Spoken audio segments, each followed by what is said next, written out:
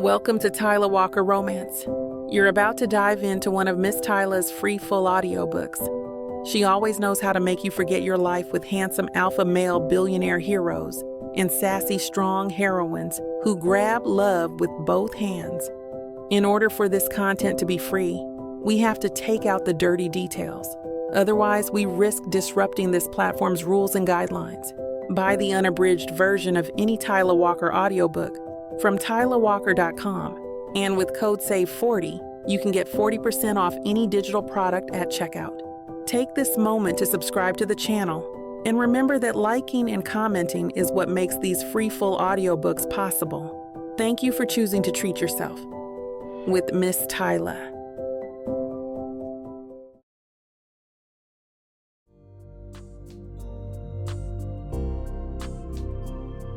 Chapter 1.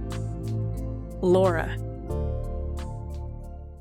The Lexington Farmers Market transforms Main Street every weekend in October, turning it into a labyrinth of wooden stalls brimming with harvest bounty. Crisp air nips at my cheeks as I guide Cameron through the crowd, my mother trailing behind us with her well-worn shopping bag. "Mommy, look!" Cameron tugs my hand, pointing toward a booth decorated with miniature pumpkins and gourds. His eyes widen at the sight of caramel apples glistening under the vendor's string lights. "Can I have one, please?" I check the handwritten sign, $6 for a single apple dipped in caramel, enrolled in crushed peanuts. $6 that could go toward next week's groceries or the electric bill that's been sitting on the counter for days. "Let's see what else they have first," I say, trying to redirect his attention. My stomach twists as I silently calculate what's left in my checking account until payday. "But they're Halloween apples." Cameron bounces on his toes, his curls dancing with each hop. His brown eyes shine with that pure childhood want that makes my heart ache. "Johnny at school said they're the bestest thing ever. He said the caramel gets all stuck in your teeth, but it's worth it." My mother catches up, her breath visible in the cool air as she adjusts her scarf. The arthritis in her hands makes her movements deliberate, but she never complains when it comes to our weekend market traditions. "What's all this excitement about?" she asks, smiling down at her grandson. "Granny, I found Halloween apples." Cameron releases my hand to grab onto hers, tugging her closer to the display. "Look, they got sprinkles and nuts and everything. But Mommy says we gotta look around first." Mom gives me that look, the one that says I'm being too practical again. The one she's perfected over years of watching me pinch pennies and sacrifice. Her eyes soften with understanding. "It's a special day," she says softly, just between us while Cameron admires the treats. "Sometimes the budget can stretch a little. Didn't you always say October was for making memories?" I feel that familiar knot in my stomach, the one that forms whenever I have to choose between being the responsible parent and being the mom who makes her kids smile. I've gotten used to that knot. It's been my constant companion since Cameron was born. "Fine," I sigh, reaching for my wallet. "One caramel apple coming up." Cameron squeals, wrapping his arms around my legs so tight I nearly lose my balance.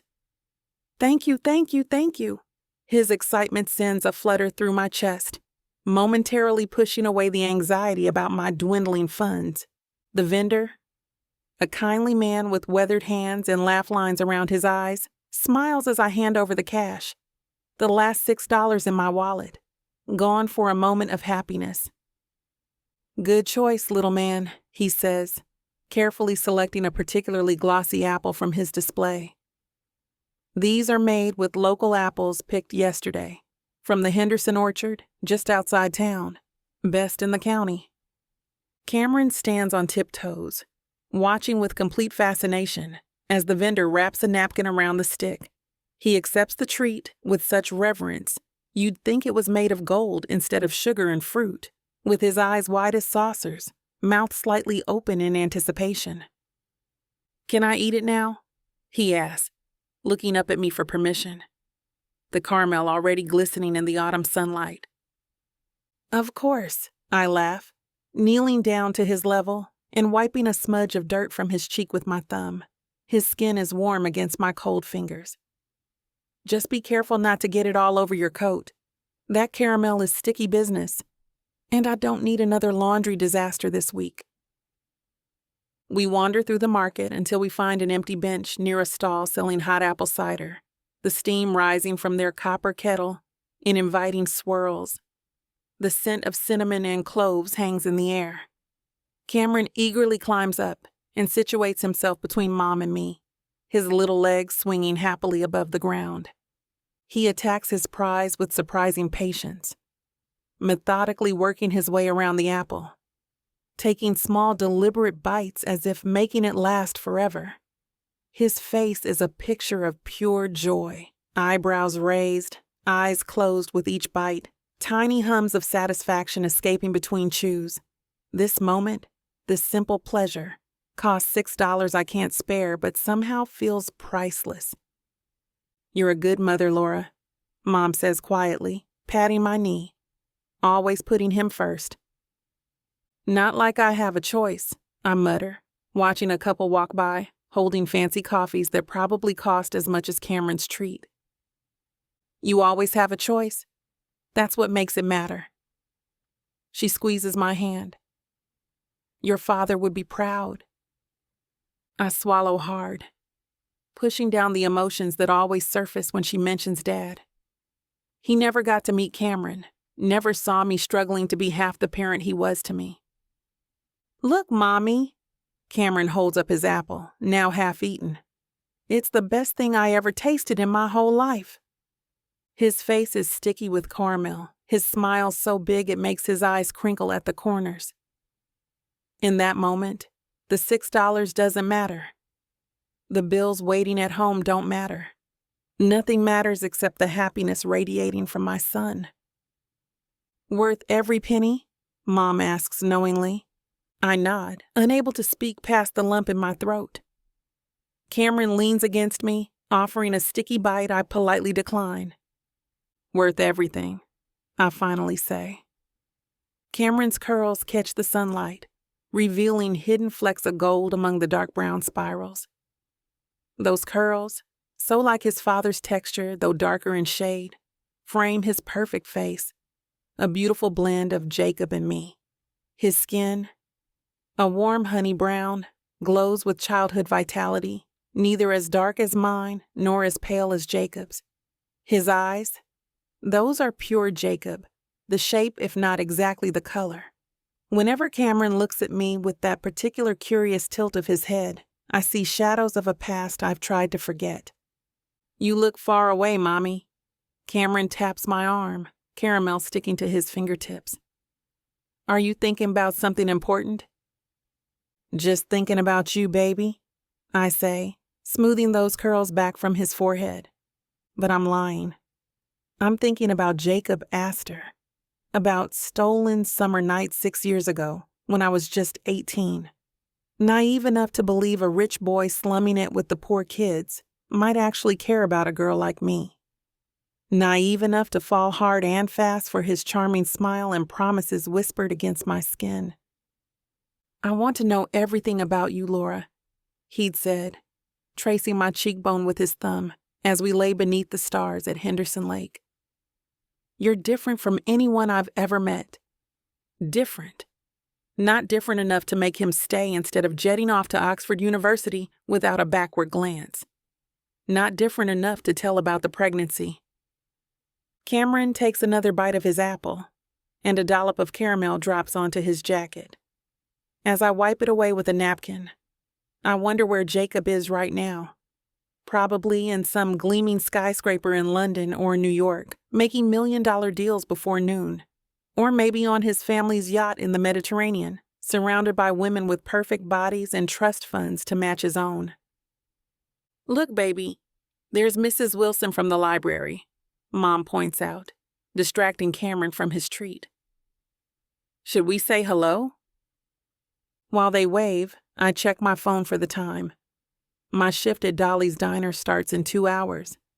Just enough time to finish at the market, drop Cameron at home with Mom, and change into my blue polyester uniform with the coffee-stained pocket. I'll spend 8 hours on my feet, serving plates of meatloaf and refilling coffee cups, smiling for tips while rich college kids complain about the Wi-Fi speed. Meanwhile, Jacob Astor, heir to the Astor Hotel fortune, probably hasn't carried his own luggage since birth. When I grow up, Cameron announces suddenly, Apple now reduced to its core, I'm gonna be a doctor. I'll fix everybody who gets hurt. My heart squeezes. That dream, helping others through medicine, used to be mine.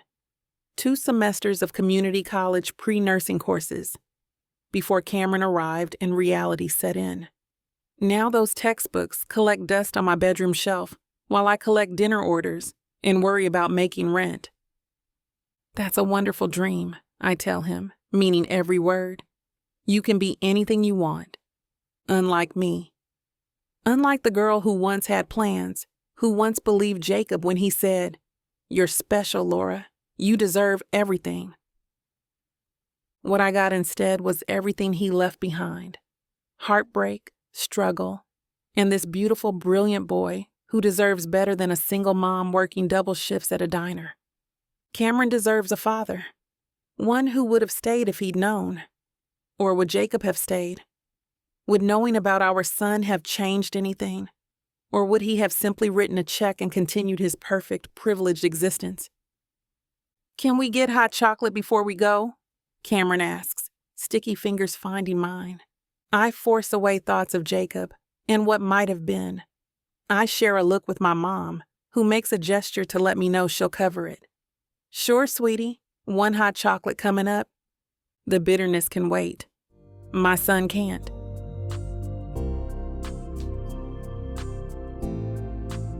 Chapter 2. Jacob. The gravel crunches under my Aston Martin's tires as I pull into the circular driveway of my childhood home. Home. The word feels strange in my mind now. This sprawling mansion with its perfect symmetry and imposing white columns hasn't felt like home in years. I kill the engine and sit for a moment, taking in the manicured grounds where I once played alone as a child. The Astor Estate, 20 acres of pristine bluegrass. Gardens designed by landscape architects who'd worked for actual royalty, and a view of rolling hills that stretches for miles. All mine now. Every brick, every blade of grass, every painful memory. "Damn," I mutter, grabbing my leather weekender from the passenger seat. The front door opens before I reach it. Martha appears, her silver hair pulled back in the same practical bun she's worn since I was a kid stealing cookies from her kitchen. "There he is," she says, arms open. My boy's finally home. I let myself be enveloped in her embrace, breathing in the familiar scent of lemon furniture, polish, and cinnamon. For a moment, I'm 10 years old again, seeking comfort after another lonely day at school where my last name created a barrier between me and everyone else. Not exactly a boy anymore, Martha. I pull back, noticing new lines around her eyes. "How are you holding up?" "Better now that you're here. The house has been too quiet." She ushers me inside, taking my coat. "I've kept everything just as they left it. Your father's study is untouched. I wasn't sure what you'd want to do with their things." The grand foyer stretches above us, the crystal chandelier catching afternoon light. My footsteps echo on the marble floor, the same floor where I learned to ride my first bike because the grounds were too muddy from spring rain, and my mother couldn't bear to see me disappointed. "You didn't have to stay, you know, after the funeral." Martha waves dismissively. "And leave this place empty? Who'd keep the ghosts company?" Her expression softens. "Besides, I knew you'd be back eventually." I follow her through the house, past the formal dining room where my parents hosted politicians and celebrities, past the music room with the baby grand piano I was forced to practice on for years. Everything is immaculate. Not a speck of dust, not a cushion out of place. Like a museum dedicated to the life of Jonathan and Eleanor Astor. "I've prepared your old room, and there's pot roast keeping warm in the oven," You didn't have to. I wanted to. She pats my arm. Let me take care of you for a few days. Lord knows you've been handling everything else on your own. In my father's study, I pour myself 2 fingers of the 30-year-old Macallan he saved for special occasions. The leather chair creaks as I sit behind his massive desk, surrounded by first edition books and hunting trophies I always hated. I raise my glass to his portrait. Cheers, Dad. I came back after all. The scotch burns pleasantly down my throat as I swivel to face the windows overlooking the south lawn. From here I can see the edge of town, Lexington proper, where normal people live normal lives, where Laura lives. Laura Finley. The name hits me like a physical blow. 6 years since I've seen her. 6 years of trying to forget that summer before Oxford. The summer when I was just Jacob, not Jacob Astor, heir to a hotel empire.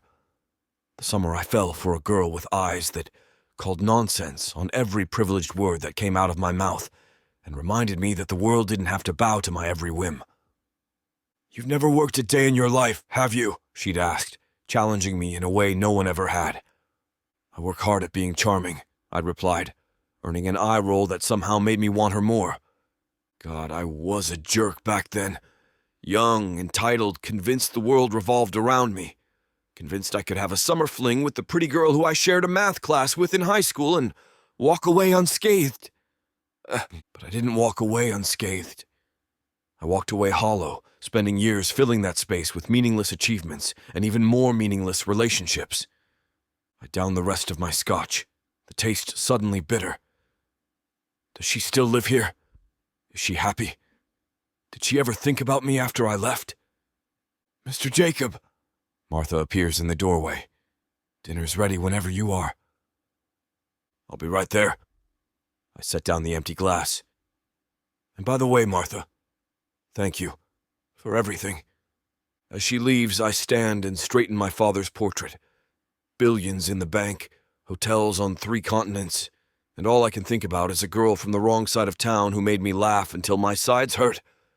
After Martha leaves, I turn to scan the dark mahogany shelves that line my father's study. Each book spine perfect, each trinket positioned with intention. That was my father, meticulous, ordered, controlled, just like the empire he built. What were you really thinking, Dad? I murmur, running my fingers along the leather-bound tomes. Did you ever question any of it? My hand stops at a worn leather book tucked between 2 financial textbooks. It's out of place among the pristine volumes, with the edges frayed, the binding cracked with use. I pull it free, surprised by its weight in my hand. It's a journal. My father's personal journal. Damn. I flip it open, almost expecting him to materialize and snatch it away. The first page is dated 15 years ago. His handwriting is sharp, controlled, just like him. Each letter precisely formed, sentences marching across the page like soldiers. I thumb through, catching glimpses of his private thoughts. Business acquisitions, meetings with investors, notes about mother's health concerns. Then I see my name, September 15th. Jacob leaves for Oxford tomorrow. Eleanor is beside herself with pride, but I'm concerned. The boy isn't himself. Hasn't been since he broke things off with that girl. Laura, I believe. He thinks I didn't notice, but a father always knows when his son is hurting. My throat tightens. I sink into his chair, the leather creaking beneath me. He puts on a good show, smiling for the photographs, telling everyone how excited he is for this great opportunity. But his eyes are empty. I recognize that emptiness. Saw it in myself after I let my father push me away from Catherine to marry Eleanor instead. Some choices haunt you forever. Jesus, Dad.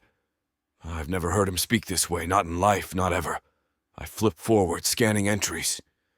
November 3rd. Jacob called home today. He sounds hollow, making excellent grades, of course. The Astor work ethic doesn't allow for anything less. But when Eleanor asked if he was happy, there was a pause that spoke volumes. December 18th, Jacob's home for Christmas. Brought a girl with him. Penelope or Pippa, Some British name. Clearly from money, clearly suitable. Clearly doesn't make his eyes light up the way they used to. I wonder if he even knows what he's looking for anymore. I stand, pacing the room with the journal clutched in my hand. The weight of my father's observations presses on my chest. All those years I thought he didn't see me, really see me. And here he was, documenting my slow transformation into someone I didn't recognize. May 4th. Had lunch with Jacob in London. He's discussing taking over the European division after graduation.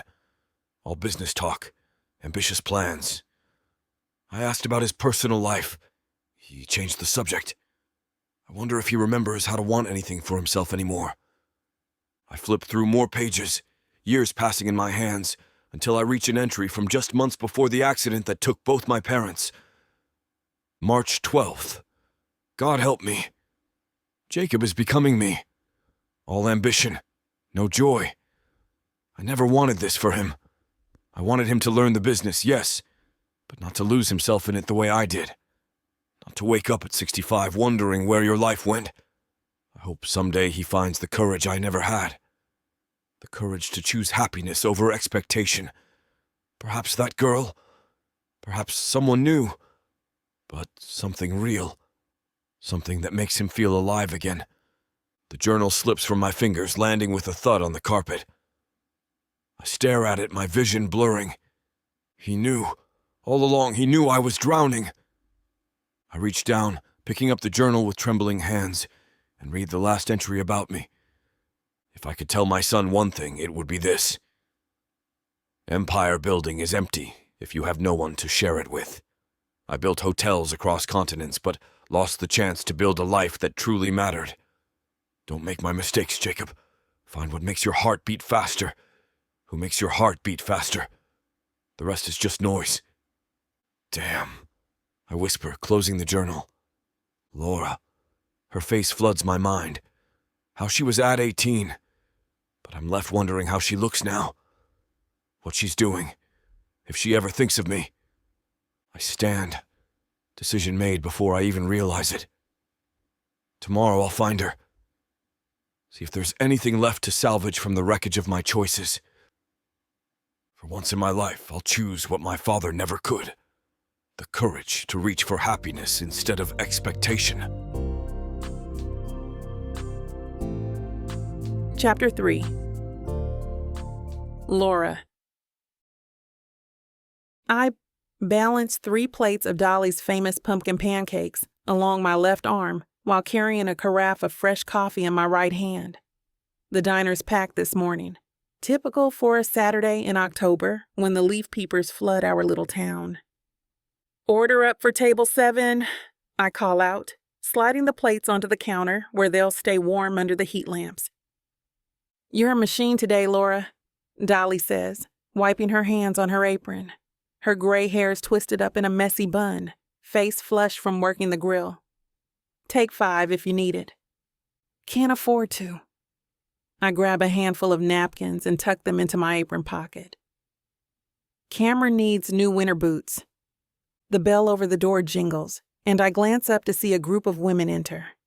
My stomach drops when I recognize the perfect blonde blowout and designer sunglasses. Melissa Stanley, flanked by 2 equally polished friends. Great. Just what I need. Back in high school, Melissa made it her personal mission to remind me of my place in Lexington's social hierarchy, especially after she caught Jacob looking my way senior year. The memory of her dumping chocolate milk on my white blouse during lunch still makes my body burn. I deliver the pancakes to table 7, a family of tourists who snap pictures of their food before digging in. When I turn around, Melissa and her friends have taken the corner booth. My section. Suck it up, Finley, I mutter to myself, plastering on my waitress smile. I clear my throat as I approach, trying not to let my nerves get the best of me.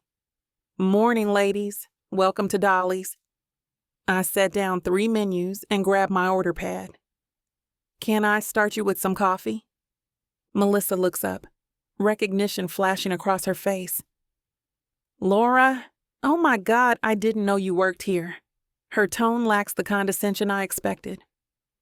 How are you? I blink, thrown off balance. I'm fine, thanks. We'll take 3 pumpkin spice lattes, one of her friends says without looking up from her phone. We don't actually have... Coffee's fine, Melissa interrupts, giving her friend a look. Just regular coffee. And could we get some of those maple bacon scones I've heard so much about? I nod, jotting down their order. Coming right up. As I walk away, I can feel Melissa's eyes on my back, probably judging my uniform or my shoes, or the fact that I'm still stuck in this town while she's off living her best Instagram life somewhere fancy. I fill 3 mugs with coffee, arrange cream and sugar on a tray, and grab 3 scones from the display case. When I return to their table, they're huddled over someone's phone, giggling. Ladies, here's your order. I set everything down carefully. Ready to order breakfast? This looks amazing, Melissa says, reaching for a scone. She breaks off a piece and takes a delicate bite. Oh, wow, these are incredible. You guys have to try them. Her enthusiasm seems genuine, not the fake perkiness she used to wield like a weapon. So, Laura, she continues while her friends sample the scones. How have you been? It's been, what, 5, 6 years? Something like that. I shift my weight, wondering where this is going. Well, you look great. She gestures at the empty seat. Join us for a minute? I glance around the busy diner. I'm working, so... Just for a second, please? Her green eyes look sincere. I've been meaning to apologize for how I treated you in high school. I was an absolute nightmare. This is unexpected. I hesitate, then slide into the booth, perching on the edge. We were all kids, I say, though the memories still sting. No, I was a brat. Melissa laughs, but it's self-deprecating. Therapy helped me realize I was just insecure. Seeing Jacob interested in someone who wasn't me, it threatened my whole identity. At Jacob's name, my heart does that stupid little flip it always does. I force it down. Ancient history, I say, keeping my tone light. I heard you have a son now, Melissa asks, stirring cream into her coffee. That's amazing. I always knew you'd be a great mom. The compliment catches me off guard. Thanks. Cameron's 5. He's the best thing in my life. I bet he's adorable. She pulls out her phone. Here's my dog, Winston. He's like my child. She shows me a photo of a fluffy white dog in a ridiculous sweater. I smile despite myself. He's cute. I'm back in town for a while, Melissa continues, tucking a strand of her perfectly highlighted hair behind her ear. Helping my parents downsize now that Dad's retiring. We should grab coffee sometime. Catch up properly. I mean it. She flashes me that 1,000-watt smile that used to make all the boys in high school fall at her feet. One of her friends, a brunette with dramatic eyebrows I vaguely recognize from the cheerleading squad, nudges her elbow and whispers something behind a manicured hand. Melissa's eyes widen slightly, her lips forming a perfect O. Oh, did you hear Jacob Astor is back in town too? She leans forward, lowering her voice like she's sharing state secrets. His parents' accident was so tragic. That car crash came out of nowhere. I guess he's taking over the estate and everything. The whole mansion, the business, all of it. He's been in England for years, you know. My pulse quickens so violently, I can feel it hammering in my throat. Jacob, here, in Lexington. The same small town where his son, our son, is growing up without him knowing. My palms start to sweat, and I wipe them discreetly on my apron. I hadn't heard, I managed to say, proud of how steady my voice sounds despite the earthquake happening inside me. I stand up quickly, nearly knocking over the salt shaker. Speaking of work, I should get back to it before Rita notices I'm slacking. What can I get you ladies for breakfast? The blueberry pancakes are fresh today. They order avocado toast, egg whites, fruit cups, and I escape to the kitchen, my mind reeling. Jacob's back. The father of my child, the man who has no idea he has a son, is back in the same small town where we both grew up. I lean against the wall, taking deep breaths. This changes everything, or maybe nothing. Would Jacob even care that he has a son? Would Cameron be better off not knowing his father at all? I glance back at Melissa's table. She catches my eye and gives a friendly wave. People change, I guess. Some for the better. But Jacob coming back, that's a complication I never saw coming. The order bell rings, snapping me back to reality. I've got tables to serve, bills to pay, a son to raise. Jacob Astor and his return will have to wait. But even as I think it, I know it's a lie. He's already hijacked my thoughts, just like he did 6 years ago. Some things never change. I try to focus on my remaining tables, but my mind keeps wandering back to Melissa's bombshell. Jacob's back in town. The thought makes my stomach twist into a complicated knot of anger, fear, and something else I refuse to name. Can we get more coffee over here?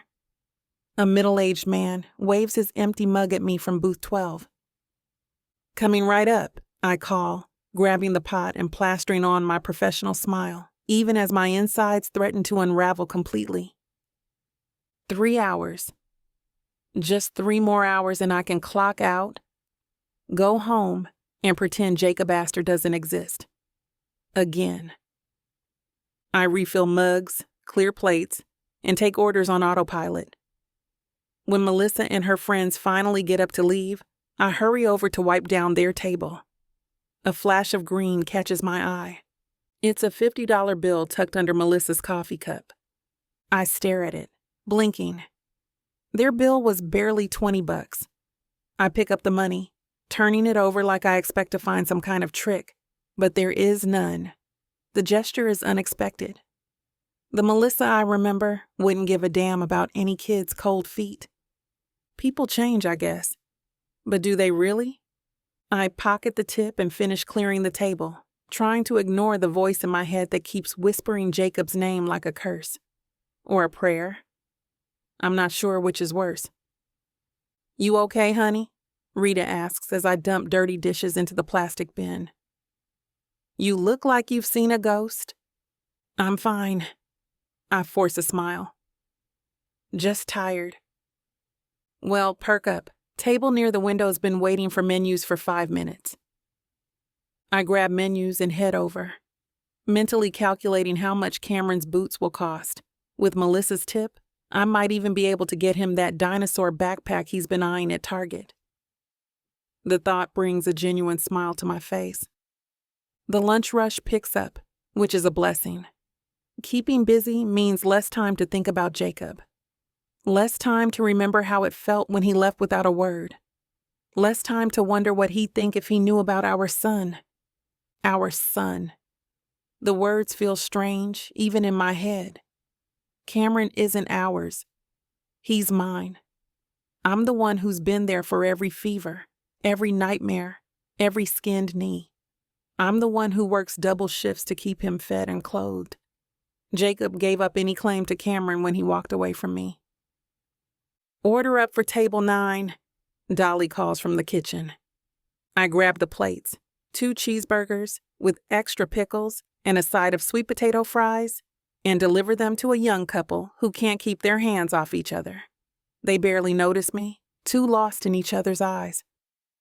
I used to look at Jacob that way, like he hung the moon and stars just for me. What a joke. Can I get you anything else? I ask, but they're too busy giggling and feeding each other fries to respond. I walk away, my jaw clenched. What right does Jacob have to waltz back into town after all this time? To disrupt the life I've carefully built from the ashes he left behind? None. He has no right at all. By the time my shift ends, I've worked myself into a proper rage. I punch out, grab my jacket from the back room, and count my tips. With Melissa's 50, I've made almost $100 today. A good day by any measure. You sure you're okay? Rita asked as we walk out together. You've had that murder face on for hours. Just processing some stuff.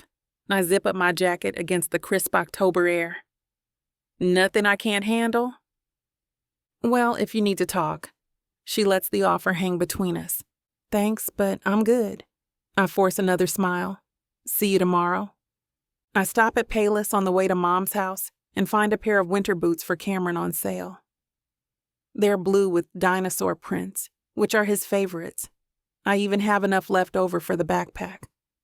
As I leave the store with my purchases, I feel a small sense of victory. See? We're doing just fine without Jacob Astor. We don't need his damn billions to make it work. The sunset paints the sky in shades of orange and pink as I walk the familiar route home. The trees along Main Street are vibrant with autumn colors, leaves crunching under my feet. For a moment, I let myself enjoy the simple beauty of it all.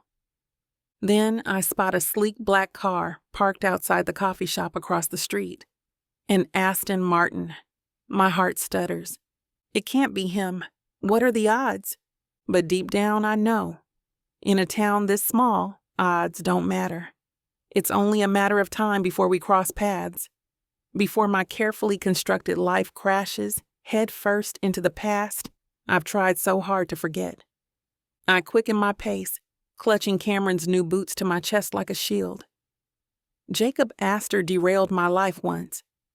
I'll be damned if I let him do it again. Some men don't deserve a second chance, no matter how much history we share. No matter that our son has his smile and his curls. No matter that sometimes, in the quiet moments before sleep, I still remember how it felt to be loved by him. No. Jacob made his choice 6 years ago, and I've made mine every day since.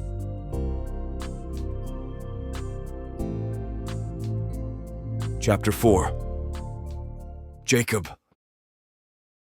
The booth at Eddie's Diner creaks as I slide in across from Mason, the worn vinyl seats feeling just like they did back in high school. This place hasn't changed a bit. Same checkerboard floors, same Patsy Cline playing on the jukebox, same greasy smell that somehow feels like home. 2 double cheeseburgers, extra pickles, large fries to share, and chocolate shakes, Mason tells the waitress before I can even open my menu. Some things never change, right, Jake? I grin at him. Still ordering for me after all these years? Like you get anything different. He leans back, crossing his arms over his chest. His Lexington Fire Department t-shirt stretches across shoulders that have filled out since our football days. Remember when Coach Bentley caught us sneaking in here before weigh-ins? Made us run suicide drills for an hour. I shake my head, the memory sharp and clear. Worth it, though. Mason laughs. Always was. For a moment, I'm transported back. 17 years old, starving after Friday night games, piling into this same booth with Mason and the other guys. The sweet anticipation of seeing Laura later, knowing she'd be waiting for me at her place, her mom working the night shift. The memory hits me with unexpected force.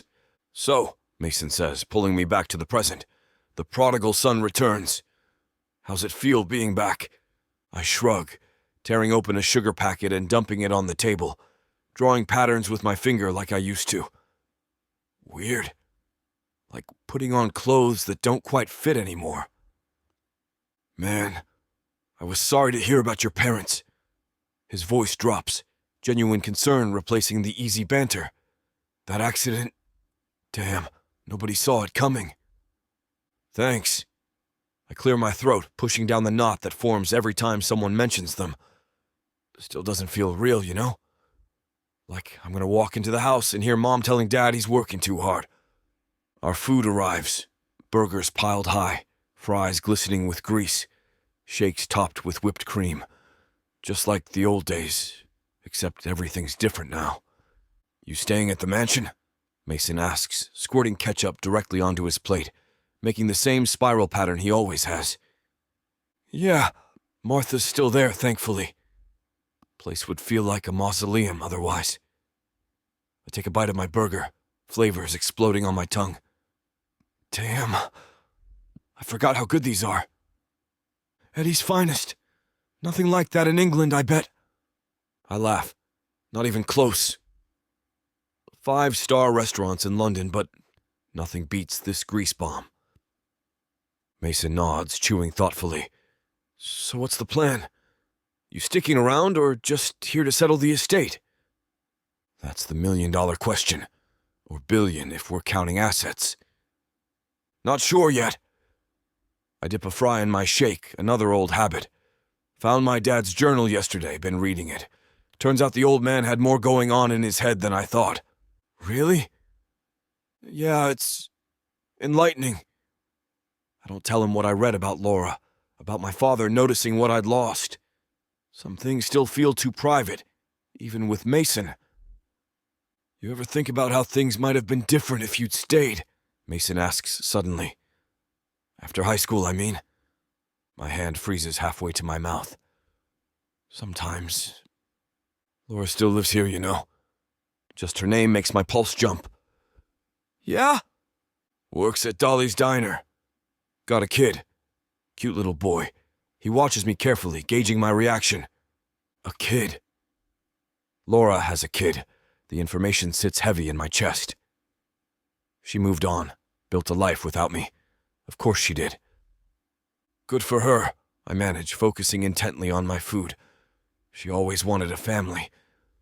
Mason takes a long sip of his shake, still studying me. You should stop by Dolly's sometime. Say hi. I don't know if that's a good idea. I wipe my hands on a napkin. Water under the bridge and all that. Sometimes bridges can be rebuilt. He shrugs. Just saying. The conversation shifts to safer ground. Mason's job at the fire department, mutual friends from high school, the upcoming town festival. But Laura lingers in the back of my mind, like a song I can't stop humming. Halfway through demolishing our fries, Mason leans forward. So what was it like? Oxford, London, all that fancy stuff? I think about the endless parties, the networking events, the hollow relationships that never went deeper than shared ambitions. Not all it's cracked up to be. Says the billionaire. He tosses a fry at me. Money doesn't fix everything, man. I catch the fry and pop it in my mouth. Learned that the hard way. For a second, I'm back in my father's study, reading his words. Empire building is empty if you have no one to share it with. You know what I miss about the old days? I say suddenly. How simple everything was. Football games, burgers at Eddie's, sneaking beers by the lake, knowing exactly who I was and what mattered. Mason's expression softens. You can find that again, Jake. Maybe not exactly the same, but you're home now. That counts for something. Home. The word settles around me like an old, comfortable jacket, one I'd forgotten I owned, but still fits perfectly. Yeah, I say quietly. I guess it does. The waitress swings by to top off our coffees, and I'm just about to tell Mason another story about London when a familiar voice cuts through the diner's background noise. Jacob Astor. Is that really you? I look up and lock eyes with Melissa Stanley. She's standing by our table, perfectly styled blonde hair cascading over the shoulders of what's probably a designer coat. Her green eyes light up with recognition and something else. Excitement, maybe. She looks good, more refined than she did in high school, the sharp edges of her personality seemingly softened. Damn, Melissa. I stand up, not sure if I should hug her or shake her hand. She makes the decision for me, wrapping her arms around my neck in a quick, perfume-scented embrace. I can't believe it's you! She pulls back, scanning me from head to toe. Look at you, all grown up and European now. Those Brits taught you how to dress, at least. Mason snorts into his coffee and I shoot him a look. Good to see you too, Melissa. I gesture to the booth. You remember Mason? She turns to him with a polite smile. Of course. Lexington's bravest. How's firefighting treating you? Can't complain. Mason wipes a spot of ketchup from his mouth. Better than dealing with rich jerks all day. I kick him under the table, but Melissa just laughs. A genuine sound, not the calculated giggle I remember from high school. "Mind if I join you for a minute?" she asks, already sliding into the booth next to Mason, who scoots over with minimal grumbling. "Be our guest," I say, settling back into my seat. "What are you doing these days?" "PR for a fashion label in New York." She steals one of my fries, dipping it in ketchup. "But I'm taking some time off. Dad's retiring, so I'm helping my parents downsize." "Wow, that's surprisingly thoughtful of you." The words slip out before I can stop them. Instead of getting offended, she laughs again. "I know, right?" Turns out I'm not a complete monster anymore. Her expression softens. "I heard about your parents, Jacob. I'm so sorry. That accident was awful." The genuine sympathy in her voice catches me off guard. This isn't the Melissa I remember, the one who once put itching powder in my gym clothes because I didn't ask her to prom. "Thanks. It's been an adjustment." I take a sip of my coffee to avoid saying more. "So, what brings the prodigal son back to our humble town?" She leans forward, elbows on the table. "Rumor has it you're some big-shot hotel mogul now." "Just handling the estate. Figuring things out." I shrug, not wanting to get into the whole existential crisis thing. "Well, the whole town's talking about your return." She steals another fry. They asked her heir back in Lexington after all these years. It's the most exciting thing to happen since the mayor got caught skinny dipping in Henderson Lake. Mason chuckles. That was a sight I wish I could unsee. There's a brief, comfortable silence as Melissa studies my face. The hard edge I remember from high school, that constant calculation behind her eyes, seems genuinely gone. Or maybe she's just gotten better at hiding it. "You look good, Jacob," she says finally. "Oxford clearly agreed with you." "Thanks." I fiddle with my napkin. "You look different, too." "Therapy will do that." She winks. Turns out being a raging brat in high school was covering up some serious daddy issues. Who knew? Mason nearly chokes on his coffee. Well, damn. Points for self-awareness. "Hey, we all grow up eventually." She turns back to me. "Speaking of growing up, we should catch up properly sometime. Get coffee, maybe?" There's no flirtation in her voice, just genuine interest, which surprises me. The Melissa I knew in high school would have been all over me, especially after hearing about my inheritance. "Sure." I nod. "Coffee sounds good." "Great." She stands, smoothing down her coat. "I'm at my parents' place for the next few weeks." "You still have my number?" "Probably somewhere in the digital graveyard of old contacts," I admit. She pulls a business card from her purse and slides it across the table. "Here. Professional and everything. Call me when you're free." As she turns to leave, she pauses. "And Jacob? It really is good to see you back. Lexington missed you." She glances at Mason. "Good seeing you too, Mason. Stay safe out there with those fires." We watch her navigate through the diner, stopping to chat with a waitress near the counter before heading out the door. "Well, screw me sideways," Mason says once she's gone. "Was that the same Melissa Stanley who keyed your car senior year because you took Laura to prom instead of her?" I shake my head, still processing the interaction. People change, I guess. Or she's plotting something. Mason drains his coffee. Once a snake, always a snake. I don't know. Seemed genuine enough. I pocket her card, oddly touched by the exchange. It's nice to know not everything about coming home has to be complicated. But as I stare out the window, watching Melissa walk to her car, Laura's face flashes in my mind again. That's one reunion that won't be nearly as smooth. Some wounds take longer to heal than others. Chapter 5. Laura. I flip the pancakes with a practiced precision, watching the batter bubble before sliding the spatula underneath. The kitchen smells like cinnamon and maple syrup, Cameron's favorite Saturday breakfast.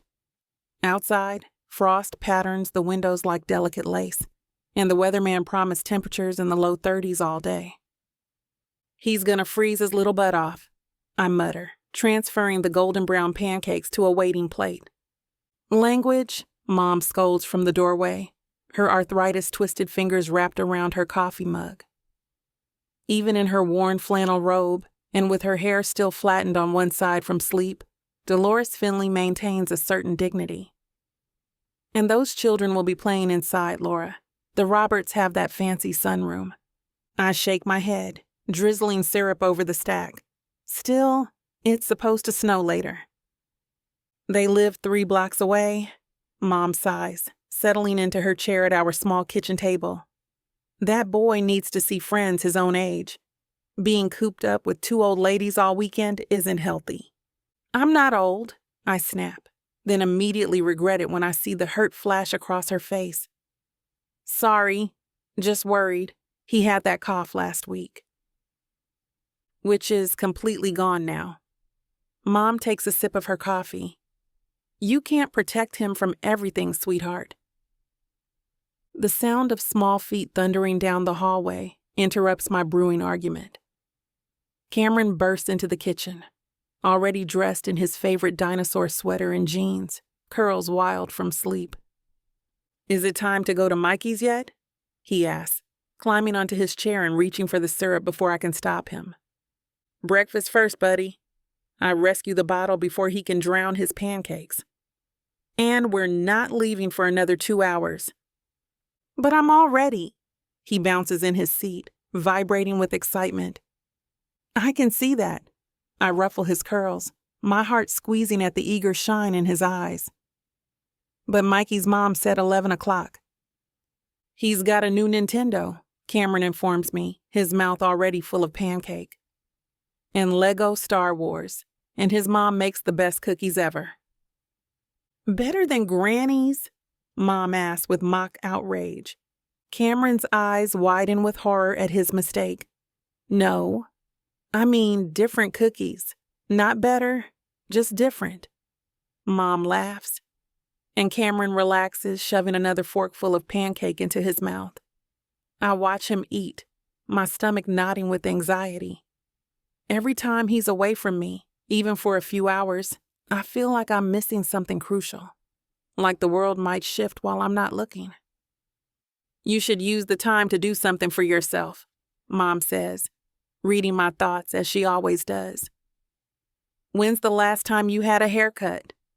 Or went shopping that wasn't for groceries or Cameron's clothes? I stare at my coffee. I have laundry to catch up on? Laura Jean Finley. Mom's voice sharpens. That child will be perfectly fine without you for 3 hours. The laundry can wait. Yeah, Mommy. Cameron pipes up, syrup coating his chin. You should do something fun, like when you got your nails done for Christmas. That was almost a year ago, a rare splurge I immediately felt guilty about. Maybe, I concede, knowing it's easier than arguing. We'll see. Mom catches my eye over Cameron's head, her expression softening. You never stop being a mom, Laura. I understand that better than anyone.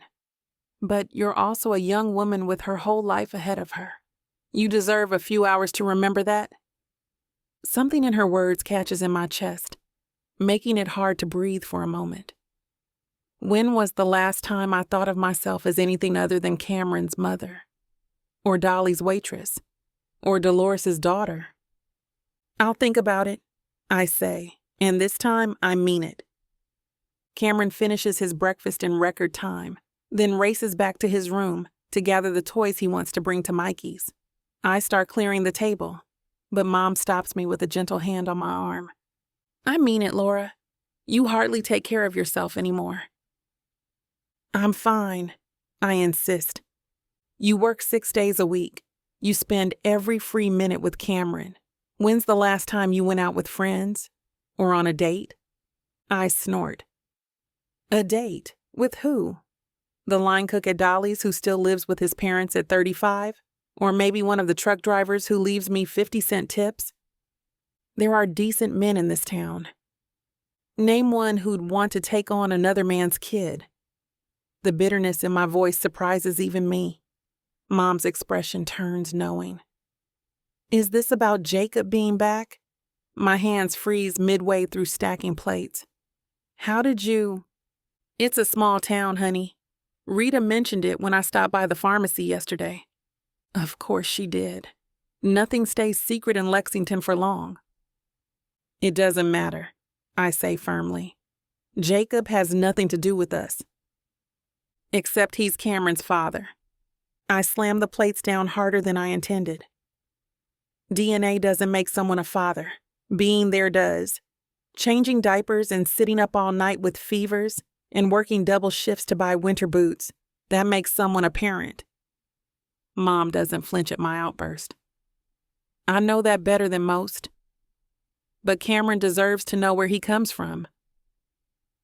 What he deserves is to not get his heart broken by a man who never wanted him in the first place. You don't know that. You never gave Jacob the chance to.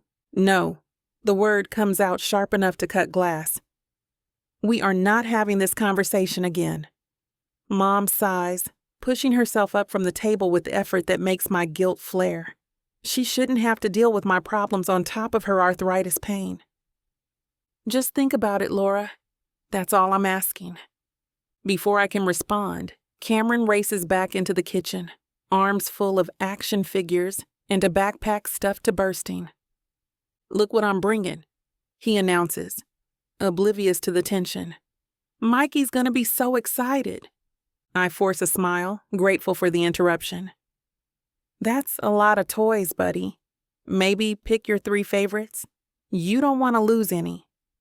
As Cameron deliberates over his treasures with the seriousness of a general planning battle strategy, I catch Mom watching me with that knowing look that's been perfected over decades of motherhood. She's right about one thing. I do need a break. Just not to get my hair done or shop for clothes we can't afford. I need time to figure out what the hell I'm going to do if Jacob Astor walks into Dolly's diner one day and sees me standing there like a deer in some headlights. Because that's not a matter of if anymore. It's a matter of when. With a shake of my head, I head into my bedroom. From underneath the bed frame, I pull out the backpack Cameron's been staring at every time we walk past the Target display. The bright green T-Rex roars across the front pocket, its cartoon eyes fierce but friendly. I've tucked the receipt into my purse. $30 I really shouldn't have spent, but Melissa's unexpected tip made it possible. Then I head to his room, where he's still choosing which toys to bring. Come here a minute, buddy, I call, sitting on the edge of his bed, while he gathers his treasured dinosaur figures into a small pile. Just a sec, Mom. He carefully arranges his Triceratops and Brachiosaurus next to each other. They're best friends, so they have to stay together. When he finally looks up, his eyes land on the backpack in my hands and grow wide as saucers. Is that? He gasps, scrambling to his feet. Is that for me? Well, I don't see any other dinosaur experts in this room. I hold it out as he rushes over, his small hands already reaching. He takes it reverently, turning it over to examine every pocket and zipper. This is the exact one I wanted. The exact one. He hugs it to his chest, then launches himself at me with such force I nearly topple backward onto his bed. Thank you, thank you, thank you. His arms squeeze my neck, face buried against my shoulder, and something in my chest cracks open. I have one more surprise. I pull away enough to reach for the shopping bag beside me. Every dinosaur hunter needs proper equipment for winter expeditions. I hand him the box with the blue dinosaur boots. His squeal is so high-pitched I'm surprised the windows don't shatter. These are so cool. He immediately sits on the floor, yanking off his socks to try them on. Mikey is gonna be so jealous. Hey, no making friends jealous.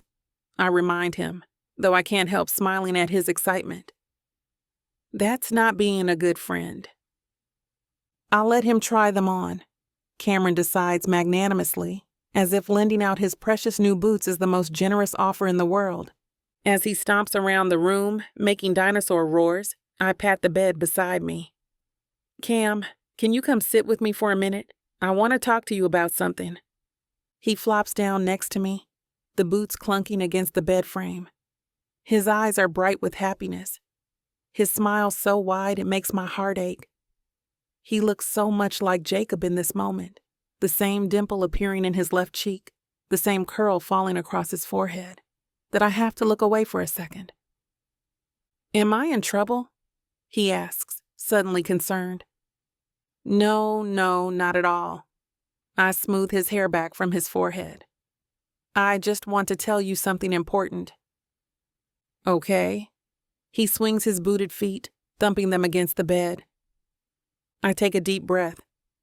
I want you to know that you are the most important person in my whole world. You know that, right? He nods, though his expression turns serious. And I want you to know that I will always do everything I can to make you happy and keep you safe. No matter what happens, no matter what changes, you are my number one priority. Always. I know that, Mommy. He says it simply, like it's the most obvious thing in the world. Good. I swallow past the lump in my throat. And I want you to remember that our family, you and me and Granny, we're a team. We have everything we need right here. He tilts his head, curious now. Is this about the tooth fairy? Because Tommy at school says it's just parents, but I told him he's wrong. I laugh, the tension in my chest easing slightly. No, it's not about the tooth fairy. It's just, sometimes I worry that you might feel like you're missing something, or someone. His brow furrows. You mean like a dad? The direct question catches me off guard. We've had versions of this conversation before, but never so bluntly. Well, yes. Cameron shrugs, his expression thoughtful beyond his years. Sometimes I wonder what he was like, but I have you and Granny, and Mr. Wilson at school helps me with science projects, and Coach Pete shows me how to throw a football. He looks up at me, his eyes clear and honest. I'm okay, Mommy. I promise. I pull him into my arms, pressing my face into his curls so he won't see the tears welling in my eyes. He pats my back awkwardly, like he's the one comforting me. I love you so much, Cam, I whisper into his hair. More than anything in this whole wide world. I love you too. He squirms out of my embrace, already distracted by his new boots. Can I wear these to Mikey's? Of course. I wipe discreetly at my eyes. They're your boots. He jumps off the bed and resumes his dinosaur stomping, complete with roars and theatrical arm movements. I watch him, this perfect little person who came from Jacob and me but belongs entirely to himself. We don't need Jacob Astor.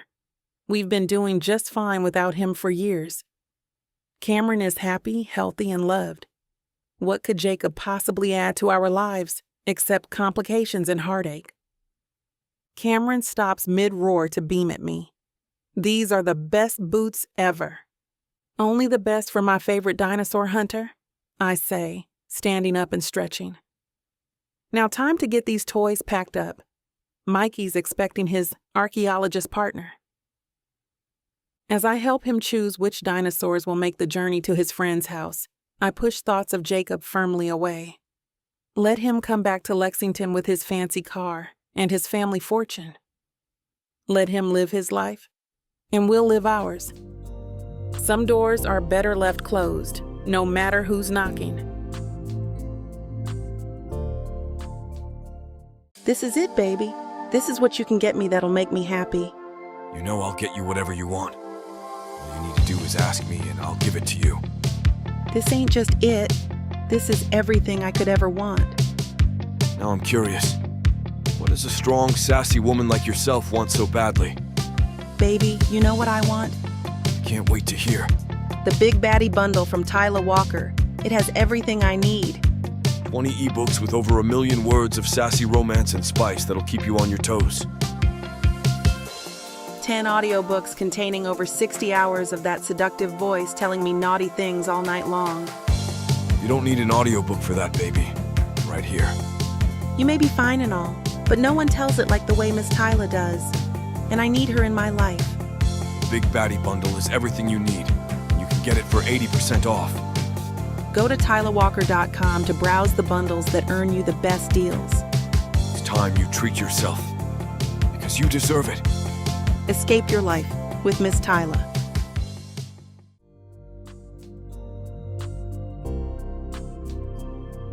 Chapter 6. Jacob. The cold nips at my nose as Melissa and I stroll along Main Street, our breath visible in little puffs of vapor. I'm trying to focus on what she's saying, something about a charity gala she organized in New York, but my mind keeps drifting. And then the governor's wife knocked over the ice sculpture, and it slid right into the dessert table. Melissa laughs, her perfectly manicured hand touching my arm. Jacob, are you even listening? Sorry, I mutter, taking a sip of my coffee. Just getting reacquainted with the town. It's weird being back, isn't it? Her voice softens. Everything's exactly the same, but completely different. I nod, scanning the neighborhood we're walking through. Modest homes with well-kept yards, porch swings, and basketball hoops. The America I'd almost forgotten existed while living in London's glass and steel jungle.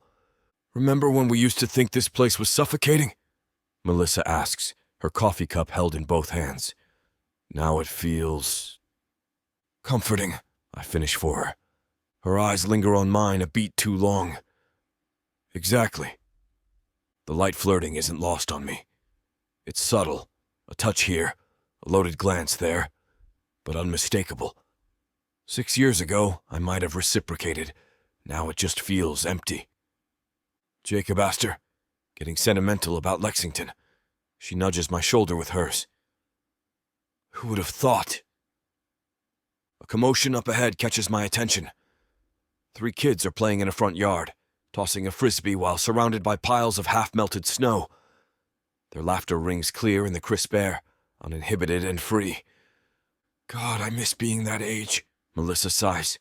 No responsibilities, no. The frisbee sails over the smallest kid's head, spinning across the yard and into the street. Without hesitation, the boy darts after it. Hey! I shout, but he doesn't hear me. Everything happens in a blur. The boy races into the road. A sedan rounds the corner, driver distracted. My coffee drops to the sidewalk as I lunge forward, my body moving on pure instinct. I grab the kid by his dinosaur backpack and yank him backward with enough force that we both tumble onto the snow-covered grass. The car swerves, horn blaring as it speeds past. For a moment, neither of us moves. The boy is pressed against my chest, his small body rigid with shock. I can feel his heart hammering through his coat. You okay? I manage to ask, my own pulse thundering in my ears. He twists to look up at me, and I find myself staring into wide brown eyes framed by dark curls. Something about his face strikes me as oddly familiar. I'm sorry, he whispers, tears welling up. I didn't see the car. I sit us both up, checking him for injuries. Are you hurt anywhere? He shakes his head, clutching his dinosaur backpack against his chest. My new boots got wet, though. He points to his blue dinosaur-printed boots with a devastated expression that seems disproportionate to the situation. Better wet boots than... I stop myself, not wanting to scare him more. Cameron! One of the other boys runs over, face pale. Are you okay? That was so close. Cameron. The name registers somewhere in my brain, but before I can process it, Melissa kneels beside us.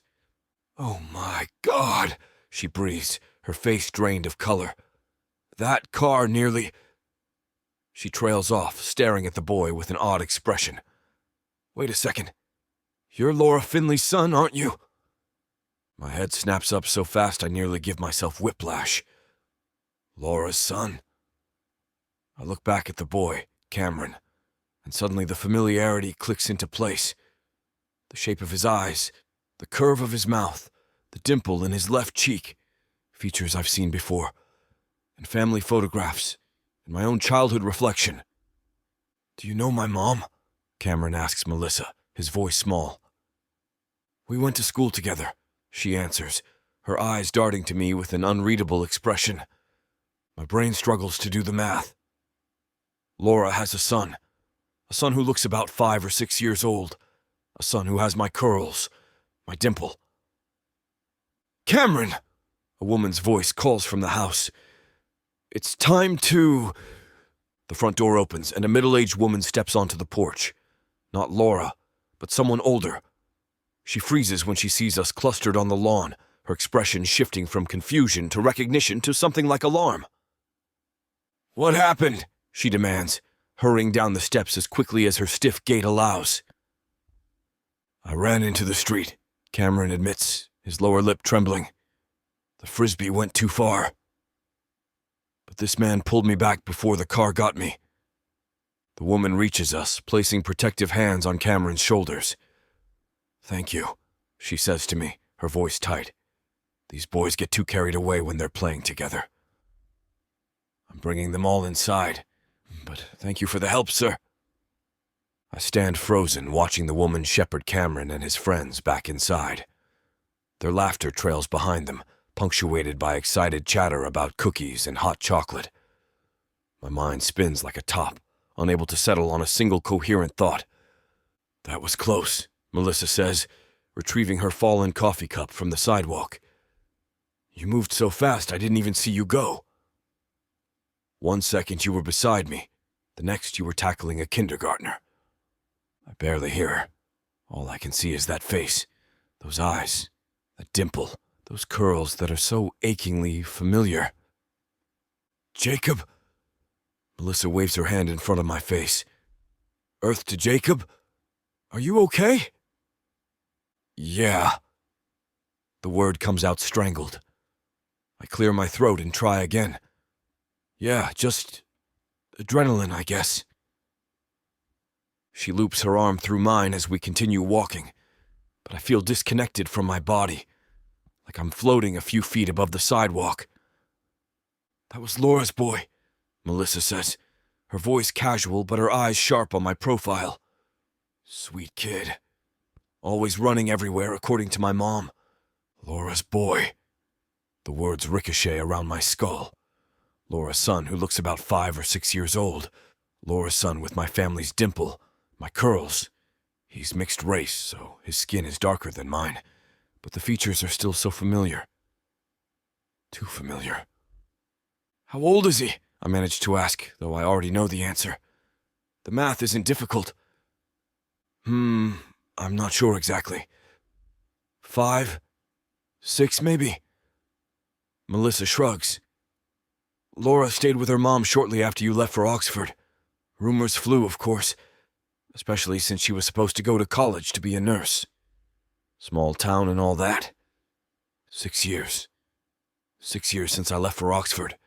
6 years since I last saw Laura, held her, promised her we'd figure something out long distance. 6 years since I ghosted her because I was too cowardly to have a proper breakup conversation." "You went awfully pale back there," Melissa comments, studying my face. "You really are a hero, though. That car was moving way too fast for a residential street. If you hadn't grabbed him..." The thought makes my stomach lurch. If I'd been a second slower, if I'd hesitated... "Just instinct," I mutter. "Well, instinct or not, you probably saved that kid's life." That woman looked like she wanted to hug you. Melissa perks a brow, glancing at me. "Have you seen Laura yet?" Melissa asks, her tone deliberately casual. "Since you've been back, I mean..." "No." The word comes out sharper than I intended. "You two were pretty serious in high school, weren't you?" "Before Oxford." I don't answer. My mind is racing too fast, connecting dots I should have seen immediately. The timing, the features. The way my heart lurched the moment I locked eyes with Cameron, a pull so instinctive it felt primal. Could he be mine? The question pounds in my head with each heartbeat. But if he is, why didn't Laura tell me? Why didn't anyone tell me I had a son? Hey! Melissa stops walking, turning to face me. Her expression has softened into something almost like concern. Are you sure you're okay? You look like you're about to pass out. I'm fine, I lie. Just need some coffee to replace the one I dropped. That was a lot of excitement for one morning. She studies me for another moment, then nods. Coffee it is. Maybe something stronger in it. You've earned it after playing hero.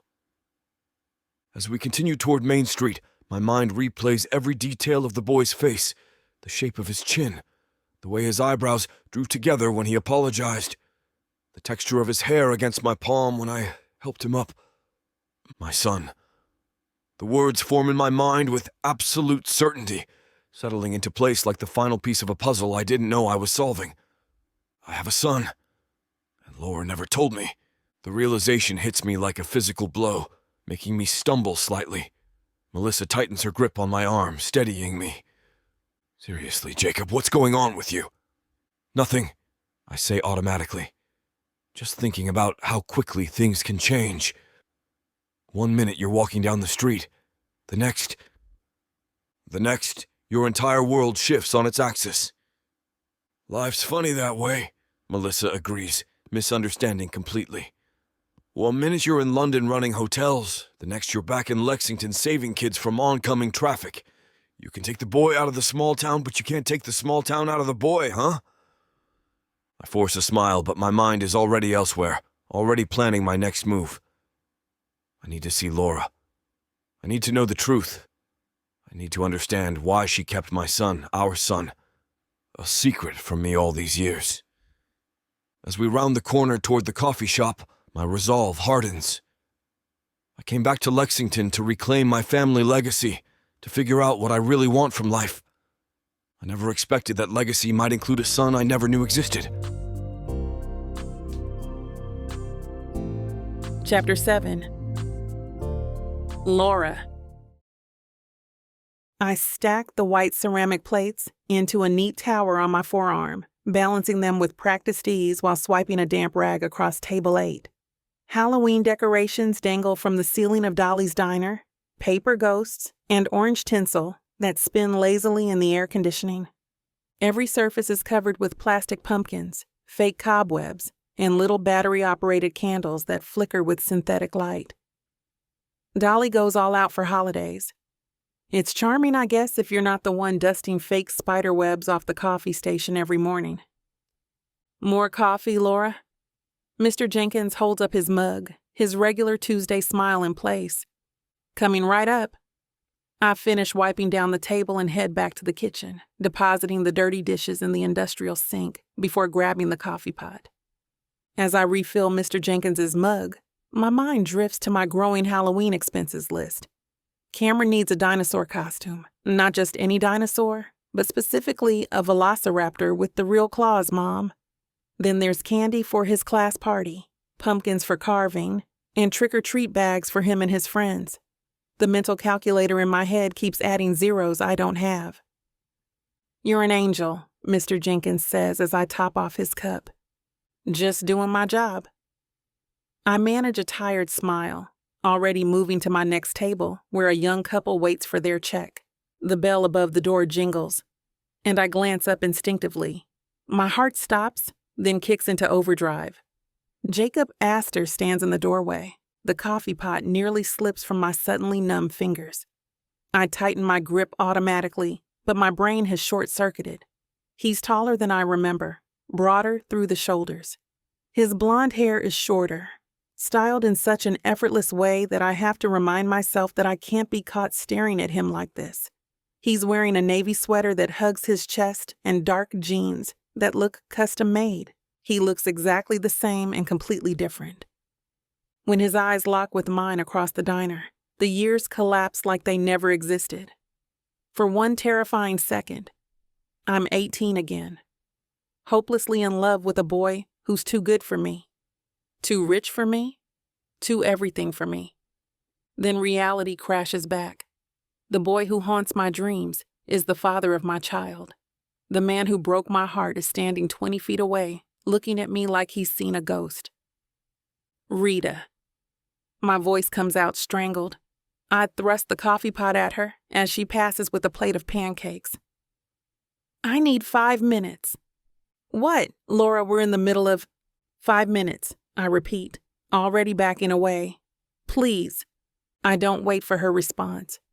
I turn and push through the swinging kitchen doors, past the startled line cook, straight into the employee bathroom. I lock the door behind me and grip the sink, staring at my reflection in the spotted mirror. My eyes are too wide, lips pressed into a thin line. My dark curly hair is escaping its practical bun, and there's a smudge of syrup on my cheek. I look exactly like what I am, a tired single mom working a double shift. Breathe, I tell my reflection. Just breathe.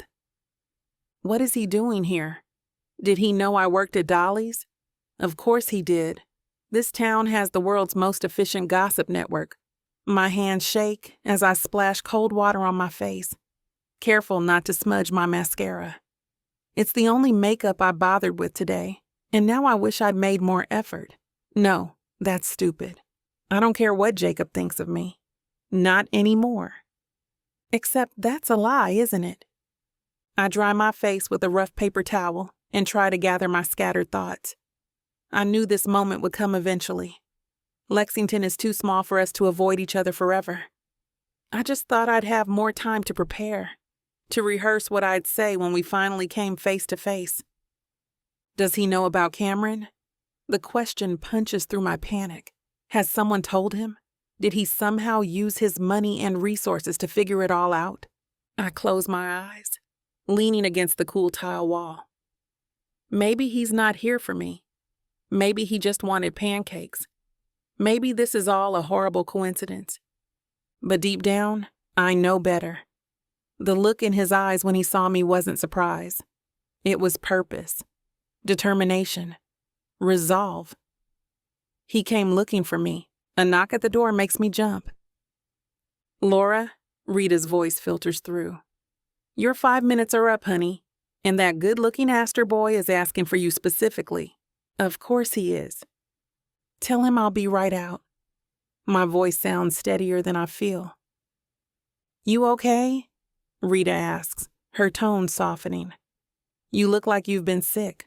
Are you sick? Something like that. I smooth my hair back into its bun, straighten my dolly's apron, and square my shoulders. But nothing like that's gonna hold me down, Rita. I'm fine. If you say so. She doesn't sound convinced. Table 6 needs their check, by the way. I'll handle it. I take one last look in the mirror. Just give me a second. When the sound of her footsteps fades, I press my palms against my eyes and take a deep breath. I can do this. I've handled worse than Jacob Astor. I've given birth. I've raised a child alone. I've worked double shifts with the flu. I am not the same girl he left behind. I straighten my spine, lift my chin, and unlock the bathroom door. Whatever Jacob wants, whatever he knows or doesn't know, I can handle it. I have to. For Cameron, the thought of my son, our son, steadies me. I step back into the kitchen, grab my order pad from my station, and push through the swinging doors into the diner. Jacob is sitting at a booth by the window, the sun catching in his golden hair. He looks up when I approach, and the full force of those blue eyes hits me like a physical blow. 6 years disappear in an instant, and I'm falling all over again. I head toward his table, forcing my face into a neutral expression. The diner suddenly feels too warm, too small, the distance between us shrinking with each step. I can feel eyes on us, Rita's from behind the counter, Mr. Jenkins pausing mid-bite of his cherry pie. Small towns and their endless appetite for drama. Welcome to Dolly's, I say when I reach his table, my voice steadier than I feel. What can I get you? Jacob looks up, those blue eyes hitting me with the full force of a forgotten memory. He's more filled out than I remember, broader through the shoulders, his jawline sharper. The boyishness has faded, replaced by the confidence of a man who knows his place in the world. Laura. He says my name like he's testing it on his tongue. It's good to see you. Coffee? I ask, ignoring the greeting, pen poised over my pad. Please. He doesn't look at the menu. And whatever pie is freshest? I nod and turn to leave, desperate to put space between us. Laura, wait. His voice is soft, but carries enough authority that my feet stop moving against my will. Can we talk for a minute? I'm working. I gesture at the half-full diner. Just a minute, please. Something in his tone makes me turn back. He doesn't look smug or entitled. He looks nervous. Jacob Astor, nervous. That's a first. Fine. 1 minute. I slide into the booth across from him, keeping my back straight, hands folded on the table. I met Cameron yesterday. The word struck me like a donkey kick to the teeth. I gripped the edge of the table to steady myself, blood rushing in my ears. What? It comes out as barely more than a whisper. I was walking with Melissa near Main Street. He was playing with some friends. Jacob leans forward, his eyes never leaving mine. He ran into the street after a frisbee. There was a car coming. My heart stops. A car? I pulled him back before anything happened. He's fine, completely fine. Jacob's voice is reassuring, calm. Just a close call? I press my hand to my mouth, trying to process what he's telling me. Cameron was nearly hit by a car, and Jacob saved him? The universe has a sick sense of humor. He was at Mikey's, I say numbly. I didn't. No one told me. The older woman who was with them probably didn't want to worry you. Jacob pauses, watching me carefully. Laura, he looks like me? The statement hangs between us, simple and devastating. I stare at the scratched Formica table, unable to meet his eyes. Is he mine? Jacob asks, his voice dropping so low I barely hear him over the clatter of dishes and diner conversations. Is Cameron my son? The question I've dreaded for 6 years, delivered in a quiet tone that holds no accusations, no anger, just a simple need to know. I look up finally, my eyes meeting his. For a moment, I consider lying. But what's the point now? Cameron will be in 1st grade next year. People talk, and Jacob's not stupid. Before I can answer, Rita appears at our table with a coffee pot. Top up for our special visitor? She asks with a smile that's too bright, too knowing. Thank you, Jacob says without looking away from me. Rita fills his cup, lingering longer than necessary. Let me know if you need anything else. She emphasizes the anything with a wink that makes my skin crawl. When she's gone, Jacob leans forward again. Laura, please, I need to know. The desperation in his voice catches me off guard. This isn't the entitled rich boy who left me behind. This is someone else, someone I don't know how to handle. I need to get back to work, I say, starting to slide out of the booth. Laura. His hand reaches across the table, not touching me, but blocking my exit. I'm staying at the mansion. I'll be there all day. When your shift ends, come talk to me, please. Why? The word escapes before I can stop it. What does it matter now? His expression shifts, something raw and unguarded flashing across his face. If he's my son, it matters. It matters more than anything. The sincerity in his voice shakes me. This wasn't how it was supposed to happen. In my imagination, Jacob was always dismissive, offering money to keep quiet, suggesting I'd trapped him. I was prepared for anger, for denial, not this quiet intensity, this desperate need to know. My shift ends at 4, I say finally, standing up. I'll bring your coffee and pie. I walk away on legs that feel like they might give out, making it to the kitchen before I have to lean against the wall, breathing deeply. Jacob knows, or at least he suspects. After all these years of wondering what would happen if he found out, now I'll have to face it. I think of Cameron, his wide smile and boundless energy, his innocence about who his father is. My sweet boy who almost got hit by a car yesterday, saved by the very man whose DNA he carries. The universe absolutely does have a sick sense of humor, and it's making sure to make me pay for all the wrongs I've ever done.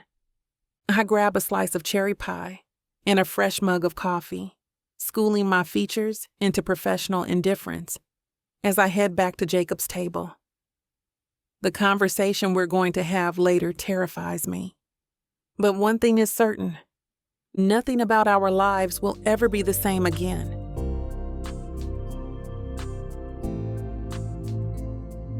Chapter 8. Jacob. I watch Laura walk away, my heart hammering against my ribs like it's trying to escape. She's still beautiful, maybe even more so than I remember. Her dark curls pulled back in that practical bun, the way she moves with purpose and confidence. But there's a wariness in her eyes that wasn't there before, a hardness I put there. I take a sip of coffee, barely tasting it. My mind stuck on a loop. I have a son who almost got hit by a car yesterday, a son I saved without knowing who he was. Laura returns with a slice of cherry pie that looks absolutely incredible, with a deep red filling glistening under the diner's fluorescent lights, golden lattice crust perfectly browned at the edges, a dollop of whipped cream slowly melting on top. But my appetite has completely vanished, replaced by the heavy weight of revelation sitting in my gut. She sets the plate down with a small clink, deliberately avoiding eye contact, her fingers quickly retreating from the table's edge like she's afraid of catching something. "Enjoy your pie," she says curtly, already pivoting on her heel to escape. "Sit down." The words shoot out of my mouth sharper than I intended, like bullets. She freezes mid-turn, her entire body tensing, her spine stiffening beneath her pale blue uniform. I can practically see the fury building in the set of her shoulders. "I'm working," she says through gritted teeth, still not facing me. "Sit down." I keep my voice low but unmistakably firm. "Or I'll ask to speak to your manager about the service." "Don't think I won't."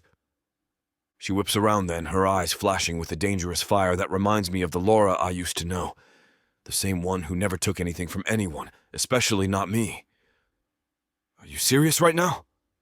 You're threatening my job?" "Try me." I hold her gaze without flinching, not backing down an inch. My foot taps impatiently under the table, betraying the calm I'm forcing into my expression. 5 minutes, Laura. That's all I'm asking. 5 goddamn minutes after 6 years doesn't seem like too much. She glances around the diner, then slides reluctantly into the booth across from me. "You're still a jerk. And you still kept my son a secret from me for 6 years. I lean forward, keeping my voice just above a whisper. "So, maybe we're even..." Her jaw tightens. "You don't get to come in here and..."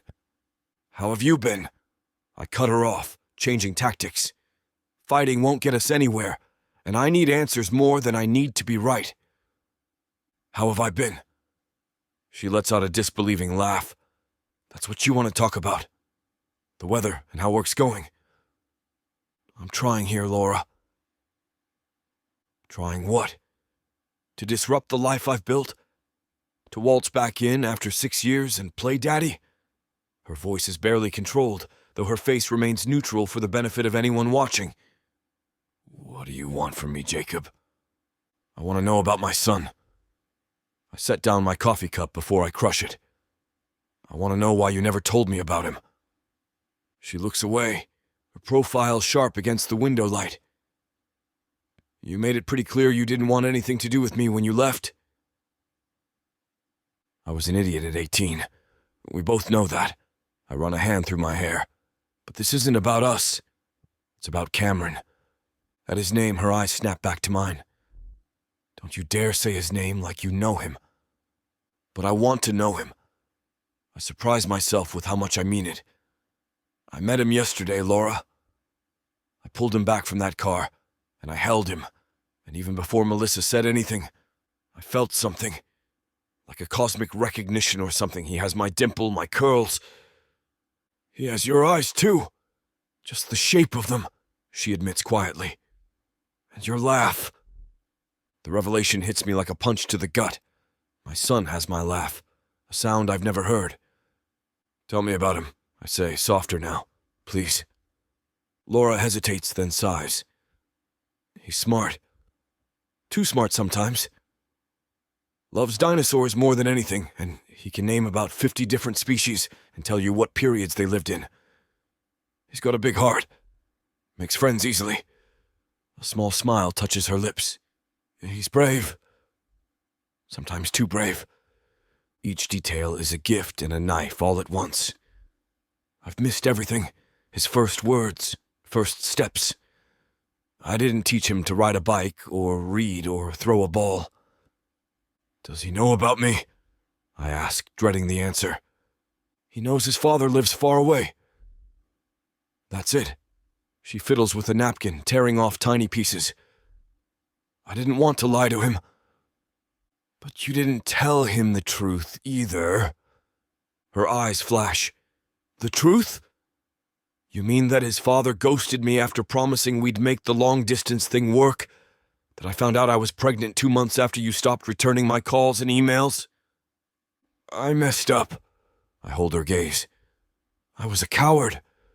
I got caught up in Oxford and trying to be who my father wanted me to be. But if I'd known... What? You'd have done the right thing?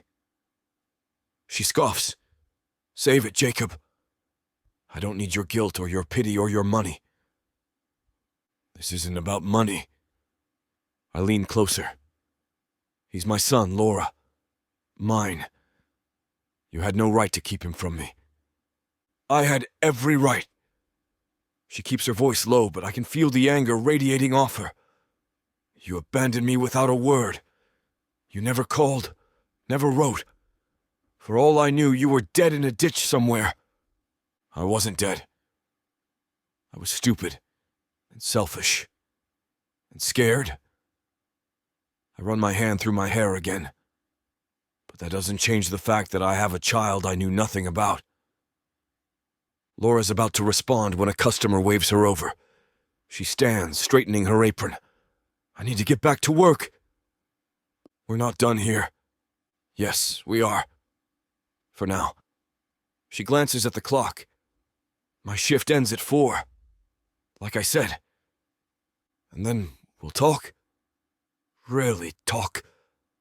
She nods once, then walks away to tend to her other tables. I watch her go, admiring the straight line of her back, the efficient way she moves. She's different from the girl I knew. Harder, more guarded. But underneath, I can still see traces of the Laura I fell in love with. I push the pie around on my plate, too wound up to eat. Cameron. My son. Every time I close my eyes, I see his face. That perfect blend of Laura and me. I think about how it felt to pull him away from that car, the instinctive need to protect him that surged through me before I even knew who he was. Is that what being a father feels like? That bone-deep certainty that you'd do anything, like step in front of a bus or stop a bullet or tear the whole world apart to keep your child safe? The feeling is so raw and powerful it nearly knocks me sideways. I can't even imagine a world where I'm not willing to burn everything to the ground to protect him. I leave cash on the table, up to way more than enough for coffee and pie I didn't eat, and head for the door. $100 should cover it. Money's the one thing I can offer without hesitation right now. Laura watches me go, her expression unreadable, that mask she's perfected over 6 years firmly in place. But I feel her eyes on me, drilling into my back, following me all the way until the bell above the door signals my exit. And that connection between us has always been electric, even when she's pissed as hell at me. Outside, the autumn air hits my lungs, crisp and clean. The small-town main street looks exactly like it did when I left, like time stood still while my entire world was reshaping itself without me. I have 4 hours until Laura's shift ends. 4 hours to figure out what the hell I'm going to say, to convince her that I deserve a place in our son's life. 4 hours to come up with something more compelling than, "I'm sorry," because those words sound pathetically inadequate for 6 years of absence. Our son. The words feel strange and right all at once. Cameron. A perfect little person who exists because of one perfect summer before I messed everything up. I can still see the way he looked at me. Curious and open in a way only kids can be. No judgment or resentment. Not yet, anyway. I walk toward my car, mind racing with possibilities. One thing's for certain. My life just changed forever. And I'll be damned if I mess it up again. Chapter 9. Laura. The afternoon sun casts long shadows as I push through Dolly's back door, untying my apron and shoving it into my bag. My body aches from the double shift, feet throbbing in shoes that needed replacing months ago. But the physical discomfort is nothing compared to the emotional storm brewing inside me. I take a deep breath of crisp October air, rolling my shoulders to release the tension. 4 o'clock, time to face Jacob. Laura. I jerk my head up to find him leaning against a sleek black car in the employee parking lot. Of course he couldn't wait. Of course he had to ambush me the second I stepped outside. Jesus, Jacob, you scared me. I clutch my bag tighter against my side, taking him in. The expensive sweater, the designer jeans, the air of privilege that clings to him like expensive cologne. Some things never change. Sorry. He pushes off the car, taking a step toward me. I didn't want to miss you. How did you know which door I'd use? I asked Rita. Of course he did. Rita would tell Jacob Astor her bank pin if he flashed those baby blues at her. I'm walking home. I start moving, not waiting for him. I can drive you. No thanks. He falls into step beside me, his long legs easily matching my brisk pace. How far is it? I walk it every day. I'll survive. Silence stretches between us as we navigate the back streets of downtown Lexington. The air smells like burning leaves and approaching winter. A group of kids rides by on bikes, laughing and shouting. Their carefree noise makes my chest ache with a longing so deep I can barely breathe around it. When did you find out? Jacob finally asks. About being pregnant. 2 months after you ghosted me. The words come out sharper than I intended. I kept getting sick every morning. Mom finally made me take a test. Why didn't you tell me? I stop walking, spinning to face him. Are you serious right now? You disappeared, Jacob. Completely. You promised we'd make it work with you at Oxford, and then you just vanished. No calls, no emails, nothing. What was I supposed to do? Hunt you down? I would have come back if I'd known. Would you? I cross my arms, the old anger bubbling up hot and fresh. The golden boy with his future all mapped out? Would you really have given up Oxford for a baby and the girl from the wrong side of town? His jaw tightens. That's not fair. Life's not fair.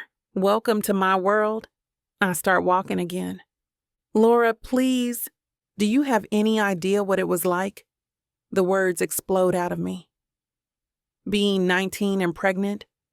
Working full shifts at the diner with morning sickness so bad I had to keep crackers in my apron pocket. Trying to take community college classes at night until I got so tired I fell asleep at the wheel and nearly wrapped my car around a tree. He flinches. I'm sorry. I wanted to be a nurse. Did you know that? I had a scholarship to state. I deferred for a year, thinking maybe after the baby came, I could figure something out. I laugh, the sound hollow even to my own ears. Then Cameron got colic. He screamed for 3 months straight. I didn't sleep more than 2 hours at a time. The scholarship expired before I could use it. Jacob's face twists with what looks like genuine pain. I didn't know. Of course you didn't. You were off at Oxford, partying with aristocrats, becoming a proper English gentleman, while I was learning how to change diapers with one hand and mix formula with the other. I would have helped. With what? Money? I scoff. We didn't need your money, Jacob. We needed you. I needed someone to hold the baby while I showered. I needed someone to tell me I wasn't failing when he wouldn't stop crying. I needed a partner. We're approaching my neighborhood now. The house is growing smaller, the yards more modest. I'm acutely aware of how different this must look from the mansion he grew up in. I was scared, he admits quietly. Of us. Of how I felt about you. It was so intense, and I was only 18. I thought, you thought what? That if you ignored me long enough, I'd disappear? I shake my head. Well, surprise. I didn't disappear. I got stronger. I built a life for my son without you. Our son, he corrects. And something in me snaps. No, you don't get to claim him now. You don't get to walk in after 6 years and act like you have rights. I stop at the corner of my street, my hands shaking with anger. I was the one who felt him kick inside me. I was the one who went through 20 hours of labor. I was the one who sat up with him when he had ear infections, who taught him to use the toilet, who kisses his scraped knees. Jacob's face falls. I know I've missed everything, and that's my fault. But he's still my son, Laura. Nothing changes that. I stare at him, at this man who was once the center of my universe. I remember how it felt to love him so completely that it hurt. I remember the plans we made, the promises, the future we mapped out together under summer stars. I still loved you, I whisper. The admission tearing from somewhere deep inside me. Even after you stopped calling, even when the test came back positive, I kept thinking you'd call, that you'd explain, that there was some reason you disappeared. My voice breaks. I waited by the phone like an idiot. I drafted emails I never sent. I made excuses for you to my mother, to myself. His eyes glisten with something that might be tears. Laura. And then I had to stop. I had to let you go so I could be what Cameron needed. I take a step back, suddenly desperate for space. So don't stand there and tell me what you would have done. You weren't here. You didn't do anything. The silence between us stretches, filled with 6 years of unspoken words and missed chances. What do you want from me, Jacob? I finally ask. Why are you really here? Jacob holds my gaze, his blue eyes earnest in a way I've never seen before.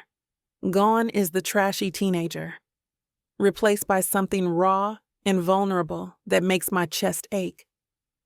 I want another chance, Laura, he says quietly. Not just with you, though God knows I'd give anything for that too. But with Cameron. He takes a deep breath. I want to be his father. I want to be there for every science project, every scraped knee, every dinosaur phase. I want to be the partner you deserved 6 years ago. The sincerity in his voice catches me off guard. This isn't the Jacob who left, the boy who chose Oxford and status over the small-town girl who loved him. This is a man who seems to understand the weight of what he's asking. It's not that simple, I whisper, hating the way my voice catches. You can't just walk back into our lives and expect everything to be okay. I know. He leans forward, close enough that I can smell his cologne. Expensive but subtle, nothing like the drugstore stuff he used to wear. I know I have 6 years to make up for. I know I don't deserve your forgiveness or your trust. His eyes never leave mine, but I'm asking for a chance to earn it, to show you that I can be what Cameron needs, what you both need. For a fleeting moment, I let myself imagine it.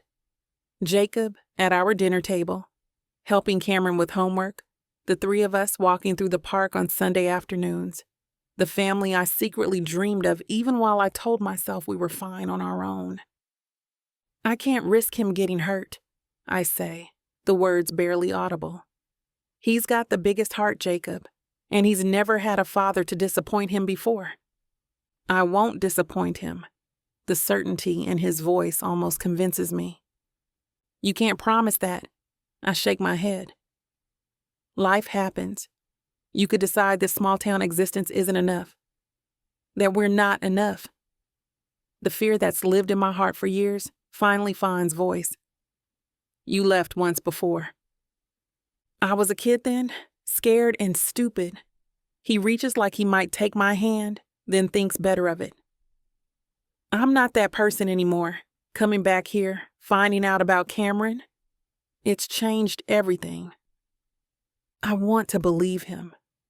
More than anything, I want to believe that the man sitting across from me is different from the boy who broke my heart, that he means what he says about being there for Cameron, for me. But wanting something doesn't make it true. I've learned that lesson the hard way.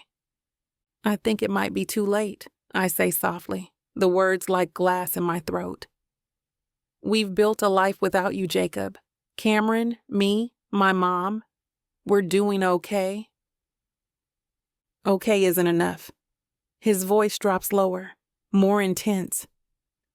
You deserve more than okay, Laura. You deserve someone who understands what an incredible mother you are, who knows how hard you've worked, who wants to share the burden instead of adding to it.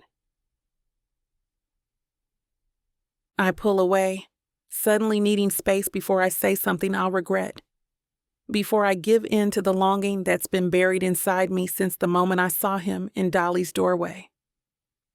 I need to go, I say, hating how weak I sound. My mom will be wondering where I am. Think about it. That's all I'm asking. Think about what it could mean for Cameron to have his father in his life. What it could mean for you. I nod once, not trusting myself to speak, and step away from him. Away from the possibility he represents.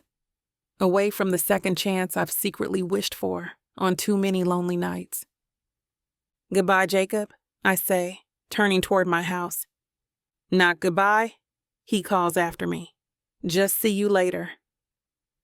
I don't look back as I climb the steps to my front porch, though every cell in my body wants to.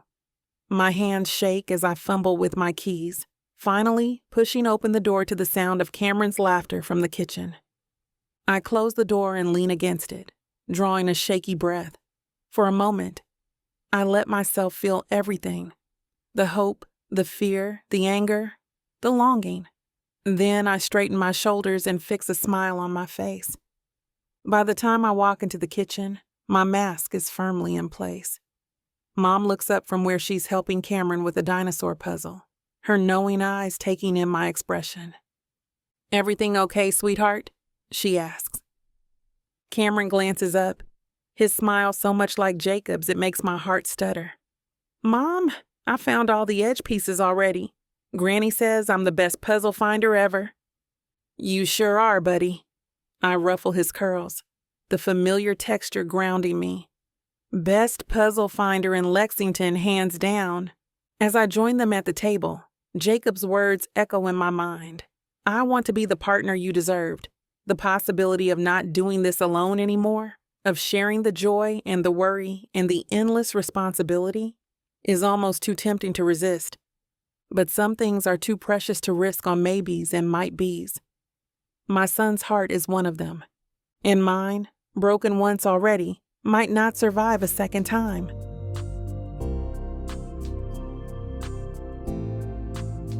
Chapter 10. Jacob. I stretch out on the Adirondack chair in what used to be Mother's rose garden, now a tangle of overgrown bushes and weeds reaching for the October sky. The mansion looms behind me like a sleeping giant, all weathered stone and faded grandeur. My laptop sits balanced on my knees, spreadsheets for the new Astor Hotel location open, but largely ignored as I nurse my second glass of Macallan 18. The whiskey burns pleasantly, warming my insides against the autumn chill. I've been sitting here for hours, watching the sun's slow descent behind the tree line, mind racing with thoughts of Laura and Cameron. My son. Still can't wrap my head around those words. Mr. Astor? Anyone home? I jerk my head up to see Melissa Stanley standing at the garden gate, immaculately dressed in a burgundy wrap dress and knee-high boots, her blonde hair perfectly styled despite the breeze. She holds up a bottle of wine like a peace offering. Jesus, Melissa, announce yourself next time before I have a heart attack. She laughs, the sound practiced and musical. Sorry, your front gate was open. She steps through the garden path like she's navigating a minefield of thorns. Thought you might want some company. I closed my laptop, setting it aside. How'd you know I'd be here? Small town, remember? She uncorks the wine bottle she's brought, producing 2 glasses from her oversized purse. Everyone knows the prodigal son has returned to resurrect the Astor mansion. I take the glass she offers, watching as she settles into the chair beside mine with practiced grace. I didn't realize my business plans were public knowledge. Please. The minute your family's lawyers started filing permits with the city, the gossip mill went wild. She sips her wine, eyeing me over the rim. An Astor Hotel right here in Lexington? It's the most exciting thing to happen since the high school football team made state finals. I grunt, swirling the amber liquid in my glass. I'm not in the mood for Melissa's games, but I can't summon the energy to send her away. So, she continues, undeterred by my silence, how are the plans coming along? Fall breaking ground? Winter opening? How do you know about the timeline? She smiles, all gleaming white teeth and calculated charm. I may have had lunch with Bill from the zoning board. He's quite chatty after a martini or two. Christ, Melissa, don't you have anything better to do than track my business movements? Actually, no. She crosses her legs, leaning forward. That's why I'm here. I want to help. I raise an eyebrow. Help how? I've been event planning in New York for 6 years. Galas, charity functions, hotel openings. She ticks them off on her manicured fingers. I know everyone who matters in this town, Jacob. Plus, I'm organized, efficient, and frankly bored out of my mind being back here. I study her face, searching for the catch. You want to work for me? With you, she corrects. As a consultant or assistant or whatever title makes you comfortable. The point is, you're about to get very busy with Halloween, Thanksgiving, and Christmas coming up. The community expects the remaining Astor to be involved in town, especially with the new hotel development. I drain my glass, considering her offer. Having someone who knows the local landscape could be useful, even if that someone is Melissa, with all our complicated history. You've thought this through. I have. She refills my glass without asking. You're going to need someone to manage community relations, organize events, handle the local press. I'm perfect for the job. And what's in it for you? Her smile falters slightly. Besides a paycheck, a chance to do something meaningful, to be part of bringing the Astor legacy back to Lexington. She hesitates, then adds, and to spend time with an old friend. I lean back, watching a hawk circle overhead. The grounds need work, extensive, expensive work, but there's potential here. Just like there's potential with Cameron if Laura will let me into his life. I appreciate the offer, Melissa. But things are complicated right now. You mean with Laura and her son? Her tone is carefully neutral, but I catch the slight emphasis on her. My head snaps up. What do you know about that? Only what I saw that day when you saved him from the car. She shrugs, too casual. And what anyone with eyes can see. He looks like you, Jacob. He's mine. The words come out with fierce possession. My son. Melissa's expression shifts minutely, surprise, then something harder to read. She recovers quickly, reaching to touch my arm.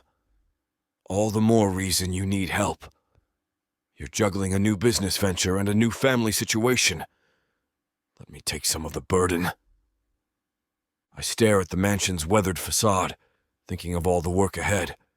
The hotel plans, the community expectations, the uphill battle with Laura. Maybe having someone in my corner wouldn't be the worst idea. Fine, I say finally. But we keep it professional. No games, no complications. Absolutely. She raises her glass in a toast. To new beginnings. I clink my glass against hers, unable to shake the feeling that I might regret this. But right now, with Laura keeping me at arm's length, and Cameron not even knowing who I actually am, I could use an ally.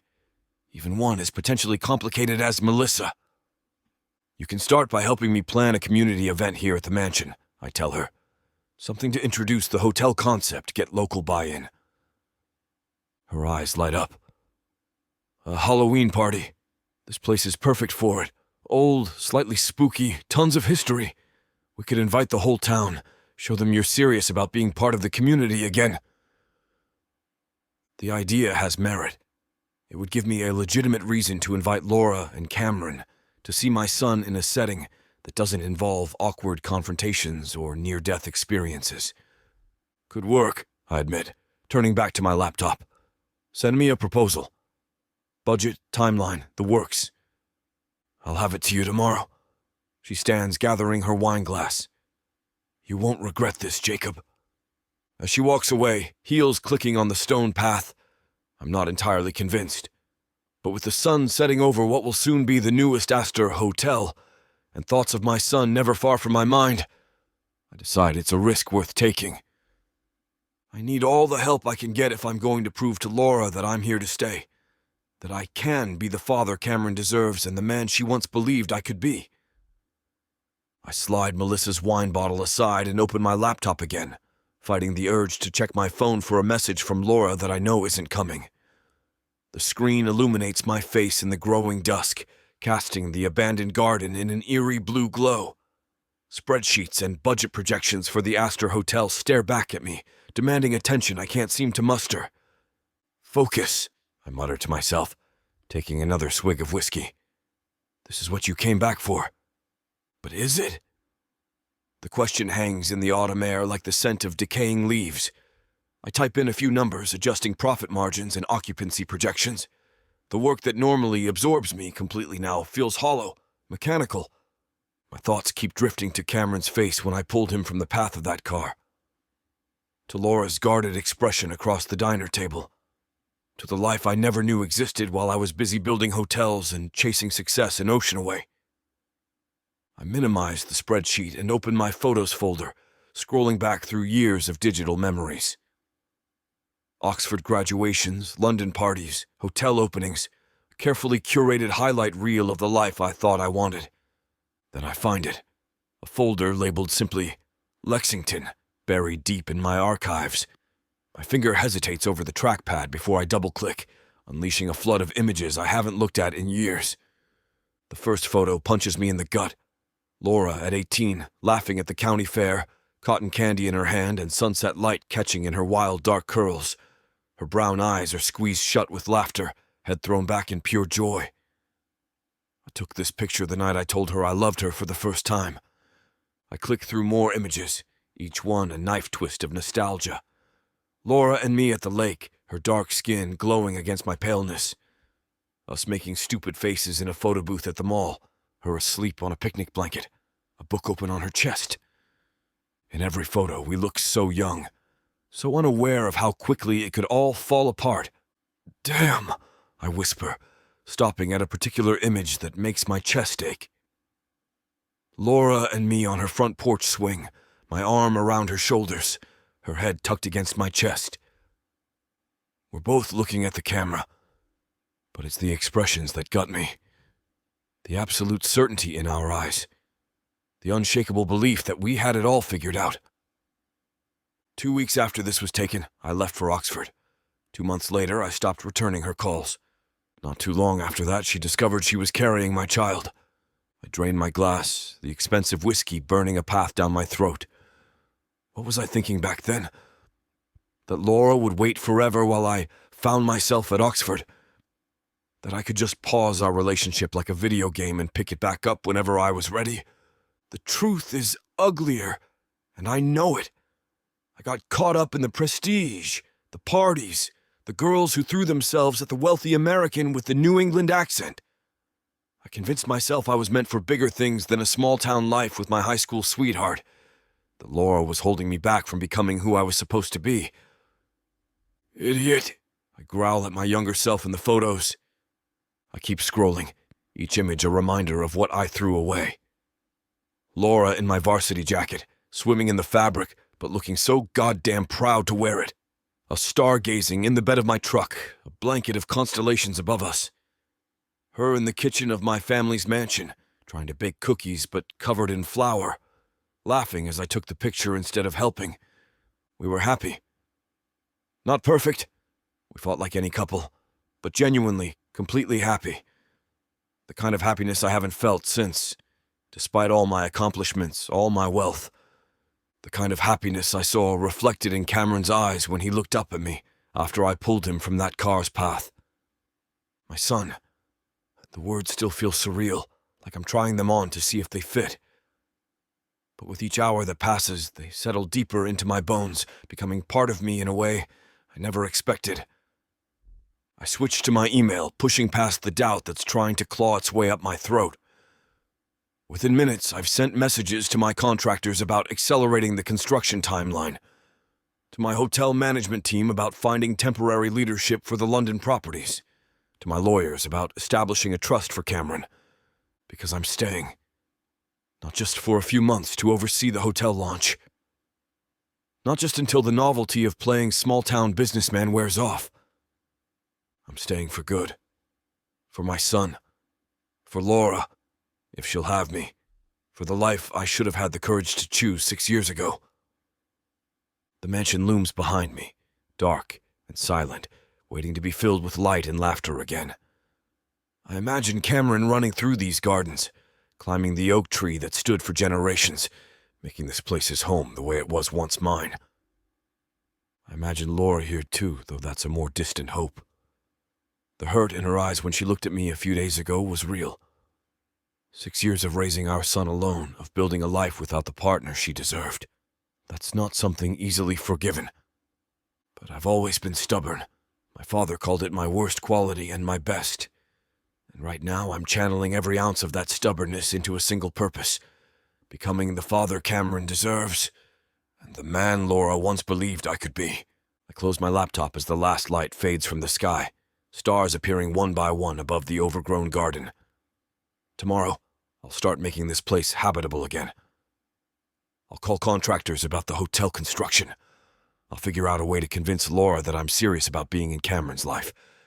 But tonight, I let myself remember what it felt like to be 18, and in love with a girl who saw through all my nonsense, who loved me not for my family name or my money, but for the person I was beneath all that. Chapter 11. Laura. I shift Cameron's dinosaur tail for the third time, trying to get the damn thing to stay up instead of dragging on the ground behind him. The costume cost me 2 shifts worth of tips, but seeing his face light up when he tried it on was worth every penny. Mom, it's fine. Cameron squirms away from my fussing hands. I want to go get candy now. Just one more adjustment. I secure the tail with an extra safety pin, praying it holds. There, perfect velociraptor. He roars, tiny plastic claws swiping at the air. My heart squeezes with love so intense it almost hurts. You two about ready? Mom appears in the doorway, adjusting her witch hat. She's gone minimal with her costume, just the hat and a black dress she already owned. I've done even less, just cat ears and whiskers drawn on with eyeliner. We step out into the crisp October evening, joining the parade of costume families heading toward Main Street. Lexington's annual Halloween festival transforms our sleepy downtown into a wonderland of orange lights, hay bales, and festive booths. Children dart between adults like colorful fish, plastic pumpkins swinging from their hands. "Granny, look!" Cameron points to a haunted house facade where teenagers in monster masks jump out at screaming kids. "Can we go?" "Let's get some treats first," I suggest, knowing he'll forget all about the haunted house once sugar enters his bloodstream. We make our way through the crowd, stopping at booths for candy apples and popcorn balls. Cameron collects treats in his dinosaur-shaped bucket, politely saying thank you to each vendor without prompting. Pride blooms in my chest. Whatever mistakes I've made, my son's manners aren't among them. "Laura Finley?" A voice like honey-coated glass cuts through the festival noise. I turn to find Melissa Stanley gliding toward us, dressed as an angel. The irony isn't lost on me. Her white dress hugs every curve, and tiny fairy lights are woven through her blonde hair, making her glow in the dim evening light. She looks like she stepped out of a Victoria's Secret catalog, not a small-town Halloween festival. "Melissa." I force a smile, suddenly conscious of my half-assed cat costume and drugstore jeans. "Nice." "Wings." "Thanks." She flutters them dramatically. "Custom made in New York." Her gaze drops to Cameron, who's watching her with wide eyes. "And who's this little dinosaur?" "I'm a velociraptor," Cameron corrects seriously, "not just any dinosaur." "My mistake," Melissa laughs, the sound like tinkling bells. "You're the scariest velociraptor I've ever seen." Mom steps closer to me, her body language protective. She never liked Melissa in high school, called her a shark in designer clothing. "Are you enjoying the festival?" Melissa asks, her smile never reaching her eyes. "It's awesome." Cameron bounces on his toes. "I got candy apples and popcorn and chocolate." "Well, I have something that might make it even better." She produces 3 orange envelopes from a small bag at her waist. "Invitations to the Astor Mansion Halloween Gala, this Saturday night." My stomach drops to my feet. "The what?" "Jacob's throwing the most incredible Halloween party," Melissa gushes, handing us each an envelope. "The mansion's being completely transformed. Haunted halls, costume contest, gourmet food, the works." My fingers feel numb as I take the envelope. The heavy cardstock embossed with the Astor family crest. Jacob's throwing a party? Since when does Jacob throw parties? London really changed him after all. "There's a special kids area with games and treats," Melissa continues, smiling at Cameron, "and a dinosaur exhibit from the Natural History Museum in Boston." "Real dinosaur bones?" Cameron's eyes go wide. "The realest," Melissa confirms. A mix of emotions churns in my stomach: confusion, suspicion, and something that feels dangerously like excitement. I haven't been to the Astor Mansion since I was 18, sneaking in to swim in their pool after hours with Jacob. "This is part of the community outreach for the new Astor Hotel," Melissa explains, watching my face carefully. "Jacob wants everyone to know he's serious about investing in Lexington again." "How nice of him," Mom's voice could freeze water. "Oh, I'm helping coordinate everything," Melissa adds, her smile growing sharper. "Jacob hired me as his assistant. We're working closely on the hotel launch." Something hot and unwelcome flares in my chest. Jacob hired Melissa? They're working together? The image of them bent over blueprints, heads close together, laughing over inside jokes, sends a spike of jealousy through me so intense it takes my breath away. "That sounds cozy," I manage. "It is." Her eyes glitter with satisfaction. "Just like old times, really.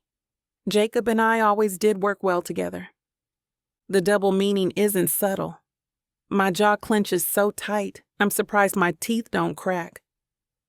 "Can we go, Mom? Please?" Cameron tugs at my hand, oblivious to the tension crackling between us women.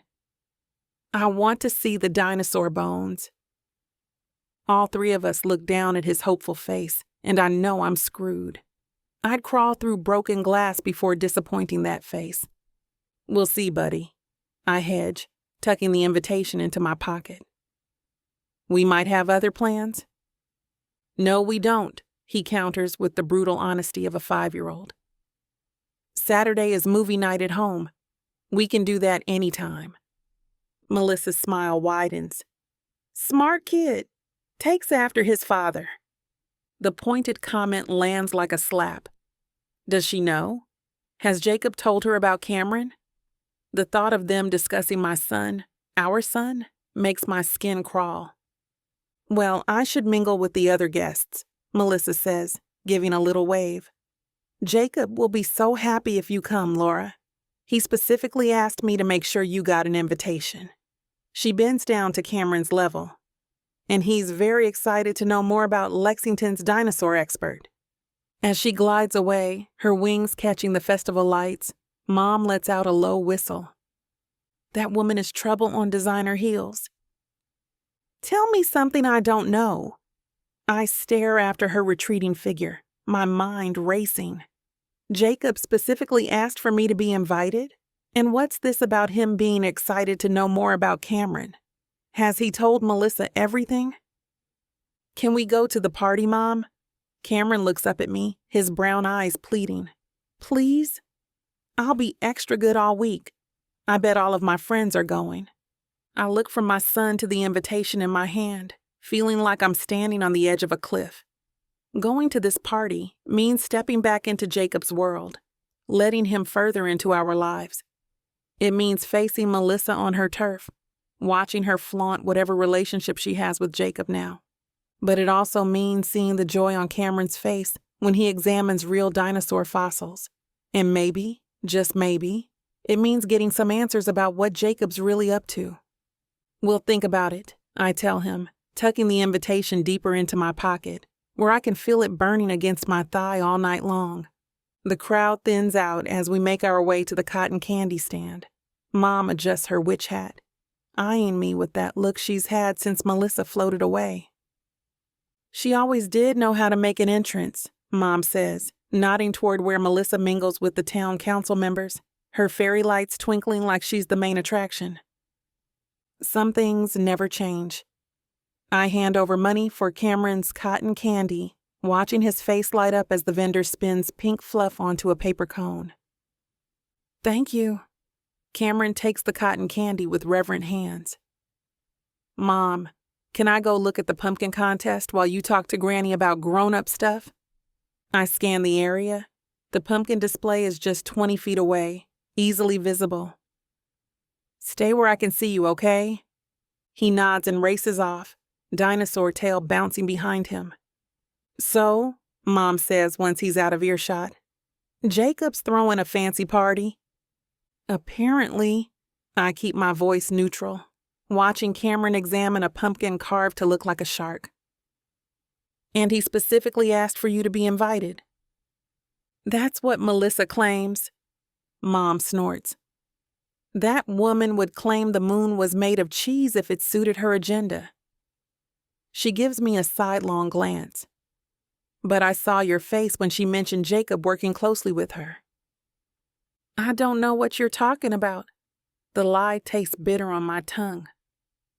Laura Jean Finley, I've known you your entire life. You looked like you wanted to snatch her bald when she started in with that just like old times business. Heat explodes across my body. That's just ridiculous. Is it? Mom's voice softens. There's nothing wrong with still having feelings for him, you know?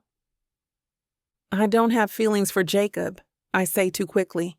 I'm just concerned about his intentions with Cameron. She doesn't even try to hide her disbelief. And that's why you looked ready to throw down when Melissa mentioned working closely with him. I cross my arms, suddenly feeling like a teenager again. I'm not jealous of Melissa Stanley. Honey, you've been jealous of Melissa Stanley since 10th grade when she wore that red dress to homecoming and Jacob couldn't take his eyes off her. That was years ago. And yet here we are. Mom pats my arm. Some feelings don't just disappear because we want them to. I watch Cameron move to the next pumpkin, deep in conversation with another dinosaur costume kid. The truth burns in my chest. I am jealous. The thought of Melissa working with Jacob, spending time with him day after day, digging her perfectly manicured claws into him. It makes me want to scream. It doesn't matter anyway, I say, swallowing the lump in my throat. Whatever I felt for Jacob is in the past. I have to think about Cameron now. And what does Cameron need? Mom asks. A mother who's pretending not to care about his father? Or a mother who's honest enough to admit she's scared? The question hits too close to home. I am scared. Terrified that Jacob will hurt us again, that he'll make promises to Cameron he won't keep, that he'll waltz back into our lives just long enough for us to depend on him before he disappears again. And I'm scared of how much I still want to believe in him, despite everything. I don't know what to do, Mom, I admit, my voice small. What if I let him into Cameron's life and he leaves again? What if you're using Cameron as an excuse to protect yourself? She squeezes my hand. Jacob hurt you badly. I haven't forgotten that. But people change, Laura, sometimes for the better. How am I supposed to trust that? I gesture toward where Melissa is now holding court with a group of PTA moms, especially with her circling like a shark. Mom follows my gaze, her lips thinning. That's a question only you can answer. But ask yourself this. Are you making decisions based on what's best for Cameron? Or what feels safest for you? Before I can respond, Cameron races back, cotton candy half gone, and blue sugar crystals around his mouth. Mom, they have a dinosaur pumpkin, a real Triceratops one. He bounces with excitement. Can we try to make one like that next weekend? I smooth his curls, Jacob's curls, and force a smile. Sure, buddy, we can try. And can we go to the party at the big mansion? Please? All the kids at school will be talking about it. Dylan said his mom already bought him a new costume for it. Mom gives me a pointed look over Cameron's head. I'm trapped and I know it. We'll see, I say, which is parent code for, I don't want to promise, but I probably will. As we continue through the festival, I can't help scanning the crowd, half expecting to see Jacob's tall frame and tousled blonde hair. The fact that I'm looking for him at all is enough to make me angry with myself. I shouldn't still care. I shouldn't still wonder. I shouldn't still feel this pull towards someone who walked away when I needed him most. But I do. God help me, I do.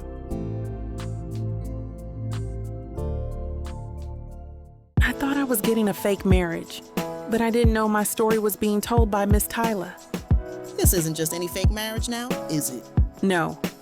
You introduced me to the devil. Come on, girl. Jacob isn't that bad. Oh, I love Jacob. His family, on the other hand? Beggars can't be choosers, Nyla. You should be grateful I even let Jacob Stone look your way. I just wanted to save my granddaddy. Is that so bad? Why couldn't you let this be a normal fake marriage? Instead, you put me in a twisty story filled with money, betrayal, power, and lies. Let's not forget love. That's what keeps me going. But not gonna lie, Miss Tyla. This story you got me in ain't the simple fake marriage happy ending I thought it would be. It's not. Where would be the fun in that? Treat yourself to Say Less, I Love You. New releases every Thursday, now with longer episodes.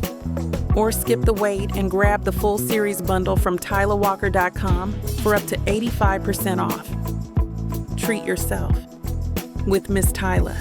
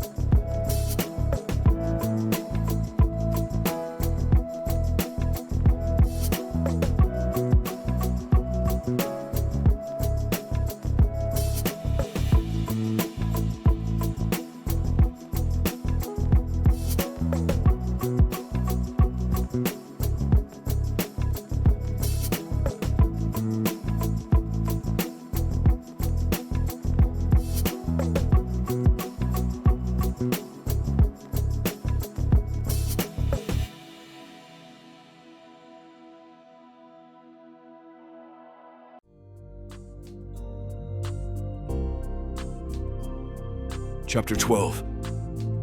Jacob. I balanced 2 pumpkin spice lattes in one hand while knocking on Laura's front door with the other. It's barely 7 a.m., early enough that the morning dew still clings to the grass, and most sensible people are still bundled in bed. But I need to talk to Laura before she heads to her shift at the diner, and she's notoriously hard to pin down. The door swings open to reveal Dolores Finley, her silver-streaked hair twisted in a loose bun, wearing a well-worn bathrobe and a suspicious expression. Jacob Astor, showing up at dawn with coffee. She crosses her arms over her chest, looking me up and down. What's next? Locusts? The apocalypse? Good morning to you too, Mrs. Finley. I hold up the drink carrier. One of these is for you. Pumpkin spice latte, extra whip, cinnamon on top. Still your favorite? Her eyebrows shoot up. You remember my coffee order from 6 years ago? Some things stick with you. I offer what I hope is a charming smile. Is Laura up? She's getting ready for work. Dolores doesn't budge from the doorway, though I catch her eyeing the coffee. Cameron's still asleep. I'm not here to cause trouble. I just need 5 minutes of Laura's time. Dolores studies me for a long moment, her dark eyes, so like Laura's, searching my face for something. Whatever she's looking for, she must find it, because she sighs and steps back. You can come in, but don't expect a warm welcome, Jacob. That daughter of mine isn't the starry-eyed girl you left behind.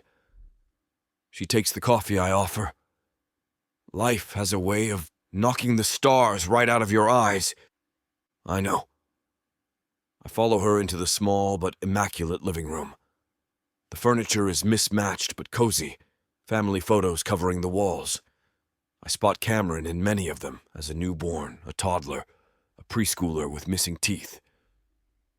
The visual timeline of everything I missed punches me in the gut. Wait here, Dolores says, heading down a narrow hallway. And Jacob? Yes, ma'am. Tread carefully. She's had enough heartbreak to last a lifetime. With that parting shot, she disappears into the back of the house. I pace the small living room, my gaze drawn to a photo of Laura holding a newborn Cameron. She looks exhausted, dark circles under her eyes, but radiating a fierce love that makes my chest ache. I was halfway around the world when this photo was taken, partying with Oxford classmates, completely unaware that my entire life had changed. What the hell are you doing in my house? I turned to find Laura in the hallway, dressed in her waitress uniform, hair pulled back in a practical bun. Even with no makeup and obvious surprise on her face, she's still the most beautiful woman I've ever seen. I brought coffee. I hold up the remaining cup like a peace offering. And an invitation. You can't just show up here, Jacob. She glances nervously down the hall. Cameron could wake up any minute. I know. I'll be quick. I step closer, holding out the coffee. Please. She hesitates, then takes the cup, careful not to let our fingers touch. You have 2 minutes. Melissa said she gave you the invitation to the Halloween gala. Laura's expression hardens. Yeah, she made quite a show of it. Nice of your girlfriend to hand-deliver it. She's not my girlfriend. She's working for me, that's all. Right? Laura takes a sip of coffee, her eyes narrowing. Working very closely together from what she said. Is that jealousy I detect, Finley? I can't help the smile that tugs at my lips. Don't flatter yourself. But she scratches at her neck, betraying her true emotions. I just find it interesting that you've been back in town for 5 minutes and already hooked up with your ex. There's nothing between me and Melissa. I step closer, lowering my voice. She knows the town, the people. I need someone to help with community relations for the hotel. And that's all? Laura challenges, tilting her chin up defiantly. Her eyes flash with a mixture of disbelief and something else I can't quite place. Or maybe it's something I don't want to acknowledge. That's all. I hold her gaze unwavering, My voice drops an octave lower. Unlike some people in this room, I don't have any lingering feelings for my ex. She catches her breath, the subtle rise of her chest betraying her composure. A flash of vulnerability crosses her face before her walls slam back up. You don't know anything about my feelings. Not anymore. Don't I? I move closer still, drawn to her like a magnet. I'm close enough now to smell her coconut shampoo, that same damn scent that used to linger on my pillows. It takes everything in me not to reach out and touch her face. Your eyes still give you away, Laura. They always have. Even back in high school when you pretended to hate my guts before you finally agreed to go out with me. She steps back abruptly, nearly hitting the wall behind her, clutching her coffee cup like it's a shield between us. The morning light streaming through her kitchen window catches the gold flecks in her brown eyes. What do you want, Jacob? Why are you really here at the crack of dawn, disturbing my peace? Her voice wavers slightly. This can't just be about some damn party invitation. I want you to come to the party. You and Cameron. I pause, letting the words sink in, watching her face for any reaction. My heart hammers against my ribs as I add, it would mean a lot to me. More than you know. Why? So you can play happy families in front of the whole town?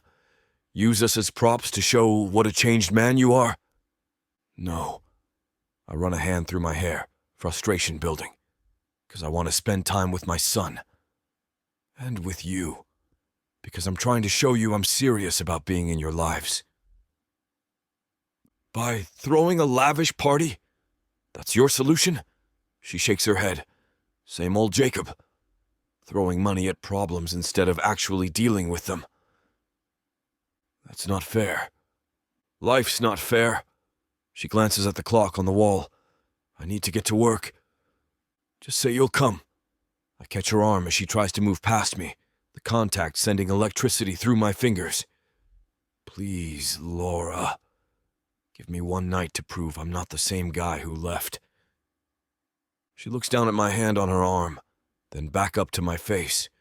Something shifts in her expression. A softening around the edges, a flicker of the girl who used to look at me like I hung the moon. Cameron really wants to see those dinosaur bones, she admits, reluctantly. And what about you? What do you want? For a moment, the walls come down. I see the uncertainty in her eyes, the longing, the fear. Then it's gone, locked away behind her carefully constructed defenses. I want what's best for my son. Our son, I correct gently. Don't push it, Aster. But there's no real heat in her words. So you'll come? She sighs, pulling her arm from my grasp. Fine. We'll be there. But only because Cameron would never forgive me if we missed a dinosaur exhibit. Victory surges through me, warm and sweet. Thank you. Don't thank me yet. I'm bringing my mother as a buffer. Dolores is always welcome. I smile, imagining the 3 generations of us together. I look forward to catching up with her. I'm sure you do. Laura moves toward the door, a clear dismissal. Now I really need to go before I'm late. I follow her to the entryway, unable to wipe the grin from my face.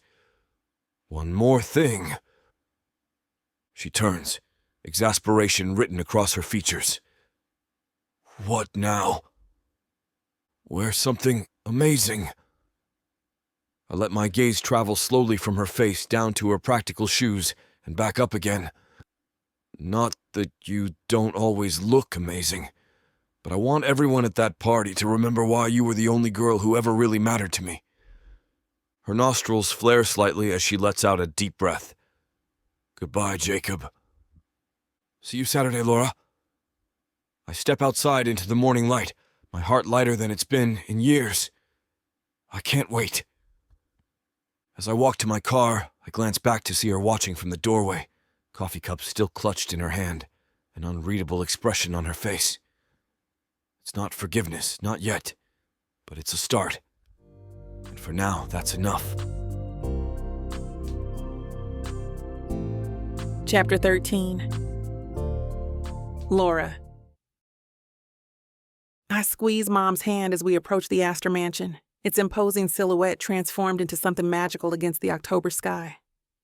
Orange and purple lights bathe the stone facade, creating eerie shadows that dance across the manicured lawn. Fake cobwebs stretch between columns, and carved pumpkins line the grand staircase leading to the entrance. "Wow," Cameron whispers, his dinosaur costume forgotten as he stares up at the spectacle. "It looks like a castle from a scary movie." Mom snorts beside me. "Trust Jacob to go overboard." But I can't find it in me to be cynical. The mansion is breathtaking, not just the Halloween decorations, but the restoration work that's clearly been done. Windows that were boarded up for years now gleam with warm light. The weathered stone has been cleaned, the landscaping revived. "He's put a lot of work into this place," I murmur, more to myself than anyone else. "Always did have more money than sense," Mom replies, but I catch the impressed look in her eyes. We follow the stream of costumed guests up the stairs. I smooth down my dress, a deep emerald velvet number I splurged on yesterday after trying on everything in my closet and finding nothing suitable. I told myself it was practical, something I could wear again, but the way it hugs my curves says otherwise. Inside, the transformation is even more dramatic. The grand foyer glitters with candles and fairy lights.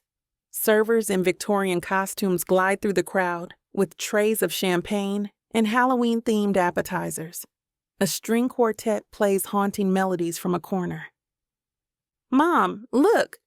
Cameron tugs at my hand, pointing toward a room off to the side where a massive dinosaur skeleton towers over a crowd of children. "Real bones." "Let's go check it out," Mom says, taking his hand. She gives me a knowing look. "You mingle. We'll be fine." Before I can protest, they disappear into the crowd, leaving me alone. I grab a glass of champagne from a passing server, scanning the room for any sign of Jacob. Looking for someone? I turn to find Melissa, dressed as Cleopatra, in a gold-trimmed white gown that shows more skin than it covers. Her blonde hair is styled in an elaborate updo, and her makeup is flawless. "Just taking in the decorations," I lie, sipping my champagne. "You did a nice job." Jacob spared no expense. She smiles, though it doesn't reach her eyes. "He was very specific about making sure Cameron would enjoy himself." The mention of my son's name in her mouth still makes my skin crawl. "Where is our generous host?" "Around somewhere," she waves vaguely. "Probably hiding from the town council. They've been cornering him all night about zoning permits." I nod, moving away. "I should find my son." "By the way," she calls after me, "that dress is interesting. I don't recognize the designer. Vintage shop?" I force a smile. "Something like that." As I walk away, I hear her tinkling laugh, and it takes everything in me not to whirl around and dump my champagne over her perfect updo. I make my way through the crowded rooms, admiring the restoration while looking for Jacob. The mansion feels alive again, warm and vibrant in a way it hasn't been since his parents were alive. I find the food in a large dining room, where tables groan under the weight of elaborate Halloween-themed displays, miniature chocolate coffins, cupcakes topped with spun sugar cobwebs, savory pastries shaped like witch fingers. I'm helping myself to a plate when I feel a presence behind me. "I was beginning to think you wouldn't come." I turn to find Jacob standing there, and my heart does a traitorous flip in my chest. He's dressed as a 1920s gangster, complete with pinstripe suit, fedora, and a fake Tommy gun slung over his shoulder. The costume should be ridiculous, but he looks devastatingly handsome, the tailored suit accentuating his broad shoulders. "Cameron wasn't going to let us miss this," I say, trying to keep my voice neutral. Jacob's eyes travel slowly down my body, then back up to my face. "You took my advice." "What?" About wearing something amazing. His voice drops lower. You look incredible, Laura. I swallow down the knot in my throat. It was already in my closet. Liar. A smile plays at the corner of his mouth. But I appreciate the effort. Before I can respond, he takes my elbow, guiding me toward a less crowded corner. Let me get you a refill. He swaps my empty glass for a fresh one from a passing server. The place looks great, I admit, looking around. You've done a lot with it.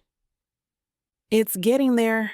He leans against the wall beside me, close enough that I can smell his cologne. Cameron enjoying the exhibit? He's in heaven. Mom's with him. Jacob nods, taking a sip of his drink. And what about you? Are you having fun yet or still plotting your escape? I'm surprised, I admit. This is impressive, Jacob. The whole town's talking about it. That was the idea. His eyes never leave my face. Get the community excited about the hotel project. Show them I'm serious about being part of Lexington again. Is that what this is about? Business? Not entirely. He moves closer, his voice dropping to a near whisper. Want to see something cool? I hesitate, but curiosity wins out. Lead the way. Jacob guides me through the crowd, his hand at the small of my back sending electricity up my spine. We slip down a hallway away from the main party, the sounds growing fainter behind us. Where are we going? You'll see. He leads me through a door and up a narrow staircase, then through another door that opens onto a small balcony overlooking the back gardens. From here, the entire property is visible, twinkling with lights and filled with costumed guests, enjoying the unseasonably warm evening. I used to come up here as a kid, Jacob says, leaning against the railing beside me, when my parents' parties got too boring. I laugh, remembering. You brought me here once, summer before senior year. You remember? Of course I do. I turn to face him. We could see all the stars. Jacob's eyes soften as he looks at me. You wore a yellow dress. Your hair was down. You kept trying to point out constellations, but I couldn't focus on anything but you. My heart hammers against my ribs. He's standing too close, looking at me too intensely. Jacob. I meant what I said the other day, Laura. I want to be part of your lives, yours and Cameron's. It's not that simple. It can be. He moves closer, his hand coming up to touch my face. We were good together once. We could be again. I should step back. I should remind him of all the reasons this is a bad idea, of the 6 years of silence, of the hurt and abandonment, of Melissa and her obvious claims on him. But in this moment, with the autumn air carrying the scent of fallen leaves and wood smoke, with the soft lights of the party below us, and memories swirling between us like ghosts, I can't remember why I should resist. What about Melissa? I ask, the words barely audible. There is no Melissa, not for me. His thumb traces my cheekbone. There's only ever been you, Laura, even when I was too stupid to realize it. And then he's kissing me, his lips warm and insistent against mine. My body responds before my brain can catch up, arms winding around his neck, pressing closer as years of longing crash over me like a wave. His arms encircle my waist, pulling me against him as the kiss deepens, becoming hungry and desperate. I taste champagne and possibility on his tongue, feel the solid warmth of him against me, and for one dizzying moment, I let myself believe that this could work, that we could pick up the broken pieces of our past and build something new, something stronger. His hands tangle in my hair as he breaks the kiss to trail his lips down my neck, and I gasp, tilting my head to give him better access. Jacob? I've missed you, he murmurs against my skin. So much, Laura. The raw honesty in his voice cuts through the haze of desire. This is Jacob, The same Jacob who left me, who didn't call for 6 years, who doesn't know his own son. I pull back abruptly, putting space between us. I can't do this. Jacob's eyes are dark with want, his breathing as uneven as mine. Laura, no. I shake my head, wrapping my arms around myself. This is too fast. There's too much history, too much hurt. I know. He doesn't try to close the distance between us, and I'm grateful for that small mercy. But we have to start somewhere. Not like this. I take another step back. Not with Melissa throwing herself at you, and Cameron not knowing who you really are, and the whole town watching our every move. Then tell me where to start, he pleads. Tell me what you need from me. The vulnerability in his voice nearly breaks me. For a moment, I see the boy I fell in love with, earnest and imperfect, and completely irresistible. I need time, I whisper. And I need to know you're not going to disappear again. Jacob nods slowly. I'm not going anywhere, Laura. Not this time. I want to believe him. God help me. I want to believe him more than I've wanted anything in a long time. I should get back to Cameron and my mom. I move toward the door. They'll be wondering where I am. Jacob lets me go, but his voice stops me at the doorway. That kiss wasn't a mistake, Laura. Whatever you're telling yourself right now, it wasn't a mistake. I don't turn around, afraid of what he might see in my face, afraid of what I might do if I look at him again. Happy Halloween, Jacob, I say softly, slipping through the door and back to the safety of the crowded party, my lips still burning from his kiss.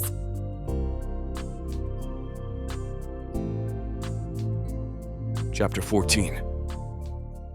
Jacob. I stare at the empty space Laura left behind, my body still humming with energy from our kiss. The balcony feels colder without her here. I run my fingers over my lips, chasing the lingering taste of her. Champagne and cherry lip gloss, just like she used to wear in high school. Damn, I mutter, tugging at my tie that suddenly feels too tight. She kissed me back. Whatever doubts I had about her feelings melted away the moment her body pressed against mine, her hands in my hair. Laura Finley still wants me as much as I want her, even if she's fighting it with everything she has. There you are. I turn to find Melissa standing in the doorway, her Cleopatra costume glittering under the string lights. Her eyes narrow as she takes in my disheveled appearance. I saw Laura practically running away from here. She steps onto the balcony, letting the door swing shut behind her. What happened? Nothing that concerns you. I turn back to the view, hoping she'll take the hint. No such luck. Melissa slides next to me, pressing closer than necessary. You know she's just playing hard to get, right? The whole single mom routine is an act. Back off, Melissa. My voice comes out sharper than intended. What? She blinks with exaggerated innocence. I'm just saying, there's no need to chase after someone who clearly has baggage when you could have... Stop! I step away from her, putting distance between us. This isn't happening, Melissa. Not tonight. Not ever. Her perfectly made-up face hardens. Excuse me? You and me. It's not happening. I shake my head. I appreciate your help with the party, but that's where this ends. Is this because of her? Anger flashes in her eyes. She has you wrapped around her finger again already? After everything I've done for you since you got back? This isn't about Laura. I run a hand through my hair. Though, yes, it is. It's always been about Laura. You can't be serious. Melissa's voice rises. You're choosing that waitress over me. Again? I'm not choosing anyone. I pause, then decide to hell with it. Actually, that's not true. I am choosing. I'm choosing my son, and I'm choosing the woman I've loved since I was 17 years old. Your son? Melissa's eyes widen with genuine shock. That little brat? Seriously? Rage surges through me at her words. Don't you dare talk about Cameron like that. So it's true. Her face twists with ugly realization. She trapped you with a kid. God, how cliché. Laura didn't trap anyone. I'm the one who left her. I stand taller, towering over her. Cameron is my son, and I'm going to do everything in my power to be part of his life, part of their lives. Melissa stares at me like I've lost my mind. You're throwing away everything for a ready-made family with a woman who's been hiding your child for years? Are you kidding me? I'm not throwing anything away. I'm finally getting my priorities straight. I meet her gaze without flinching. Laura is the love of my life. Always has been, even when I was too stupid to see it. And Cameron, he's my flesh and blood, my responsibility, my future. We would be so good together, Jacob. Her voice turns pleading, her hand reaching for mine. Think about it. Me and you, power couple. I know this town, these people. I can help you make the Astor Hotel a success. I pull my hand away. I'm sorry, Melissa. I'm not interested. Her face transforms, the beautiful mask falling away to reveal the ugliness beneath. You'll regret this. That little tramp and her bastard. My control snaps. That's enough. My voice drops to a dangerous whisper. You're fired, Melissa. I want you out of my house and off my property. Now. You can't fire me! This party is over for you. Get your things and leave, or I'll have security escort you out. Her eyes widen in disbelief, then narrow with venomous hatred. You stupid, pathetic man! Do you really think she'll take you back? After all these years? After you abandoned her when she needed you most? Each word hits like a physical blow because they echo my own deepest fears. But I stand firm. That's between me and Laura. I step toward the door, holding it open. Goodbye, Melissa. This isn't over, she hisses, storming past me. Not by a long shot. I watch her go, the tension in my shoulders slowly easing. Part of me knows I've just made a dangerous enemy, but I can't bring myself to care. All I can think about is Laura's lips against mine, the way she melted into me before reality crashed back in. She asked for time. She asked for proof I won't disappear again. I can give her both. I've got nothing but time, and I'm not going anywhere. Not when everything I've ever wanted is finally within reach. I walk back inside, still feeling the warmth of Laura's kiss lingering on my lips. My body's on fire, heart pounding like I just ran a marathon. Damn, she still gets to me like nobody else ever has. I straighten my fedora and adjust my pinstriped suit jacket, trying to look like a man who didn't just have his world rocked by a kiss on a balcony. The party swirls around me. Laughter, music, the clink of glasses. But all I can think about is the taste of her lips and the way she melted against me before reality crashed back in. Time? She asked for time. I can give her that. After 6 years away, what's a little patience? I grab a whiskey from a passing server and make my way through the crowd, nodding at guests, accepting compliments about the party. But my eyes are scanning for one particular family. That's when I spot them near the grand staircase. Laura, her mother, and Cameron. My son. My family. I stop in my tracks, hanging back where they can't see me. They're gathered around one of the dessert tables, Cameron's dinosaur costume making him easy to spot, even in the crowded room. Laura is leaning down, helping him choose between cupcakes, while Dolores looks on with her fierce grandmotherly pride. The sight hits me like a physical blow, knocking the air from my lungs. That's my family, my blood, the only real family I have left in this world. Cameron says something that makes both women laugh, his little face animated with excitement. Even from here, I can see my features reflected in his. The shape of his eyes, the way his hair curls, the set of his jaw when he's concentrating. He's half me, but somehow so much better. Laura reaches down to adjust his dinosaur tail, her face soft with love. She's gorgeous in that green velvet dress, but it's the tender way she cares for our son that makes my chest ache with wanting her. Not just physically, though God knows I want her that way too, but in every way that matters. I want Saturday morning pancakes and bedtime stories. I want family vacations and Christmas mornings. I want to be the one she turns to when Cameron has a fever or aces a spelling test. I want it all, with a desperation that scares me. Dolores says something to Laura, who rolls her eyes but smiles. That complicated mother-daughter bond I used to witness as a teenager is still there, weathered but strong. They've been through so much together, raising Cameron, building a life without me. Part of me wants to go over, insert myself into their circle, claim my place among them. But something else keeps me rooted to the spot, content for now just to watch them exist together. They're perfect as they are, these three people who've built something beautiful without me. I don't want to invade that. I want to earn my way back in. Cameron spots a friend across the room and tugs at Laura's hand, pointing. She nods, bending down to his level to give instructions. Stay where she can see him, probably, before he races off with the boundless energy of childhood. Laura watches him go, a mix of pride and that ever-present maternal worry on her face. Then she turns slightly, scanning the crowd, and for a heart-stopping moment, I think she's looking for me. My throat tightens with emotion. These people, they're everything to me. The family I walked away from without understanding what I was losing. The family I'd do anything to win back. There's still time, I whisper to myself, the words lost in the din of the party. There's still time to make this right.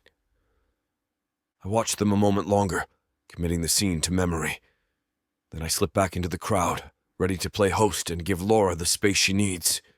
But as I move through my ancestral home, filled with guests and laughter for the first time in years, I carry the image of my family with me. My North Star, my reason for staying, my future if I can prove myself worthy of it. Chapter 15. Laura.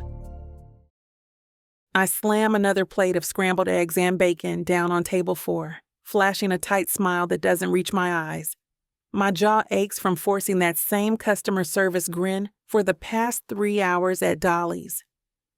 The soles of my knockoff Nikes throb with each step across the worn linoleum, and the small of my back has a dull ache that no amount of stretching behind the counter seems to fix. At least the morning rush is finally winding down, which means I might actually get to sit for 5 minutes before the lunch crowd descends. "More coffee, hun?" I ask the elderly man, Mr. Peterson, who's buried behind his newspaper, glasses perched on the end of his nose. He's been coming here every Thursday for as long as I've worked at the diner. Always orders the same thing. Always leaves a decent tip. "Please, darling, you're a lifesaver," he says, folding down one corner of his paper to give me a grandfatherly wink. "This old ticker doesn't start without your coffee."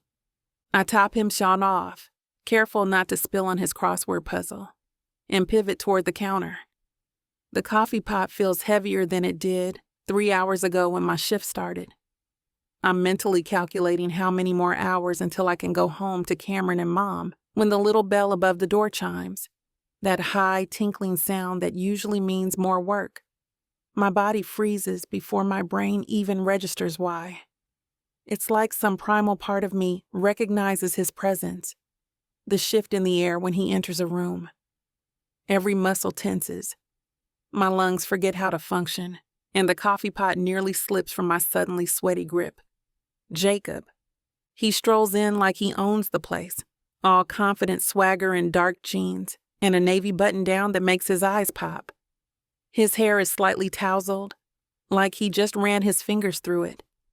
Several customers turn to stare, the Astor heir gracing our humble diner with his presence. "Look who's here," Rita whispers, appearing at my elbow with a fresh pot of coffee. "Your hunk is back?" "Shut up," I hiss, feeling heat crawl up my neck. "He's just a customer." "Sure he is," Rita smirks. A customer who can't take his eyes off you. I glance over to find Jacob watching me. When our eyes meet, he doesn't look away. Just gives me that slow, confident smile that still makes my stomach flip after all these years. Damn him. I'll take his order, Rita offers, already moving toward his booth. No, I grab her arm. I've got it. Taking a deep breath, I smooth down my apron and approach his table. What can I get for you? Coffee. Black. His eyes travel over my face, down to my lips, then back up. And a slice of Dolly's pumpkin pie. For breakfast, I arch an eyebrow. I've always had a sweet tooth. His voice drops lower. You remember? I do remember. I remember feeding him bites of chocolate cake in the bed of his truck under summer stars. I remember licking ice cream from his fingers at the county fair. I remember too damn much. 1 coffee, 1 pie. I jot it down unnecessarily. Coming right up. I retreat to the counter, feeling his eyes on me the whole way. The weight of his gaze follows me like a physical touch, making the small hairs on the back of my neck stand up. When I return with his order, he's leaning back in the booth, completely at ease. One arm stretched across the back of the seat, legs sprawled under the table like he owns the place. Busy morning? He asks as I set down his pie. The steam from the fresh-baked pumpkin slice curls between us, smelling of cinnamon and nutmeg. Same as usual. I pour his coffee carefully, willing my hands not to shake. The rich, dark liquid fills the cup to just below the rim. A few regulars call out my name from across the diner, but I pretend not to hear them. You look good, Laura. His voice is intimate, meant for my ears only, dropping to that husky tone that used to whisper promises against my skin at midnight. This uniform doesn't do you justice, but somehow you make it work. Always did have a way of making anything look sexy. I nearly spill the coffee, my grip tightening on the pot. Is that why you're here? To flirt with the waitstaff? There are fancier restaurants in town now, you know. I'm here for the pie. He takes a bite, then groans in appreciation, the sound stirring unwanted memories. His tongue darts out to catch a crumb at the corner of his mouth. And to see you, mostly to see you. I should walk away. I have other tables to check on, orders to place. Mrs. Hargrove is waving her empty cup from booth 6, and I can see Rita struggling with a tray of pancakes, but my feet remain rooted to the floor, betraying me just like my racing pulse and the heat I can feel creeping up my neck. That dress the other night. He shakes his head, eyes darkening. You were the most beautiful woman at that party. Jacob, have dinner with me. I blink. What? Dinner? You and me, a proper date. He leans forward, elbows on the table. No crowds watching us, no Melissa interrupting, no balcony escapes. My heart hammers against my ribs. I don't think that's a good idea. Why not? Because I falter, because I'm scared, because you broke my heart once already, because that kiss at the party has haunted me for days. One dinner, Laura. His eyes hold mine, intense and unwavering. Give me that much. I have Cameron to think about. Your mom can watch him for a few hours. He reaches for my hand, his thumb stroking over my wrist. Please. That touch sends electricity shooting up my arm. I pull back, clutching my order pad like a shield. Fine, I hear myself say. One dinner. His face breaks into a triumphant grin that makes my knees weak. Friday, I'll pick you up at 7. I'll meet you there. I'm not ready for him to see where I live, to integrate himself further into my carefully constructed world. Whatever you want. He takes another bite of pie, still watching me. Wear that green dress again. I roll my eyes. It's just dinner, Jacob. Wear it anyway.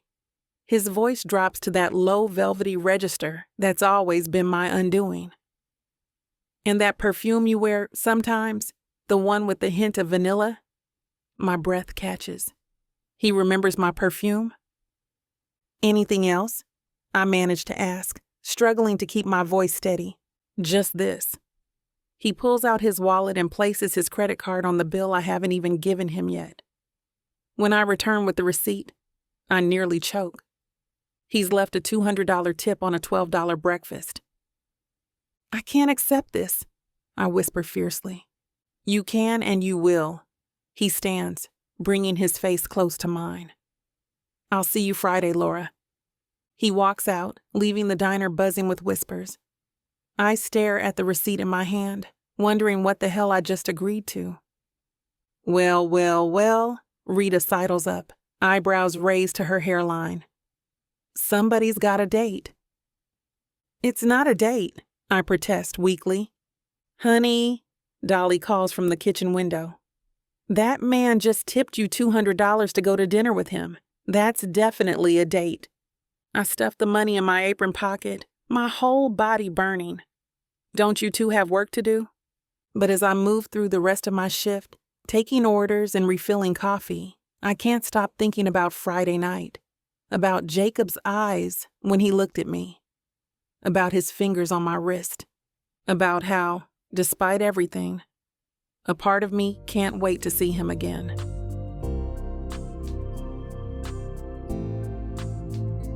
Chapter 16. Jacob. I drum my fingers against the steering wheel, watching Laura's front door like a hawk. 7 o'clock on the dot, and I'm parked in her driveway, my heart hammering against my ribs like I'm 16 again. The Aston Martin purrs beneath me, fresh from detailing. Not that Laura will give a damn about the car, but first impressions matter tonight. Everything has to be perfect. I've spent 3 days planning this dinner, obsessing over every detail.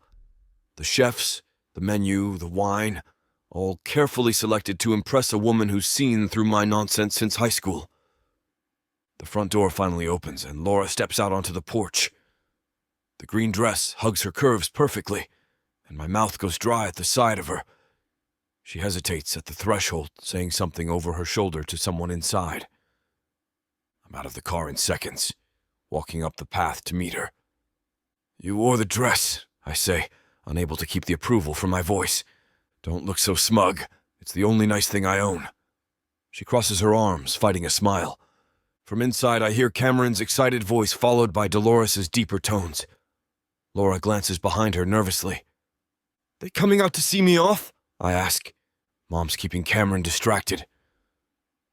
"He doesn't need to see this." "This? You mean a simple dinner?" "Nothing is simple with you, Jacob." Before I can respond, Dolores appears in the doorway, her expression a mixture of amusement and warning.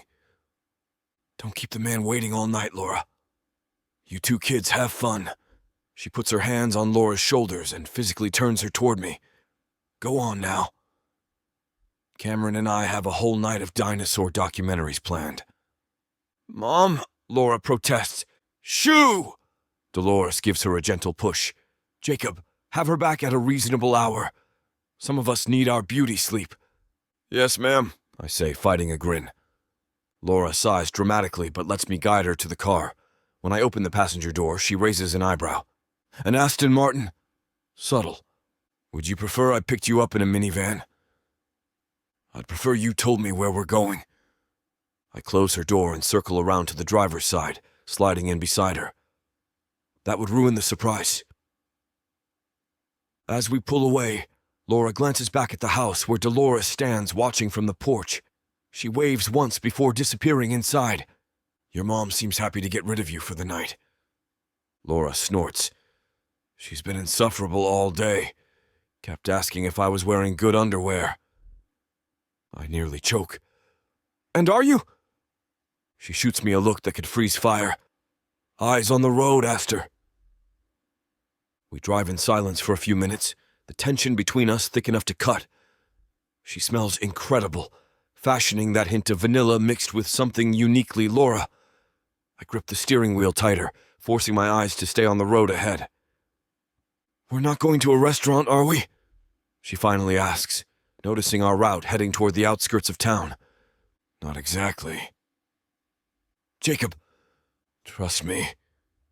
She laughs, but there's no humor in it. "The last time I trusted you, I ended up a single mother." The words dig in like a knife. I deserve that, but it still stings. "I know I've got a lot to make up for," I say quietly. "Tonight's just step one." She falls silent again, watching the familiar landscape roll by. When we turn onto the long drive leading to the Astor mansion, her body tenses. You're bringing me to your house?" "I thought we were having dinner." "We are having dinner. At my house." I pull up to the front entrance where soft lights illuminate the stone steps. "I wanted privacy." "Privacy," she repeats flatly. "Laura!" I killed the engine and turned to face her. "I wanted one night where we could talk without the entire town watching us through the windows. Is that so terrible?" She studies my face, searching for some hidden agenda. Finally, her shoulders relax slightly. "I guess not." I come around to open her door, offering my hand. After a brief hesitation, she takes it, letting me help her from the car. Her skin is warm against mine, and I have to resist the urge to pull her closer. The massive front door opens as we approach, but no one's there to greet us. Laura raises an eyebrow as I guide her inside. "The staff has the night off," I explain. "It's just us." "You cooked?" She looks skeptical. I laugh. "Let's not get crazy. I had it catered and set up earlier, this way." I led her through the foyer and down the hall to the smaller of the mansion's 2 dining rooms. When I push open the double doors, I'm rewarded with her sharp intake of breath. The room glows with candlelight, dozens of small flames flickering from crystal holders. The long table has been transformed with a delicate arrangement of fresh flowers and a single-place setting at each end. Through the French doors, the gardens are lit with strings of white lights, creating a magical backdrop. But it's the food that draws Laura's attention. Along one wall, an elaborate sushi spread has been arranged. Platters of colorful rolls, sashimi, nigiri, and all the accompaniments. "You remembered," she whispers. "That sushi is your favorite?" "Of course." I guide her further into the room. "You used to save up your waitressing tips for weeks just to splurge on that place in Burlington." She moves toward the display, eyes wide. "This is a lot. Too much?" She turns to me, something soft in her expression. "Maybe a little, but it's beautiful." Relief washes through me. "Let me get you a drink." "Sake, wine, something stronger." "Wine, please." I pour us each a glass of chilled white wine, using the moment to calm my racing heart. When I turn back, Laura is examining the elaborate dragon roll at the center of the display. "This must have cost a fortune," she says. "Worth every penny to see that look on your face." I hand her the wine. "The chef is a friend from New York. He was happy for an excuse to get out of the city." She sips her wine, watching me over the rim of her glass. "So this is how Jacob Astor lives now? Private chefs and imported steak? This is how Jacob Astor tries to impress a woman he's desperate not to screw things up with again." I meet her gaze directly. "Is it working?" A smile tugs at the corner of her mouth. "The jury's still out." We fill our plates and take our seats, closer to each other than the formal place settings suggest. As we eat, the initial tension gradually melts away. Laura moans appreciatively at the first bite of fatty tuna, the sound sending heat straight through me. "Oh my God, this is incredible." She closes her eyes briefly. "I haven't had sushi this good since, well, ever." "There are perks to knowing me," I tease.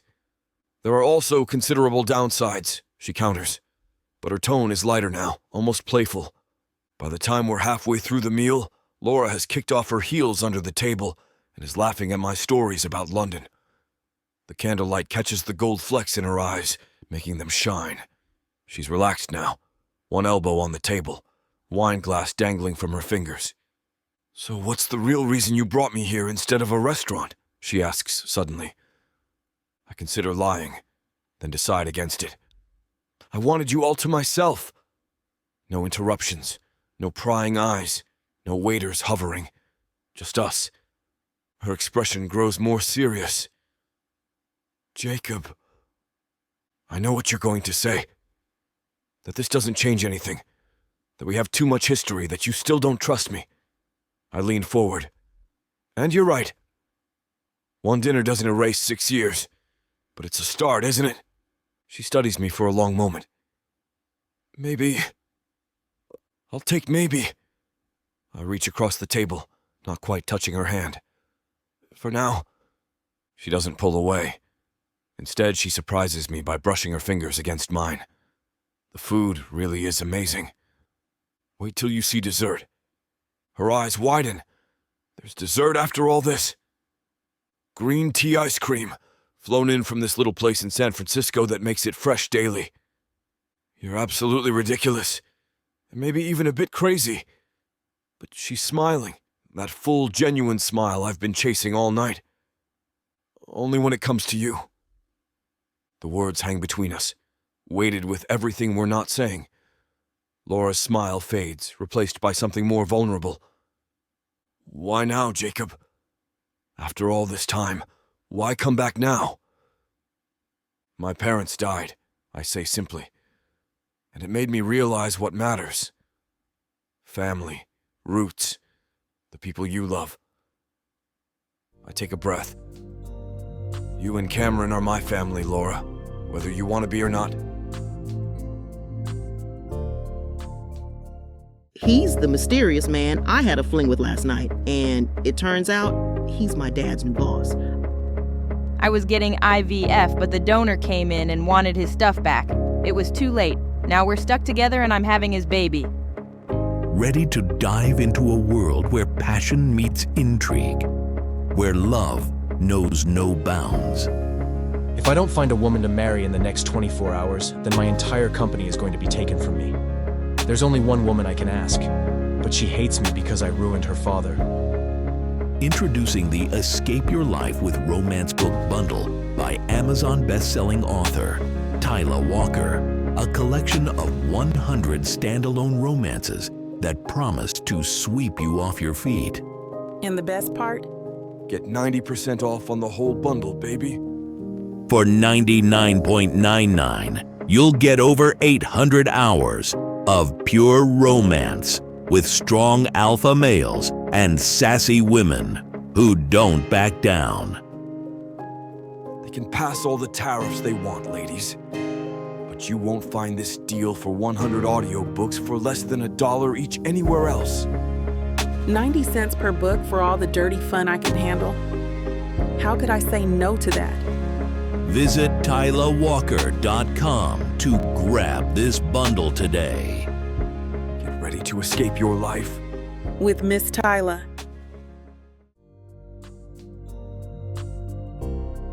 Chapter 17. Laura.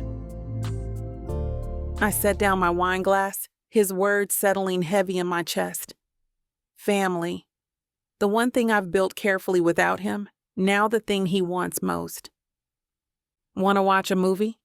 Jacob asks after a moment, sensing my discomfort. We could move to the living room, be more comfortable.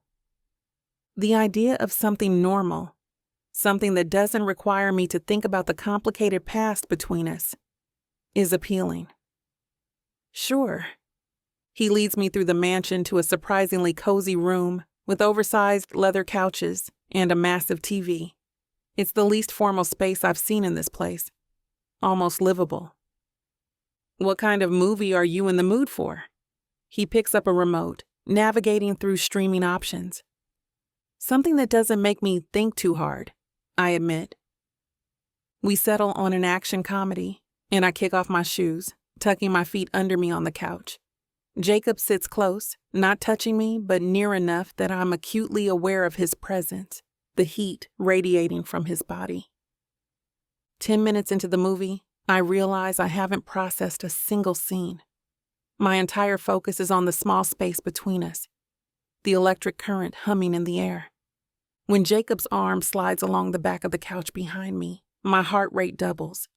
His fingers brush my shoulder, so lightly it could be accidental, but we both know it's not. "Laura," he says, his voice rough. I turn to look at him, and the intensity in his eyes steals my breath. Before I can overthink it, Jacob leans in, capturing my lips with his. Unlike our kiss at the party, this one is slow, deliberate, his mouth moving against mine with purpose. "I've missed you," he murmurs against my lips. "Every day for 6 years." His hand cups my face, thumb stroking my cheek, and something inside me breaks open. I surge forward, deepening the kiss, weeks of denial and years of longing flooding through me all at once.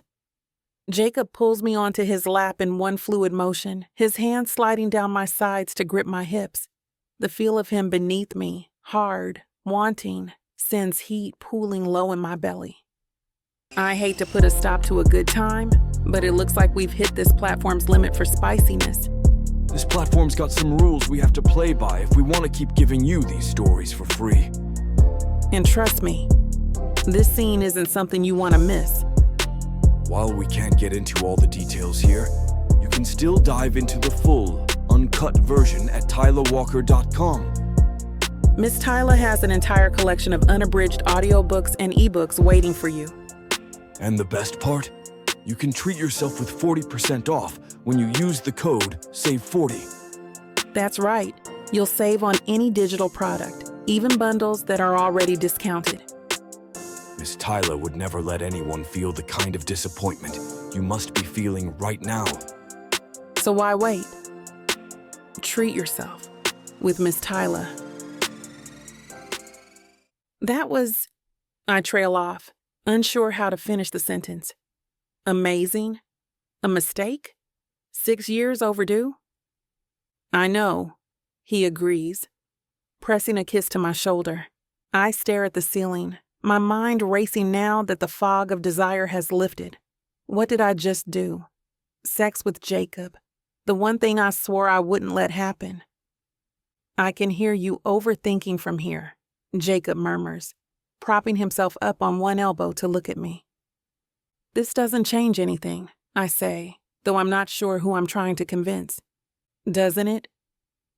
I sit up, pulling my dress back into place. "I should go." "Laura," his hand catches mine. "Don't run away, not again." I didn't plan for this to happen. Neither did I. His thumb traces circles on my wrist. But I'm not sorry it did. I look at him, really look at him. His hair is mussed from my fingers, his lips still swollen from our kisses. He's watching me with those blue eyes that have always seen straight through me. I'm not sorry either, I admit quietly. But I'm scared, Jacob. Us, it's complicated. I know. He brings my hand to his lips. But we'll figure it out. I know we will. I study Jacob's face, his eyes full of hope and desire. Despite everything in me screaming to leave, to protect myself, I can't bring myself to move. "Stay," he whispers, reaching for my hand. "Just for a while. I'm not asking for anything more than that." The logical part of my brain is listing all the reasons this is a terrible idea. We just had sex, on his couch, after 6 years apart, after everything that happened between us. And now he wants to cuddle? But my heart, my stupid, treacherous heart, isn't listening to logic. "Okay," I hear myself say, the words slipping out before I can stop it. "Just for a little bit." Relief washes over his face. He pulls me against him, wrapping his strong arms around me as we settle back on the leather couch. My head rests on his chest, and I can hear the steady thump of his heart beneath my ear. "This is nice," he murmurs, his fingers tracing lazy patterns on my bare shoulder. It is nice. That's the problem. The warmth of his body, the familiar scent of his skin, the way we still fit together perfectly. It all feels like coming home after a long, exhausting journey. Don't get used to it, I warn, but there's no real bite to my words. His chest rumbles with quiet laughter. Too late. We lie there in comfortable silence, the abandoned movie playing softly in the background. Jacob's hand drifts up and down my spine, his touch gentle and soothing. I should feel vulnerable, exposed, but instead I feel safe. "What are you thinking about?" he asks, his voice a low rumble against my ear. How complicated this is, I admit. How complicated we are. His arms tighten around me. It doesn't have to be. I lift my head to look at him. Doesn't it? You've been gone for 6 years, Jacob. You missed Cameron's entire life. We can't just pick up where we left off. I know. His blue eyes are serious, holding mine. I'm not asking for that. I'm asking for a chance to build something new, something better. I don't know if I can trust you again. The words hurt to say, but they're true. Then I'll earn it. His hand comes up to cup my face, thumb brushing my cheekbone. Day by day, if that's what it takes. I want to believe him. God, I want to believe him so badly it aches. What happens when you get bored? I ask, voicing my deepest fear. When the novelty of playing family man wears off. That's not going to happen. There's a fierceness in his voice I've never heard before. This isn't a game to me, Laura. You and Cameron are everything. I close my eyes, overwhelmed by the intensity in his gaze. His lips press softly against my forehead, and I feel myself melting into him. I should go, I whisper, making no move to leave. Stay a little longer, he pleads. Your mom's watching Cameron, right? He's fine. He's right. Cameron's probably fast asleep by now, with Mom dozing in front of the TV in the living room. There's no real reason to rush home, except my own fear of what might happen if I stay. Just a little longer, I agree, settling back against his chest. Jacob pulls the throw blanket from the back of the couch, draping it over us. The warmth and his steady heartbeat are lulling me into a drowsy state. I should be panicking about what just happened between us, about what it means, but in this moment, I'm too content to care. Laura, his voice is soft, almost hesitant. I meant what I said before. I never stopped loving you, not for a single day. My throat tightens with emotion. I want to say it back.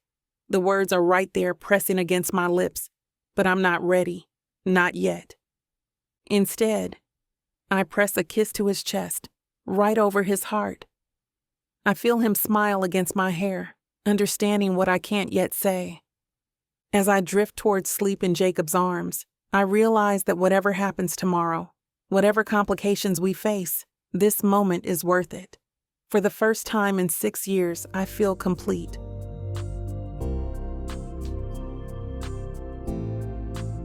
Chapter 18. Jacob. A few days after my spectacular date with Laura, I wake up Saturday morning with nervous energy coursing through my veins. Laura's text last night still displays on my phone screen. Breakfast tomorrow? 9 a.m. Cameron's been asking about you. That's it. Simple and direct. Classic Laura. But those few words have me more excited than any business deal I've ever closed. I shower and change 3 times before settling on dark jeans and a blue button-down that Laura once said brought out my eyes. Casual, but not sloppy. I want to look like a man who has his stuff together. A man who could be a father. The drive to Laura's modest house feels both endless and too short. I rehearse what I might say to Cameron, scenarios playing through my mind. What if he doesn't like me? What if he asks why I wasn't around before? What do you say to the 5-year-old son you're just getting to know? When I pull into the driveway, My heart hammers against my ribs. I check my reflection in the rearview mirror one last time before grabbing the small gift bag from the passenger seat. Nothing extravagant, just a dinosaur model kit I spotted at the toy store yesterday. The cashier assured me it was perfect for a little boy. Laura answers my knock wearing jeans and a soft sweater, her curly hair loose around her shoulders. The sight of her still knocks the wind out of me, especially after our night together. "Hey," she says, stepping back to let me in. "You're right on time. Wouldn't miss it." I follow her inside, catching her familiar vanilla scent as I pass. "How is he?" "Excited. Nervous." She pauses, meeting my eyes. "Me too." The honesty in her voice steadies me. That makes 3 of us. She leads me into a small but cozy kitchen where Dolores is flipping pancakes at the stove. Cameron sits at the table, his legs swinging as he concentrates on coloring a picture. He looks up when we enter, his big brown eyes widening when he sees me. "Jacob!" He breaks into a smile that's pure sunshine, and something shifts inside my chest. "Hey, buddy," I say, surprised by how steady my voice sounds when my insides are pure chaos. "Thanks for inviting me to breakfast." Dolores turns from the stove, giving me an appraising look. "Well, look what the cat dragged in. You clean up nice, Esther." "Good morning to you too, Mrs. Finley." I can't help grinning at her. Dolores hasn't changed a bit. Still protective, still fierce. "Mom," Laura warns. "What?" "Just saying hello." Dolores flips another pancake with practiced ease. "Sit down before these get cold." I take the seat next to Cameron, setting the gift bag on the floor for now. "What are you coloring?" "It's a T-Rex fighting a Triceratops." He pushes the paper toward me. "The T-Rex is winning because his teeth are super sharp." "That's amazing detail on those teeth," I say, genuinely impressed. "You really know your dinosaurs."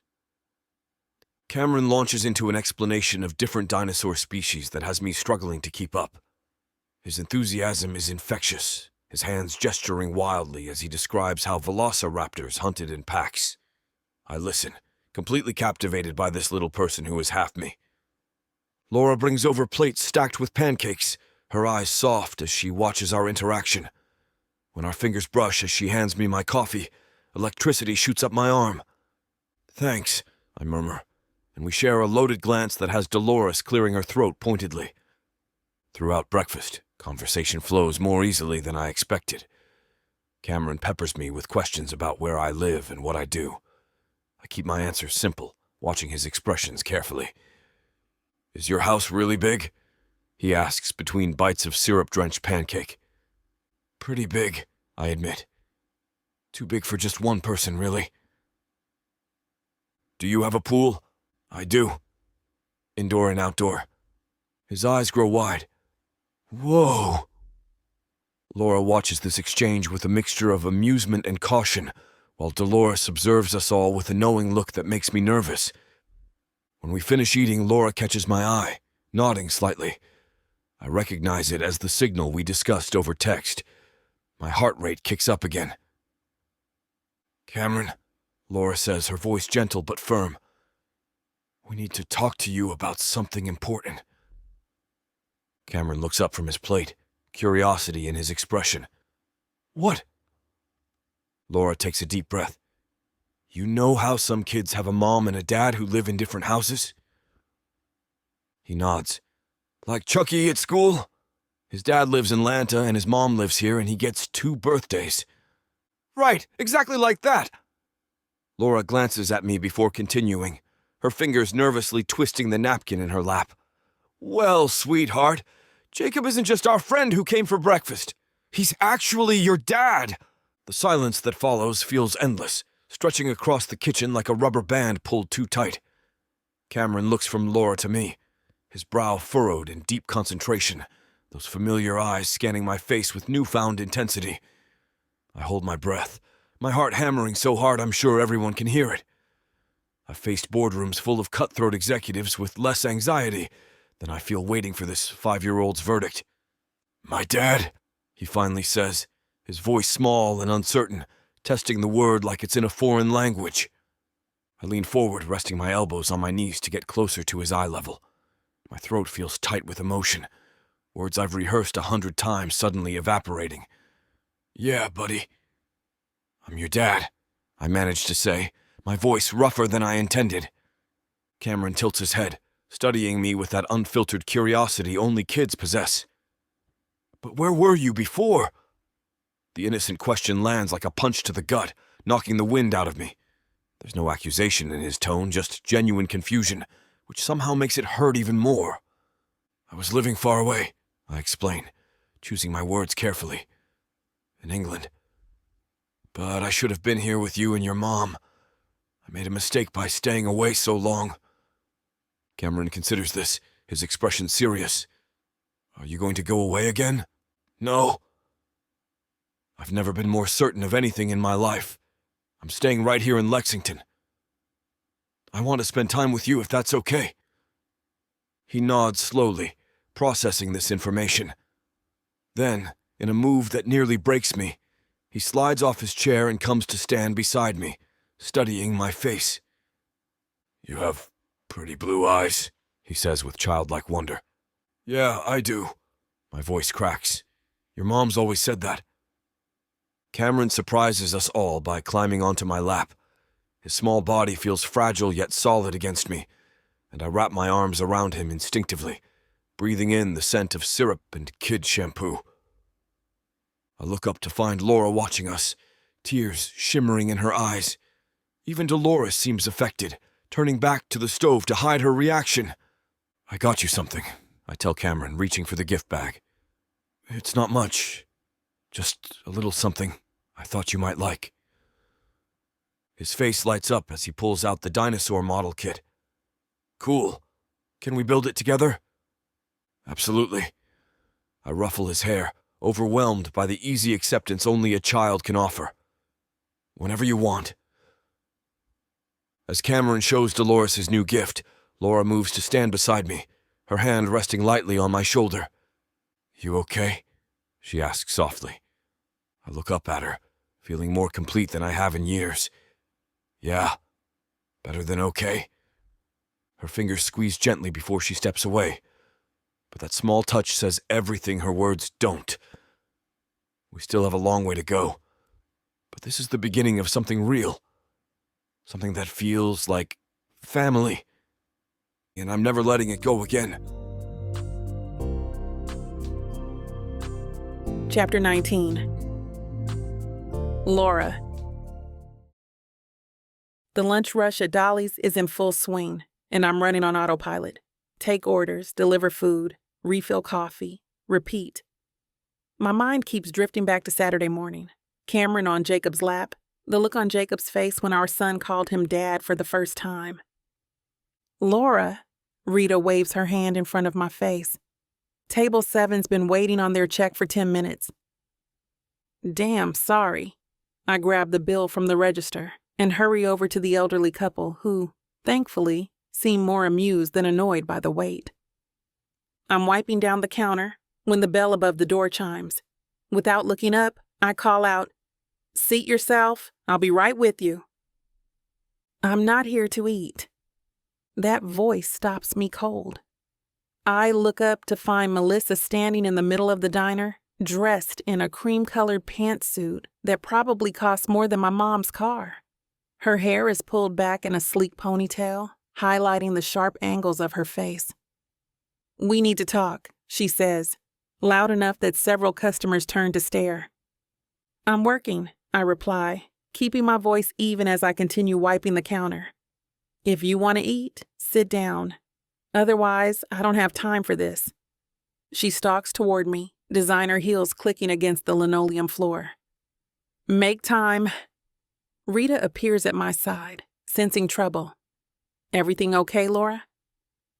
"Fine," I tell her, though my racing pulse says otherwise. "I'm going to take 5. I untie my apron and hang it on a hook, gesturing for Melissa to follow me toward the break room in the back. No way am I having whatever conversation she wants in front of the entire diner. "This better be quick. I say once we're alone, crossing my arms over my chest. Melissa doesn't waste time. What do you think you're doing with Jacob? Excuse me? You heard me. Her perfectly manicured finger jabs the air between us. Jacob and I were rebuilding something special before you decided to drag him into your little sob story. I laugh. I can't help it. Is that what he told you? He doesn't have to tell me anything.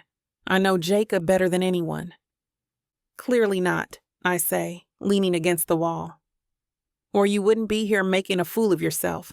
Her eyes narrow. You think you're so special because you spread your legs for him in high school and got knocked up? That doesn't make you family, Laura. It makes you a mistake he's trying to clean up. The words sting, but I don't let it show. What Jacob and I have is none of your business. It becomes my business when you stand in the way of what we're building. She steps closer, her expensive perfume suffocating in the small room. Jacob came back to Lexington for me. We have history, plans. That's not how he tells it. Of course not. He feels obligated to that little brat of yours. Her lips curl into a sneer. But obligation isn't love, Laura. Don't you dare talk about my son, I warn, heat rising in my chest and spreading through my body like wildfire. My hands clench into fists at my sides, fingernails digging into my palms. You don't know the first thing about Jacob and me or what we want. You don't know a damn thing about our situation. I know Jacob doesn't like you that much, she spits, venom dripping from every syllable. Her perfectly glossed lips curl into a cruel smile. He's just trying to do the right thing because that's how he was raised. Rich boy with his moral code. But we both know he'll get bored playing daddy eventually. Men like Jacob don't settle for diner waitresses and responsibility. Not when they have other options. I shake my head, refusing to let her see how her words echo my own deepest fears. The ones that keep me awake at night staring at the ceiling. The same doubts that make me question every smile, every touch from Jacob. You're delusional. Jacob made his choice clear when he fired you. Or did you conveniently forget that part of your little fairy tale romance? Her eyes widen slightly. She didn't expect me to know about that. Before her face hardens again, the momentary crack in her perfect facade gives me a glimpse of genuine shock before the mask of confidence slams back into place. He made a mistake, she says, her voice dropping to a dangerous whisper. One he'll realize soon enough when the novelty of playing house with you and your little bastard wears off. Trust me, Jacob's always had a short attention span when it comes to charity cases. Look, Melissa, I didn't do anything to come between you and Jacob. There was nothing to come between. I straighten my shoulders and lift my chin, refusing to let her see how her words cut deep. The mention of my son makes my blood boil, but I force myself to stay calm. Whatever fantasy relationship you've constructed in your head isn't my problem. Now, if you'll excuse me, I need to get back to work before I lose the job I depend on to feed my child. As I move to step around her, Melissa's perfectly manicured hand shoots out like a viper, connecting with my cheek in a stinging slap that echoes through the small break room. The shock of it freezes me in place, the burning sensation spreading across my skin. My eyes water involuntarily, but I blink back the tears, refusing to give her the satisfaction. You think you've won? She hisses, her face inches from mine, close enough that I can smell the expensive perfume and mint on her breath.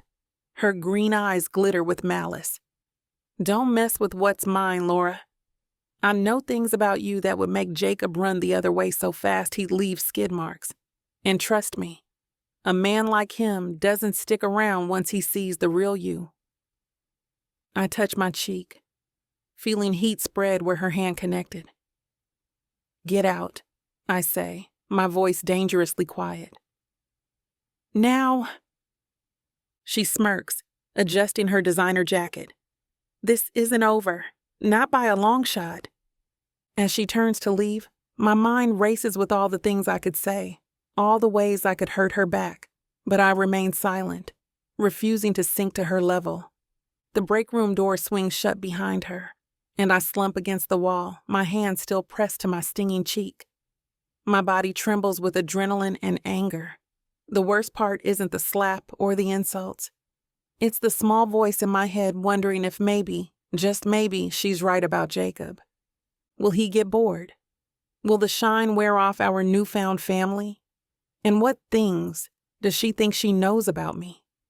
I take a deep breath, forcing my racing heart to slow. Whatever game Melissa is playing, I can't let her win. I've spent too many years protecting Cameron and myself to let her threats shake me now. With a final steadying breath, I straighten my uniform and walk back into the diner, my head held high despite the storm of emotions raging inside me.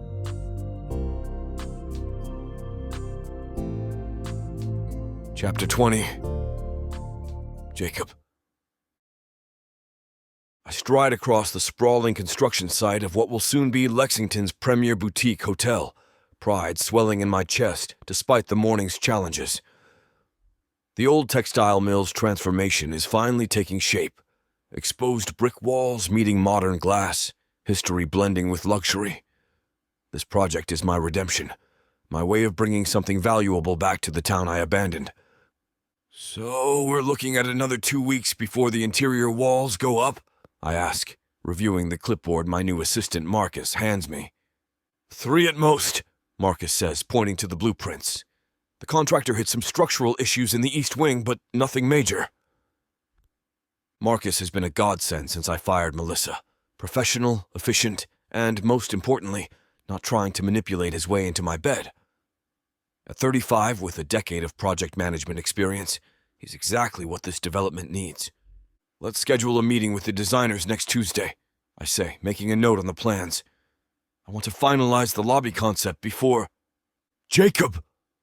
The shrill voice cuts through the construction noise like a buzzsaw. I turn to see Melissa marching toward us in ridiculous stiletto heels that sink into the dirt with each determined step. Damn, I mutter under my breath. Marcus, give us a minute.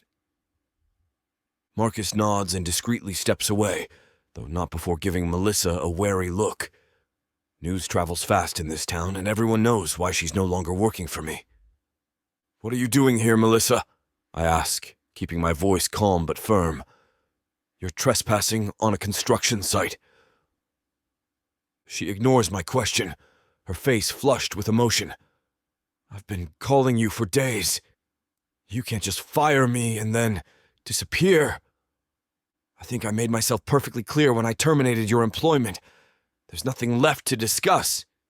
This is about her, isn't it? Melissa spits, mascara slightly smudged around her eyes. She looks unhinged, a far cry from her usually polished appearance.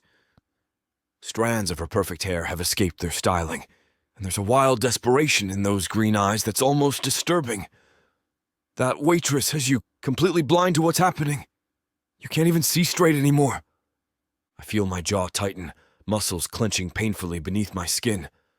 My fingers curl into my palms, digging half-moons into flesh. Don't start this again, Melissa. Not here. Not now. Not ever. I came to warn you, Jacob. Her voice shifts, suddenly dripping with false concern. She places a manicured hand on my forearm, which I immediately shrug off.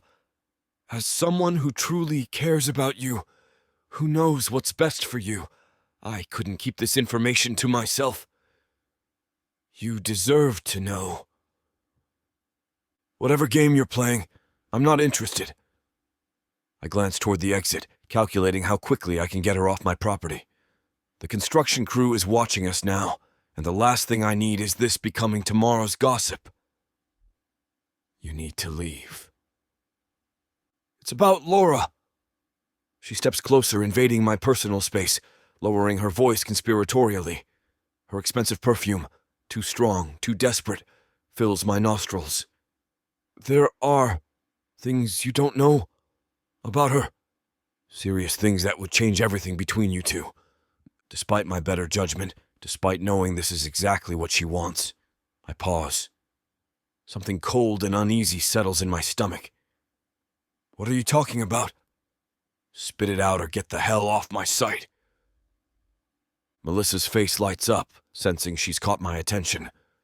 Did you know your precious Laura was quite the party girl after you left? She hooked up with half your football team, including Brian Miller and Troy Simmons. I stare at her, waiting for more, but that's apparently her bombshell. Is that it? Her confidence falters. What do you mean, is that it? She slept around, Jacob. She was the town tramp. First of all, I don't believe you. Second, even if Laura dated after I left, which would be completely normal, it's none of my business. We weren't together. That's not all, Melissa presses, desperation creeping into her voice. How do you even know Cameron is yours? She was with so many guys, he could be anyone's kid. White-hot rage floods through me so fast, I have to clench my fist to keep from shouting. Stop! Right! There! I'm just telling you what everyone knows, she continues, oblivious to the danger she's in. She trapped you with a baby that probably isn't even enough. My voice thunders across the construction site, causing several workers to look our way. I step forward, towering over Melissa. Let me make something crystal clear to you. Cameron is my son. Anyone with eyes can see it. And Laura Finley is twice the woman you'll ever be. Melissa's eyes widen, her mouth opening and closing like a fish out of water. You want to know what everyone in this town really knows, Melissa? They know you're obsessed with me. They know you're spreading lies because you can't handle rejection. And now they're about to watch you get escorted off this property. Jacob, please, she says, her voice cracking. I'm just trying to protect you. No, you're trying to hurt Laura, and that's something I won't tolerate. I pull out my phone. Now, you have two choices. You can leave quietly, or I can call the police and have you removed for trespassing. Your call. You wouldn't dare. I dial the first digit, maintaining eye contact. Fine, she snaps, backing away. But you'll regret this. When you finally see her for who she really is. One more thing, I say, my voice dropping to a dangerous growl. If I hear that you've been spreading these lies around town or harassing Laura in any way, I won't just ruin your professional reputation, I'll destroy it. Every architectural firm from here to New York will know your name, and not in a good way. Are we clear? The color drains from her face. You're making a mistake. No, my mistake was ever getting involved with you. Now get off my property. She turns and stumbles away, her designer heels sinking deeper into the mud with each step, a fitting metaphor for how far she's fallen. Marcus approaches cautiously as Melissa's car peels out of the parking area. Everything okay, boss? I take a deep breath, forcing the anger back down. Yeah, just dealing with the past so I can focus on the future. She seemed... He searches for a diplomatic word. Unhinged? Desperate? Vindictive? I offer with a grim smile. All of the above. I look out over the construction site, the future taking shape amid the dust and noise. Like this building, my life with Laura and Cameron is still under construction, fragile in places, strong in others, but with endless potential. Let's get back to work, I say, turning to the blueprints. I've got a family waiting for me after this is all said and done. And no one, especially not Melissa, is going to stand in the way of that. Chapter 21. Laura. I'm nestled against Jacob's chest, feeling the gentle rise and fall of his breathing. His arm drapes over my waist, fingers tracing lazy patterns on my bare skin. Outside my bedroom window, the moon casts silver shadows across the floor. Cameron's been asleep for hours, and Mom retreated to her room with her mystery novels long ago. I need to tell you something, Jacob whispers, his lips brushing my ear. I roll over to face him, our noses almost touching. That sounds ominous. It's about Melissa. She showed up at the construction site today. My body tenses immediately. What did she want? Jacob's fingers continue their gentle exploration along my spine, but his jaw tightens. To spread lies about you.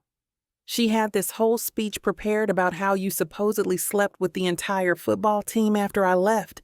I can't help it. I laugh. The football team? God, she's still using the same playbook from high school. What do you mean? Remember junior year? When you took me to homecoming instead of her? She told everyone I'd hooked up with the basketball team in the equipment room. Jacob's eyes widen with recognition. Damn, I forgot about that.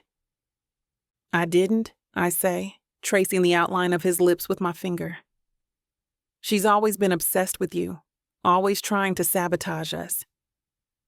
She even suggested Cameron might not be mine. His voice drops, anger evident, despite his attempt to keep it controlled. I prop myself up on one elbow. And what did you say to that? I told her to get off my property before I called the cops. My hero, I tease. But there's truth behind my playful tone. Seriously, though, thank you for defending us. His hand cups my face, thumb stroking my cheek. Always. I'm just sorry she's still trying to cause trouble. I thought firing her would be the end of it. Melissa never knows when to quit. Remember when she slashed your tires after you broke up with her? Jacob groans. Christ, what was I thinking dating her in the first place? You were thinking she had big boobs and her daddy owned the country club, I say matter-of-factly. Fair point. He laughs, pulling me closer. My taste has improved significantly since then. His hand slides down my back, coming to rest on my hip. The heat of his palm seeps through my thin nightshirt, sending a familiar warmth spreading through my body. I hate to put a stop to a good time, but it looks like we've hit this platform's limit for spiciness. This platform's got some rules we have to play by if we want to keep giving you these stories for free. And trust me, this scene isn't something you want to miss. While we can't get into all the details here, you can still dive into the full, uncut version at tylawalker.com. Miss Tyla has an entire collection of unabridged audiobooks and ebooks waiting for you. And the best part? You can treat yourself with 40% off when you use the code SAVE40. That's right. You'll save on any digital product, even bundles that are already discounted. Miss Tyla would never let anyone feel the kind of disappointment you must be feeling right now. So why wait? Treat yourself with Miss Tyla. I love you, he whispers against my lips. I never stopped loving you, Laura. Not for a single day. The words I've held back for so long finally break free. I love you too, Jacob. I do, and I always did. His smile is radiant, lighting up his entire face. He presses his forehead against mine, our breathing synced, our bodies still joined. In this perfect moment, the past doesn't matter. The uncertainties of tomorrow fade away. There's just us, together, finally whole again.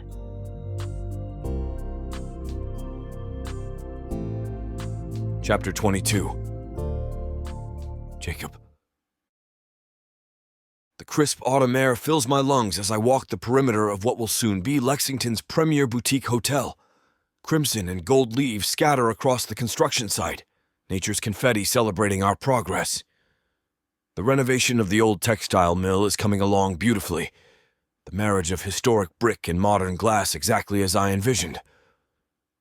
Boss, we've got a situation. Marcus appears at my side, his usual calm demeanor replaced with tight-lipped concern.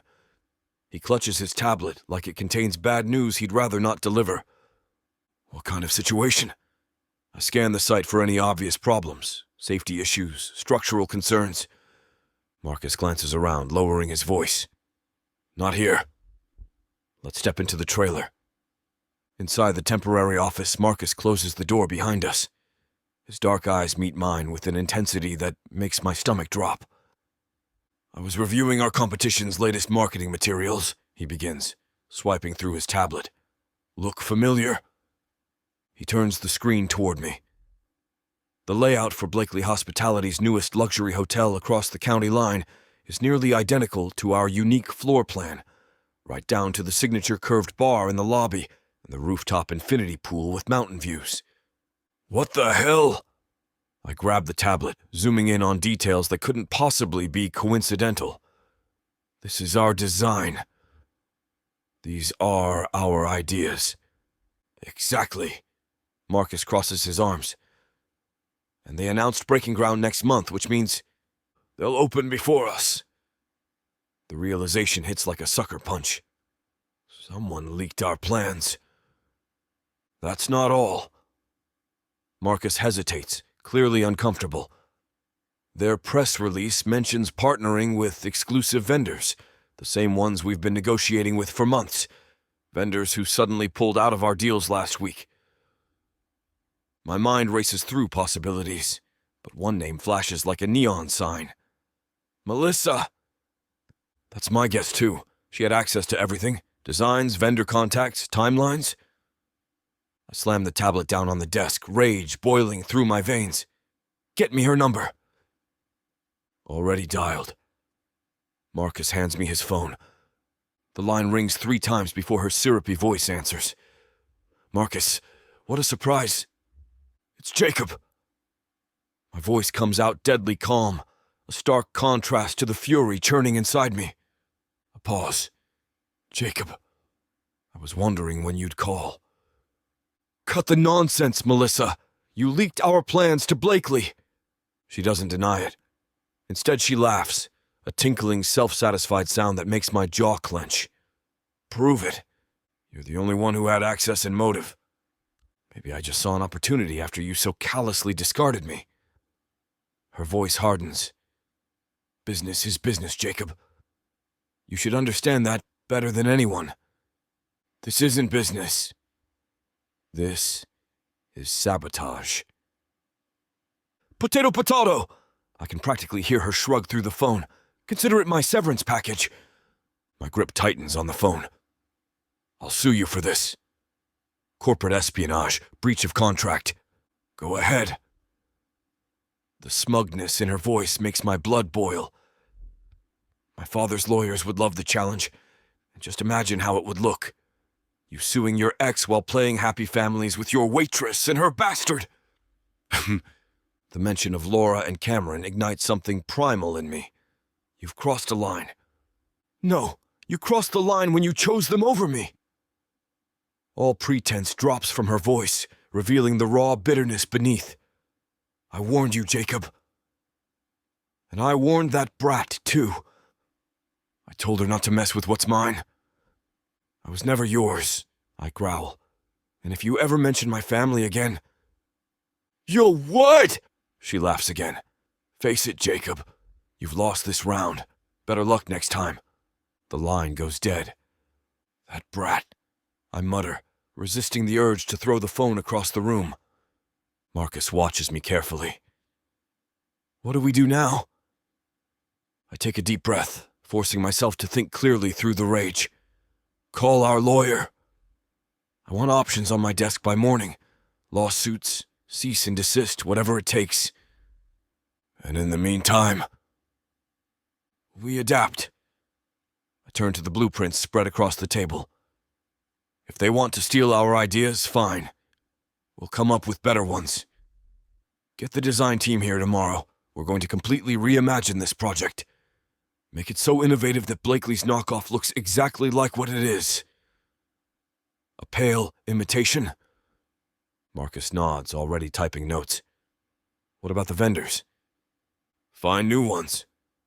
Better ones. Exclusive contracts with penalties for breach. My mind shifts into strategic mode. And double security on all documents going forward. Nothing leaves this site without encryption. As Marcus leaves to make calls, I stare out the window at what should have been my triumphant return to Lexington. This hotel was meant to be more than just a business venture. It was my way of giving back to the town, of creating something meaningful where I once only took.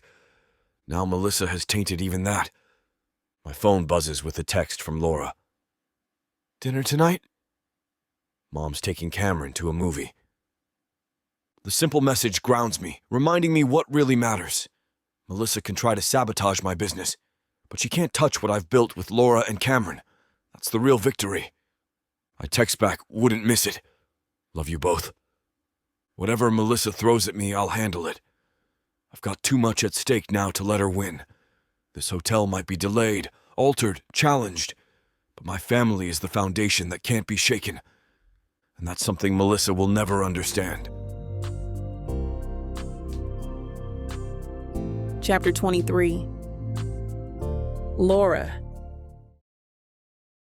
I jolt awake to my mom's voice cutting through my dreams like a chainsaw through butter, yanking me from the blissful nothingness of sleep. "Laura, do you smell that?" The stench hits me before I'm fully conscious. A putrid, rotting odor that makes my stomach lurch and my throat close up.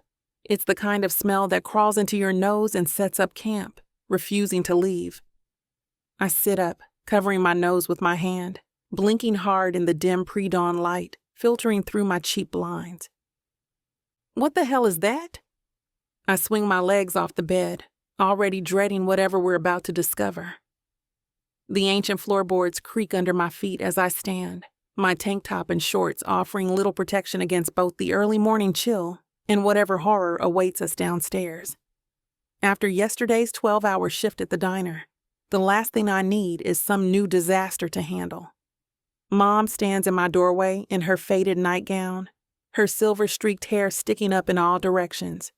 Her face is scrunched up in disgust, deep lines forming between her eyebrows as she holds the collar of her nightgown over her nose.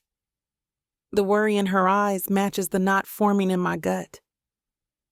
"It's coming from downstairs. Smells like something died," she whispers, as if speaking it too loudly might make whatever it is worse. I didn't want to check alone. We move through the house like detectives at a crime scene, following the intensifying stench. In the kitchen, Mom opens the fridge while I check the trash can. "Nothing in here," she says, slamming the refrigerator door. "Trash is fine, too." I glance at the clock. 5:43 a.m. Too early for this, especially after pulling a double shift yesterday. The smell seems strongest near the back door. I peek through the curtains to the small porch beyond. Something dark sits on our welcome mat. "I think it's outside," I say, reaching for the doorknob. "Be careful," Mom warns, grabbing a broom to hand me, like that's going to help against whatever horror awaits. I crack the door open, the stench hitting me like a physical force. A plastic grocery bag sits on our welcome mat, dark liquid seeping out onto the concrete. Next to it lies a white envelope. "Stay back," I tell Mom, stepping onto the porch in my bare feet. The morning air is crisp, dew coating the grass of our small yard. I use the broom handle to nudge the bag, and immediately regret it when more foul liquid oozes out. Rotting meat. Vegetables turn to slime. What looks like sour milk coagulated into chunks. "Garbage," I mutter, covering my mouth and nose with my sleeve.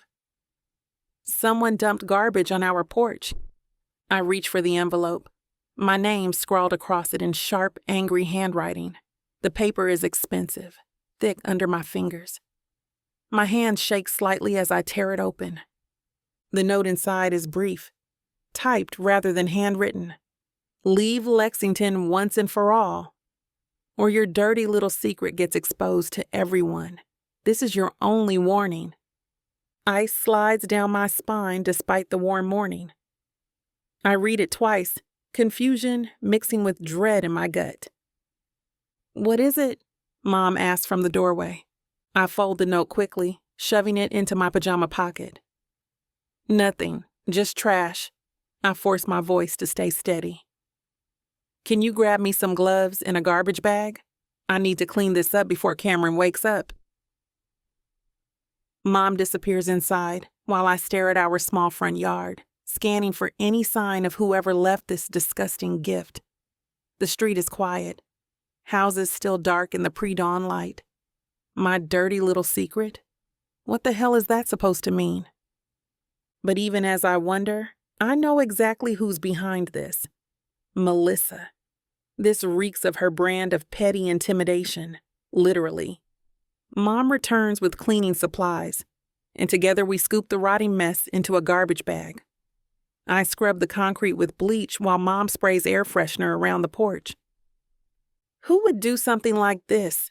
she asks, her voice tight with anger. "Kids, probably," I lie. "Just a stupid prank." But as I tie off the bag of putrid waste, my mind races through possibilities. What secret could Melissa possibly think she has on me?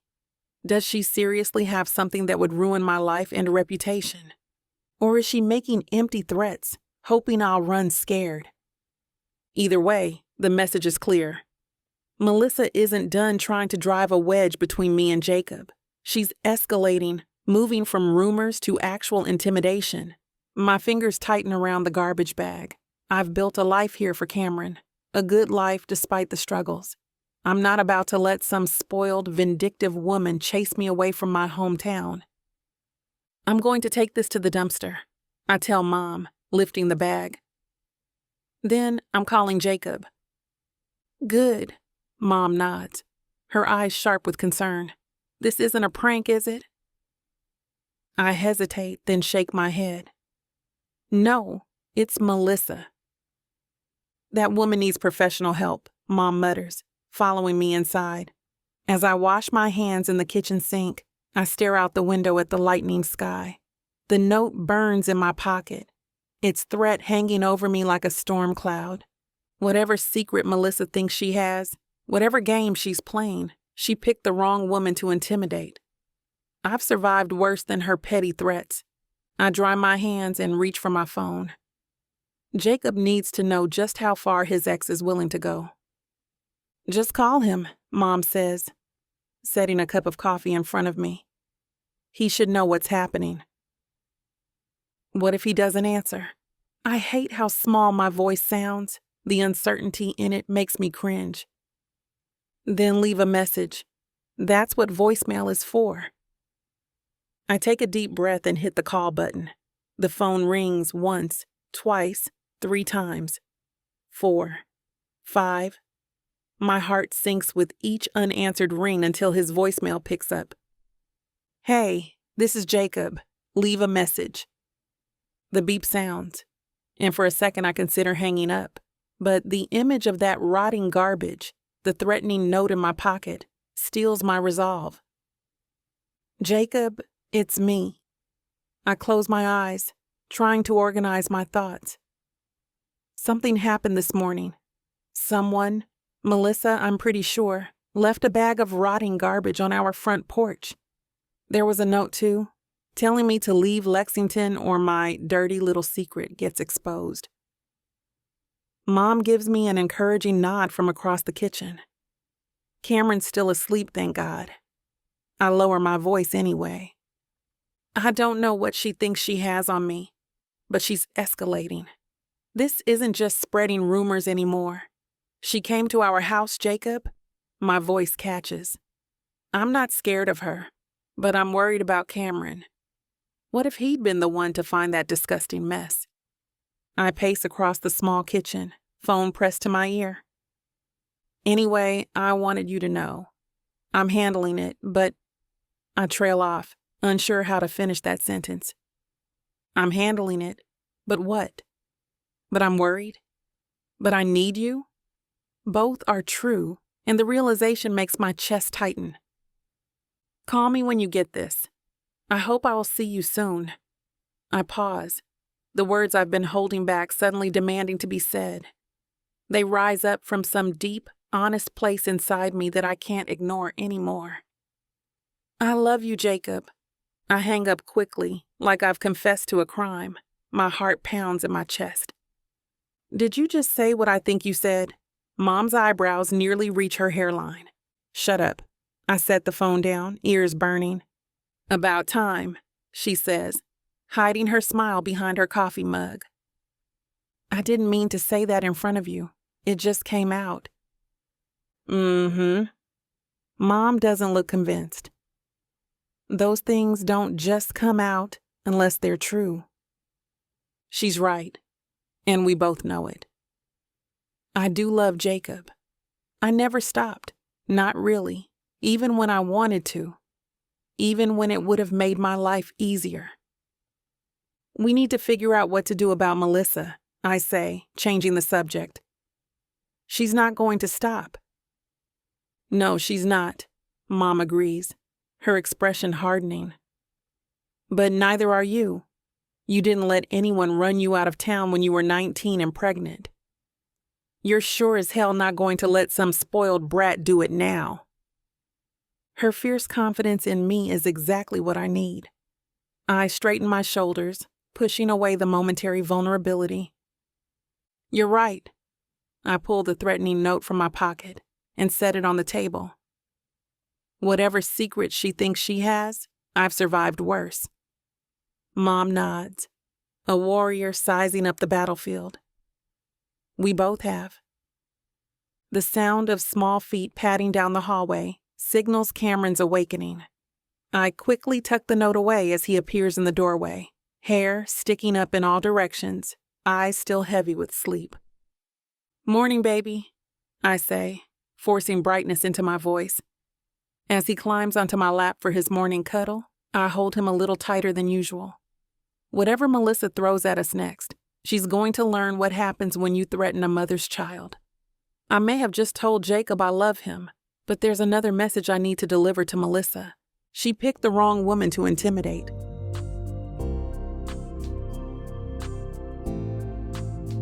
Chapter 24. Jacob. I stare at my laptop screen in my study. Frozen. My stomach clenches so hard I think I might be sick. Image after image fills my screen. Laura, younger, posing in lingerie, in compromising positions. Video thumbnails with suggestive titles. A whole archive of her brief stint as a cam girl from years ago.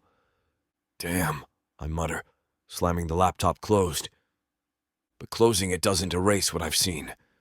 The images are branded into my brain now. Laura, my Laura, exposing herself to strangers for money. The jealousy that rips through me is primal, visceral. The thought of other men seeing her like that, paying to watch her, makes me want to put my fist through something. I stand up and pace the length of my study, my hands shaking. I need a drink. I grab the whiskey decanter from the bar cart and pour a generous glass, then down it in one burning gulp. It doesn't help. I pour another.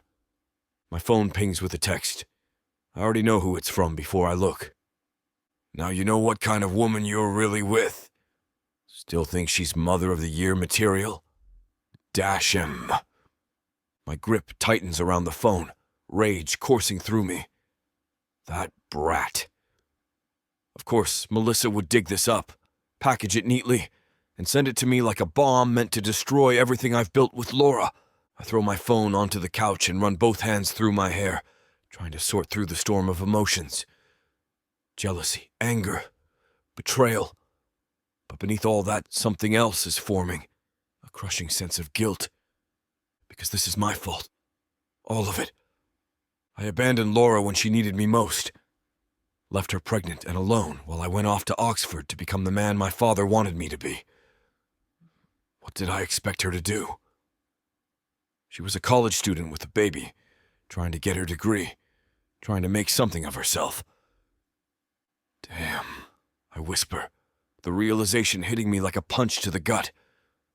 How many nights did she put Cameron to bed, then log on to do this so she could afford textbooks, pay for daycare, keep food on the table?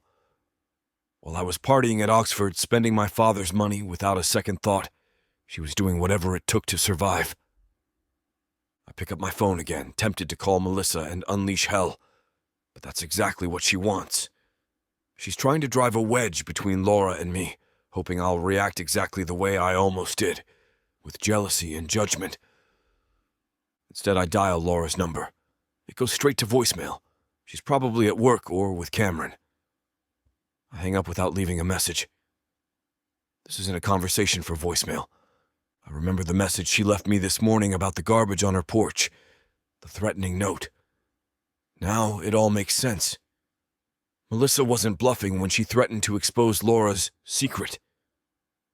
My blood boils thinking about Laura and Cameron waking up to that disgusting mess on their doorstep. Melissa crossed a line, several lines, and she's going to regret it. I open my laptop again, steeling myself against the images, and download everything Melissa sent. Then I start composing an email to my lawyer, attaching the files and Melissa's text.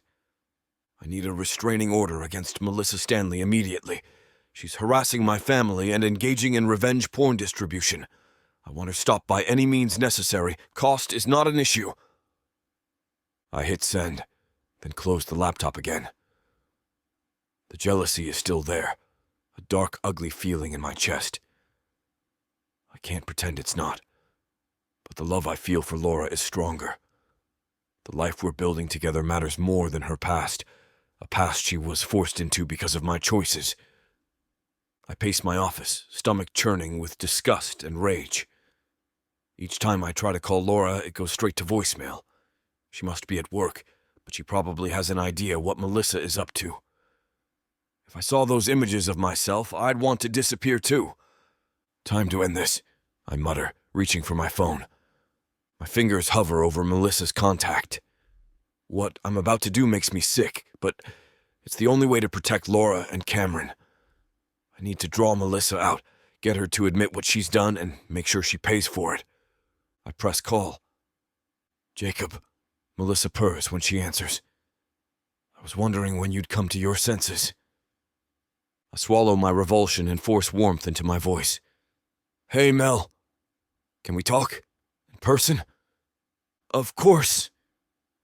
The smugness in her tone is unmistakable. I'm free this evening. How about coffee at Lexington Brew on Saturday? I suggest, making sure I sound eager. I've been thinking about what you sent me. Have you now? She can barely contain her excitement. I'll be there. I hang up and immediately text my lawyer. Meeting Melissa on Saturday at Lexington Brew. Can you come and bring Johnny too? Your brother's a cop. His word means something in the legal system. The response comes quickly. All set. We'll be there. You can't record her. That's illegal. But there's nothing about people overhearing her conversation in a public setting. Remember, get her to admit to obtaining and distributing the images without consent. That's a felony in this state. Playing into Melissa's delusions feels wrong on every level, but Laura deserves justice.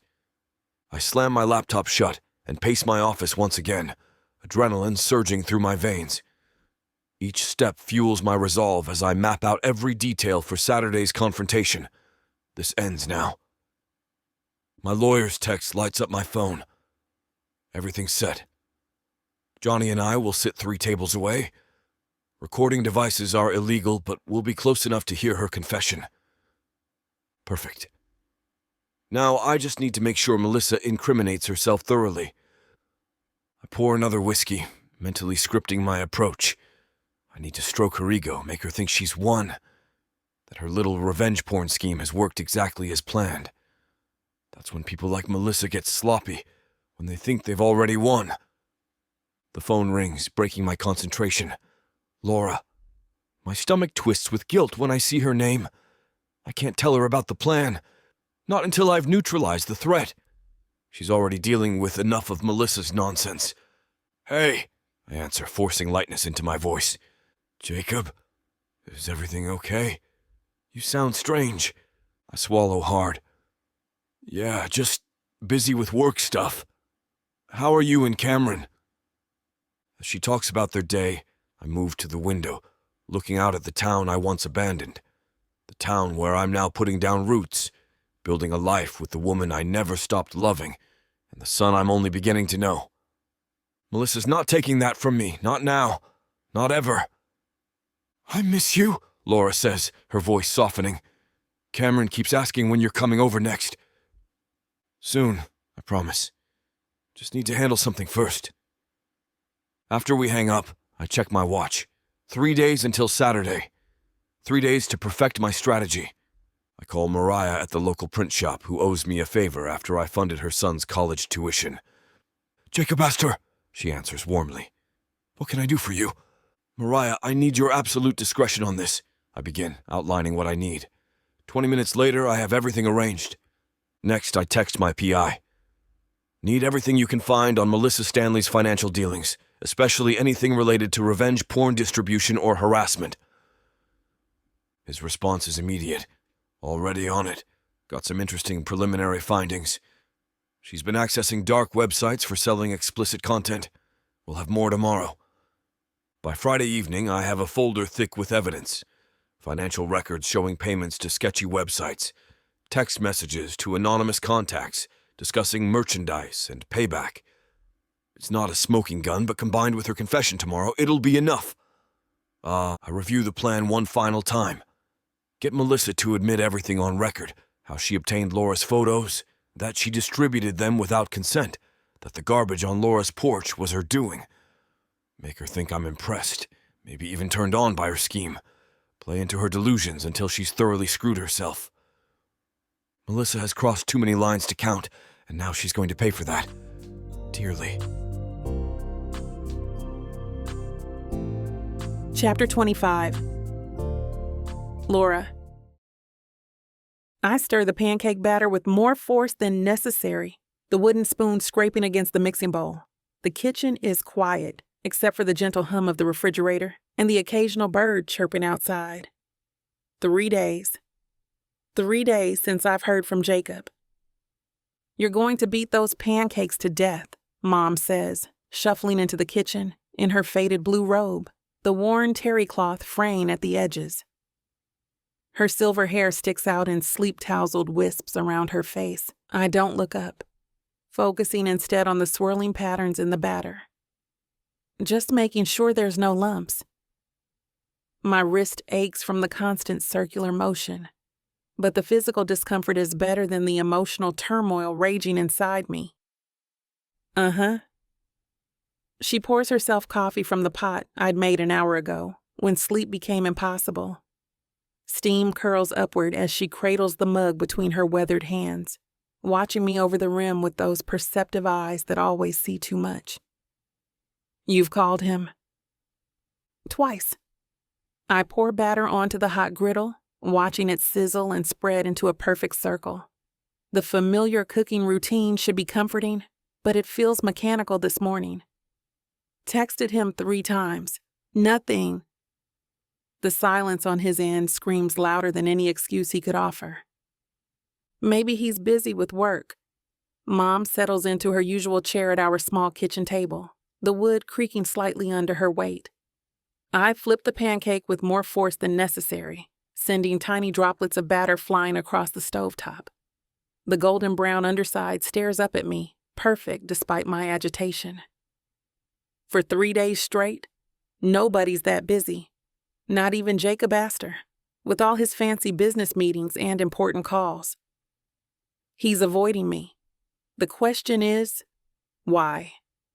The truth scratches at my throat, desperate to get out. I've been holding it in since I woke up to that disgusting package on our porch, the threatening note that made my blood run cold. Since then, I've been waiting for the other shoe to drop, and now it has. Mom sits at the table, her keen eyes studying me. Laura, what's really going on? This isn't just about Jacob going quiet. The pancake starts to smoke. I quickly remove it, dropping it onto a plate. I think Melissa found my old videos. The words come out barely above a whisper. Videos? Mom's forehead creases. I place the spatula down and turn to face her. From college, when I needed money for Cameron's daycare and my textbooks. Understanding dawns on her face. The webcam stuff? I nod, heat creeping up my neck. I never showed my face. I was so careful, but she must have figured it out somehow. Mom takes a long sip of her coffee, her expression unreadable. The seconds stretch between us. Remember when your father left? She finally says. What does that have to do with? I was desperate, she continues. You were 6. Bills piling up.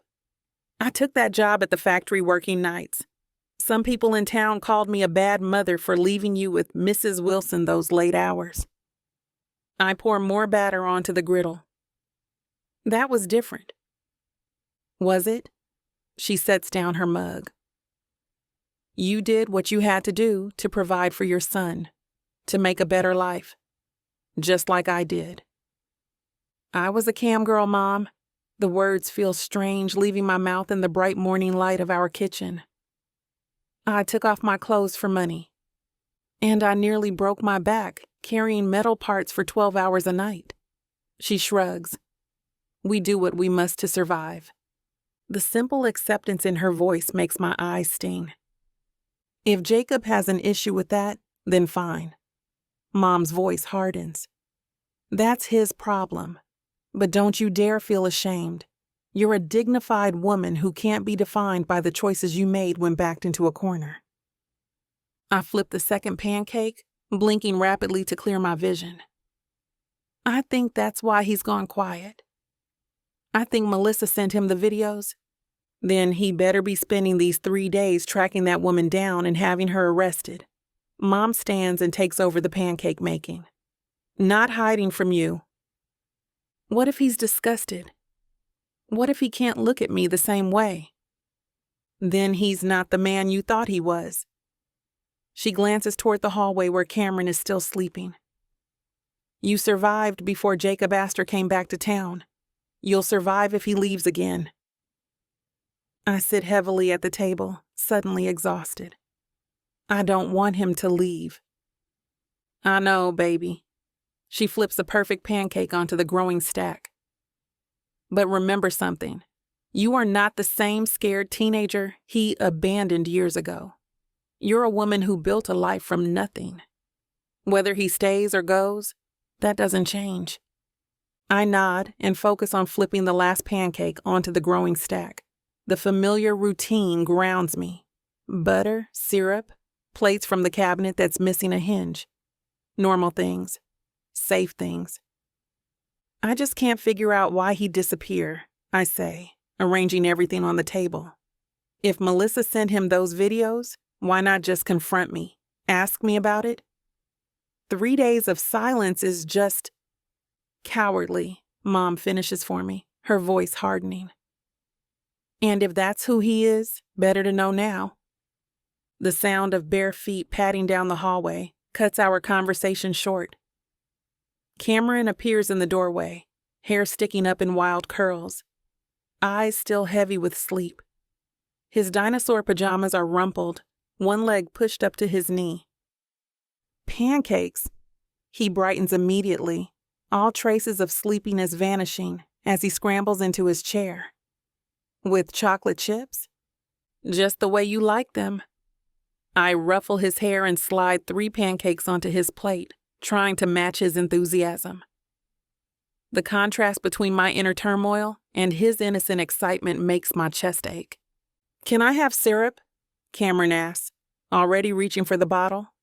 Let me help before you create a swimming pool.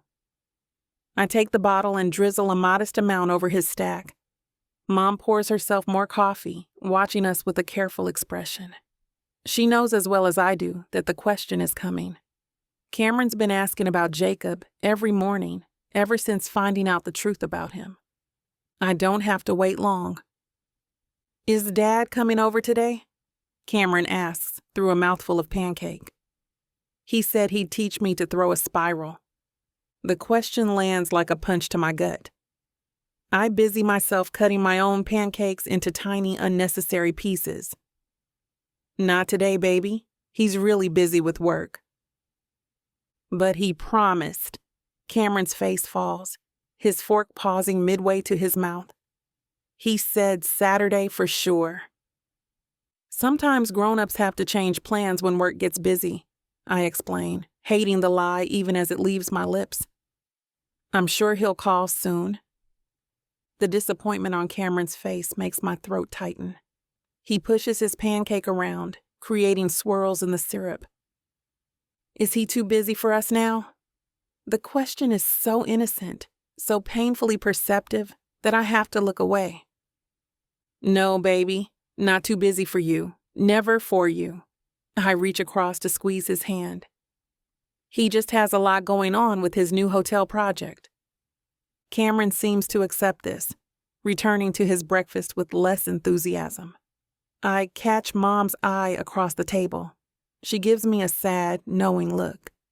Guilt crashes over me in waves. What if Jacob never comes back? What if those stupid videos from college have cost Cameron a father? The shame burns in my chest, threatening to choke me. All those nights, desperate for money, telling myself it was just temporary, that no one would ever know. Now my son might pay the price for choices I made years ago. "Hey," I say, trying to brighten my voice. "How about we go to the park after breakfast? Maybe get ice cream later?"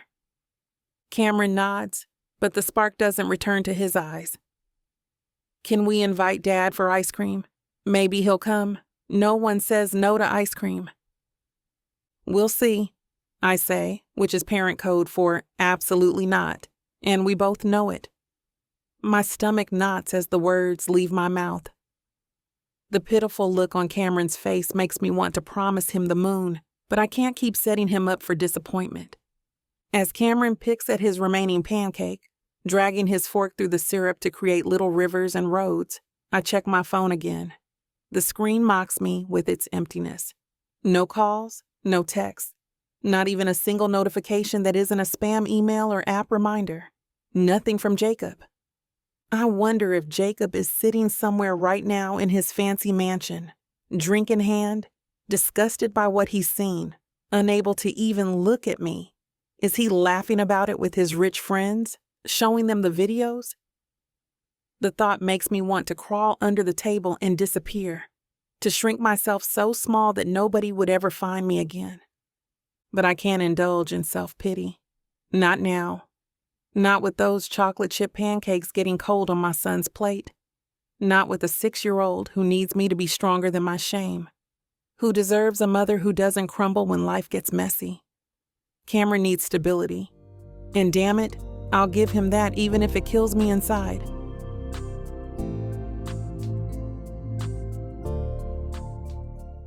You know that feeling when a book pulls you in, wraps around you, and refuses to let go? When the tension is so thick, you swear you can feel it? Welcome to 30 sinfully addictive romance audiobooks that will ruin your sleep. Wow, I wasn't ready for this. 1 chapter in, and I'm already hooked.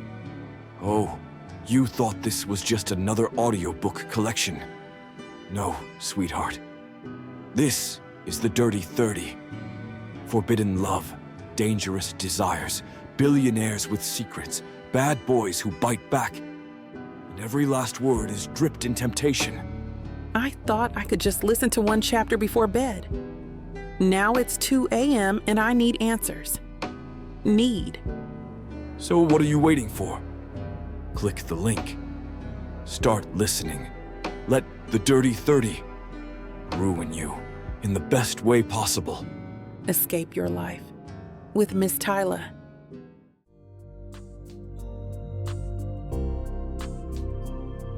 Chapter 26. Jacob. I slide into the booth at Lexington Brew 15 minutes early, heart hammering against my ribs. The coffee shop bustles with Saturday morning traffic. Perfect cover for what's about to go down. My lawyer, Richard, and his brother Johnny the cop sit 3 tables away, pretending to read newspapers while nursing their coffees. My phone buzzes with a text from Laura. 4th one today. "Where are you?" Cameron keeps asking. "Please, just tell me what's wrong." The message twists in my gut like a knife. I can't answer. Not until this is over. I need her protected from what's coming. The bell above the door chimes and Melissa walks in, scanning the room with predatory precision. She spots me and her lips curl into a victorious smile. She's wearing a tight red dress that hugs every curve, hair styled in loose waves. Makeup perfect. The hunting outfit of a woman who thinks she's already won. I stand as she approaches, forcing my face into a mask of appreciation. "Melissa, thanks for meeting me." "Jacob." She slides into the booth across from me, crossing her legs deliberately. I almost didn't believe you'd call. Yeah, well, I let my gaze drift over her, playing the part. Your little delivery was unexpected, but effective. Her eyes gleam with satisfaction. I lean forward, lowering my voice. I have to admit, I'm impressed. How'd you find those videos? Her smile widens, hungry for praise. This is what Melissa's always wanted. My admiration, my attention. Time to feed her ego and watch her hang herself. It wasn't easy, she says, preening. I hired someone who specializes in finding deleted content. Had to pay a fortune, but when I told him what I was looking for, videos of a specific cam girl from that time period, he worked his magic. I nod, encouraging her. That's smart. Really smart. The best part? She leans closer, voice dropping to a conspiratorial whisper. She never showed her face, but she had this little tattoo on her hip. A tiny star. Remember that bikini picture of her on your phone? Same tattoo. My stomach churns with disgust, but I force an impressed smile. And the garbage on her porch? That was you too. Did she tell you about that? Sure, but I've cut her off since learning about the cam girl stuff. Smart boy, she replies with a smile. Well, of course I did it. She waves dismissively. Just a little warning shot. I wanted her to know what's coming if she doesn't back off.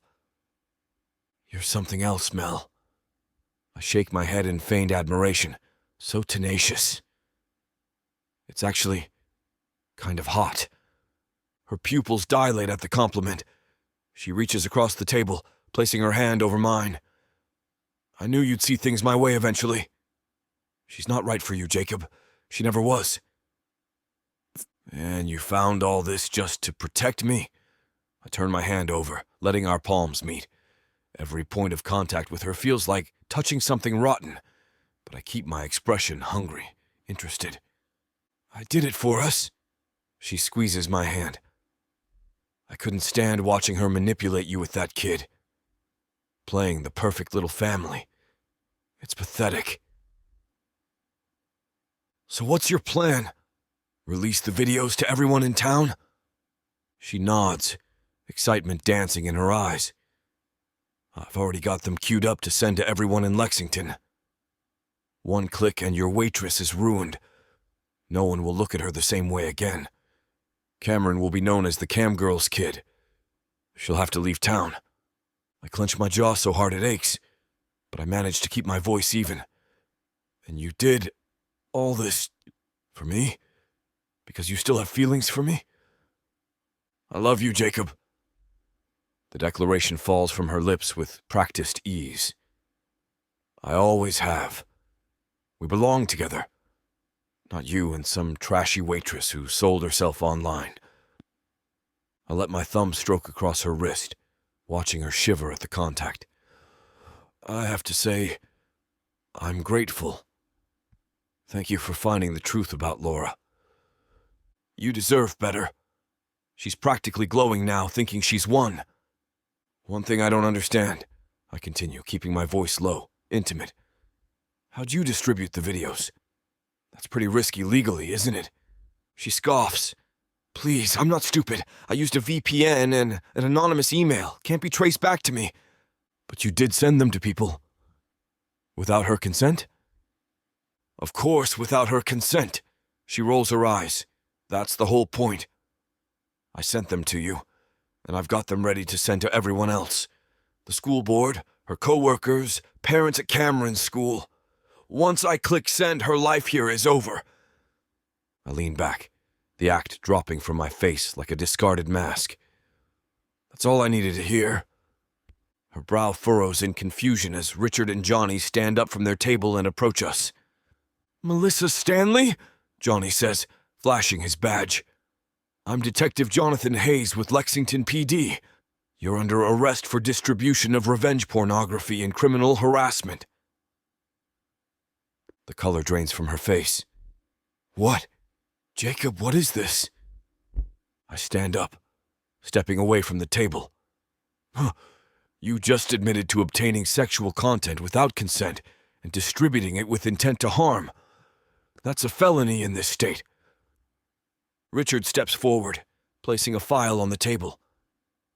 We also have evidence of you accessing illegal content distribution sites, making payments to individuals for stolen content, and the harassment of Laura Finley, including the vandalism of her property. This is nonsense! She tries to stand, but Johnny places a firm hand on her shoulder. You have the right to remain silent, he begins, pulling out handcuffs. Anything you say can and will be used against you in a court of law. I watch as Melissa's face contorts with rage and disbelief, her perfect makeup unable to mask the ugliness underneath. Her protests echo through the now silent coffee shop as Johnny leads her outside to the waiting police car. Richard stays behind, gathering his files. That went even better than expected. She gave us everything we needed. The restraining order will be approved by Monday, and with these charges, she's looking at serious jail time. Make sure it sticks, I say, my voice hard. I want her nowhere near Laura or Cameron ever again. Don't worry. He claps my shoulder. She's done. And Jacob, go call Laura. You've been ignoring her calls for 3 days to set this up. She deserves to know why. As Richard leaves, I pull out my phone, staring at Laura's unanswered texts. The weight of what I've done, both the necessary deception of Melissa and the unintentional hurt I've caused Laura, sits heavy on my chest. I dial her number and wait. She doesn't answer, so I do it again. And again. And again. I stare at my phone with furrowed brows, hands shaking as I try Laura's number again. Straight to voicemail. 5th time in a row. Damn! I slam my fist against the cafe table, making my coffee mug rattle. A few people turn to stare, but I don't give a damn. Richard and Johnny are long gone with Melissa in handcuffs, but I'm still here, desperately trying to reach Laura. My phone buzzes with a text notification. Finally! I snatch it up, relief flooding through me, until I read the message. If you're ghosting me because of those videos, don't bother coming back. I survived before you. I'll survive after you. Cameron deserves better than a man who judges his mother for doing what she had to do to provide for him. I thought you were different. Guess I was wrong. Goodbye, Jacob. My stomach drops through the floor. Oh, God. She thinks I've been avoiding her because of the videos, that I'm judging her, that I'm disgusted. Laura, it's not what you think. I've been setting up Melissa. She's been arrested. I couldn't tell you what I was planning. I hit send, then immediately call again. Voicemail. Laura, please, call me back. I wasn't ignoring you because of those videos. I had to trick Melissa into confessing so we could press charges. She's been arrested. Please call me back. 3 dots appear as she starts typing, then disappear. Nothing. I need to see you, please. I can explain everything. The dots appear again. Disappear. Then finally, I don't need your explanations. You disappeared for 3 days after getting those videos. What am I supposed to think? Just leave us alone. Panic claws at my chest. I've messed up. Majorly messed up. In my effort to protect her, I've made everything worse. Where are you? I'm coming to you. Now. Don't bother. I grab my keys and bolt from the cafe, nearly knocking over an elderly couple on my way out. Sorry, I mutter, not slowing down. In my car, I dial Laura's number again while starting the engine. Voicemail. I slam the steering wheel in frustration. Think, Jacob, where would she be? Not at work, it's her day off, not at home, or she'd probably answer. The park? With Cameron? I peel out of the parking lot, tires squealing. The park is 10 minutes away. I make it in 5, running every yellow light and taking corners too fast. My heart pounds against my ribs like it's trying to escape. I scan the playground as I pull up, searching for any sign of them. Nothing. No Laura. No Cameron. Where else? Her house. The library. I try calling again. Straight to voicemail. Then it hits me. The diner. Even on her day off, she sometimes goes in for coffee to chat with her coworkers. It's worth a shot. I push the car to its limits, racing across town. The usually sleepy streets of Lexington blur past my windows. When I pull into the diner's parking lot, I spot her beat-up Honda immediately. Relief floods through me so intensely, I nearly collapse against the steering wheel. Inside, the bell above the door announces my entrance. Every head turns, except one. Laura sits at the counter, shoulders rigid, staring straight ahead. Cameron isn't with her. I approach slowly, like she's a wounded animal that might bolt. Laura. Her spine stiffens, but she doesn't turn. Go away, Jacob. Please, I say, my voice cracking. 5 minutes. That's all I'm asking. She finally turns, and the hurt in her eyes knocks the wind out of me. Why? So you can tell me how disappointed you are? How disgusted? Save it! That's not... I take a deep breath. Melissa's been arrested. For revenge porn distribution, for harassment, for everything. That gets her attention. What? I've spent the last 3 days setting her up. Working with Richard and his brother, who's a cop. I couldn't tell you because I needed her to believe I was on her side. I needed her to confess. Laura's expression remains guarded, but I can see a flicker of something, hope, maybe, in her eyes. I was never disgusted by those videos, Laura. I was furious at Melissa for trying to use them against you, for threatening you, for thinking she could come between us. You didn't call me back, she says, voice small. 3 days, Jacob. I know. I messed up. I thought I was protecting you, but I just hurt you more. I step closer, lowering my voice. Can we talk somewhere private? Please. She hesitates, then nods, sliding off the stool. 5 minutes. We step outside into the parking lot. The moment the door closes behind us, I start talking, desperate to make her understand. When Melissa sent those videos, I knew she'd crossed a line that couldn't be uncrossed. My lawyer said we needed her to confess to distributing them without consent, so I set up a trap. I played into her delusions, made her think she'd won, that I was impressed by her detective work. She fell for it completely, confessed everything in front of witnesses. She's facing felony charges. Laura crosses her arms, studying my face. So you just decided not to tell me any of this?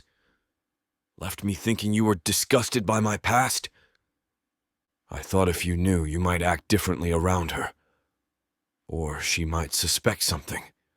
I needed her to believe I was on her side. I run a hand through my hair. It was stupid. I see that now. I was so focused on protecting you that I didn't think about how it would look from your side. She's quiet for a long moment, processing. Those videos, they were from a desperate time in my life. I needed money for Cameron, for school. I never showed my face. I was so careful. You don't owe me any explanation, I say firmly. You did what you had to do. For our son. The words hang between us. Our son. You're not judging me? The only person I'm judging is myself, for leaving you alone when you needed me most. I step closer, gently taking her hands in mine. I love you, Laura. All of you. Your past, your present, everything that makes you who you are. The woman who raised our son alone. The woman strong enough to do whatever it took to provide for him. Tears fill her eyes. I thought I'd lost you. That you couldn't look at me the same way. Nothing could change how I see you. I squeeze her hands. Nothing. She studies my face, searching for any sign of deception. Finding none, she lets out a shaky breath. Promise me something. Anything. No more secrets. No more plans I'm not part of. We're partners in this, or we're nothing. I nod, throat tight with emotion. Partners. Always. She falls against my chest and I wrap my arms around her, holding her like I'll never let go. Because I won't. Not ever again. Take me home, she whispers against my shirt. We have a lot to talk about. As we walk to our cars, I feel the weight lifting from my shoulders. Melissa can't hurt us anymore. Laura knows the truth. And somehow, despite my monumental screw-up, we're still standing. Together. Chapter 27. Laura. I shiver as a chilly November breeze sneaks through the crack in the kitchen window. The scent of pumpkin and cinnamon warms the air, a stark contrast to the tension around our dining table. Jacob sits across from me, Cameron between us, completely oblivious to the undercurrent of emotion flowing between the adults. More pie, Jacob? Mom holds the serving knife above the half-eaten pumpkin pie, her voice deceptively sweet, but her eyes sharp as daggers. Yes, please. Jacob smiles politely, though I notice his shoulders tense under Mom's scrutiny. Cameron bounces in his seat. Dad makes the best faces when he eats your pie, Grandma. Look, he's doing it now. Jacob's cheeks flush as he takes another bite, exaggerating his expression of delight for Cameron's benefit. Our son giggles, and despite everything, I find myself fighting a smile. Mom sets down her fork with deliberate precision. Cameron, why don't you go pick out a book for bedtime? I need to talk to your parents for a minute. But I'm not done with my, you can finish your pie later, baby. I smooth his wild curls. Go on. The moment Cameron disappears down the hallway, Mom turns her full attention to Jacob. Let me make something perfectly clear to you, Jacob asked her. Jacob sits up straighter, meeting her gaze head on. You've put my daughter through hell twice now. First, when you left her pregnant and alone, and now with this Melissa business. Her voice remains low but cuts like steel. 3 days without a word, letting Laura think you were disgusted by her past. Do you have any idea what that did to her? Mom, I start, but she raises her hand, silencing me. No, Laura, he needs to hear this. She leans forward. That girl did what she had to do to survive after you abandoned her, to feed your son, to give him a future. And you have the nerve to disappear when it all comes to light. Jacob doesn't flinch. You're right, Dolores. I handled it badly. Badly? Mom scoffs. That's putting it mildly. I thought I was protecting her, Jacob says, his eyes flicking to me. I was wrong. I hurt her more in the process, and I'll regret that for the rest of my life. Pretty words. Mom crosses her arms. But actions speak louder, so what are your intentions now? Because if you're planning on breaking her heart again. I'm not going anywhere.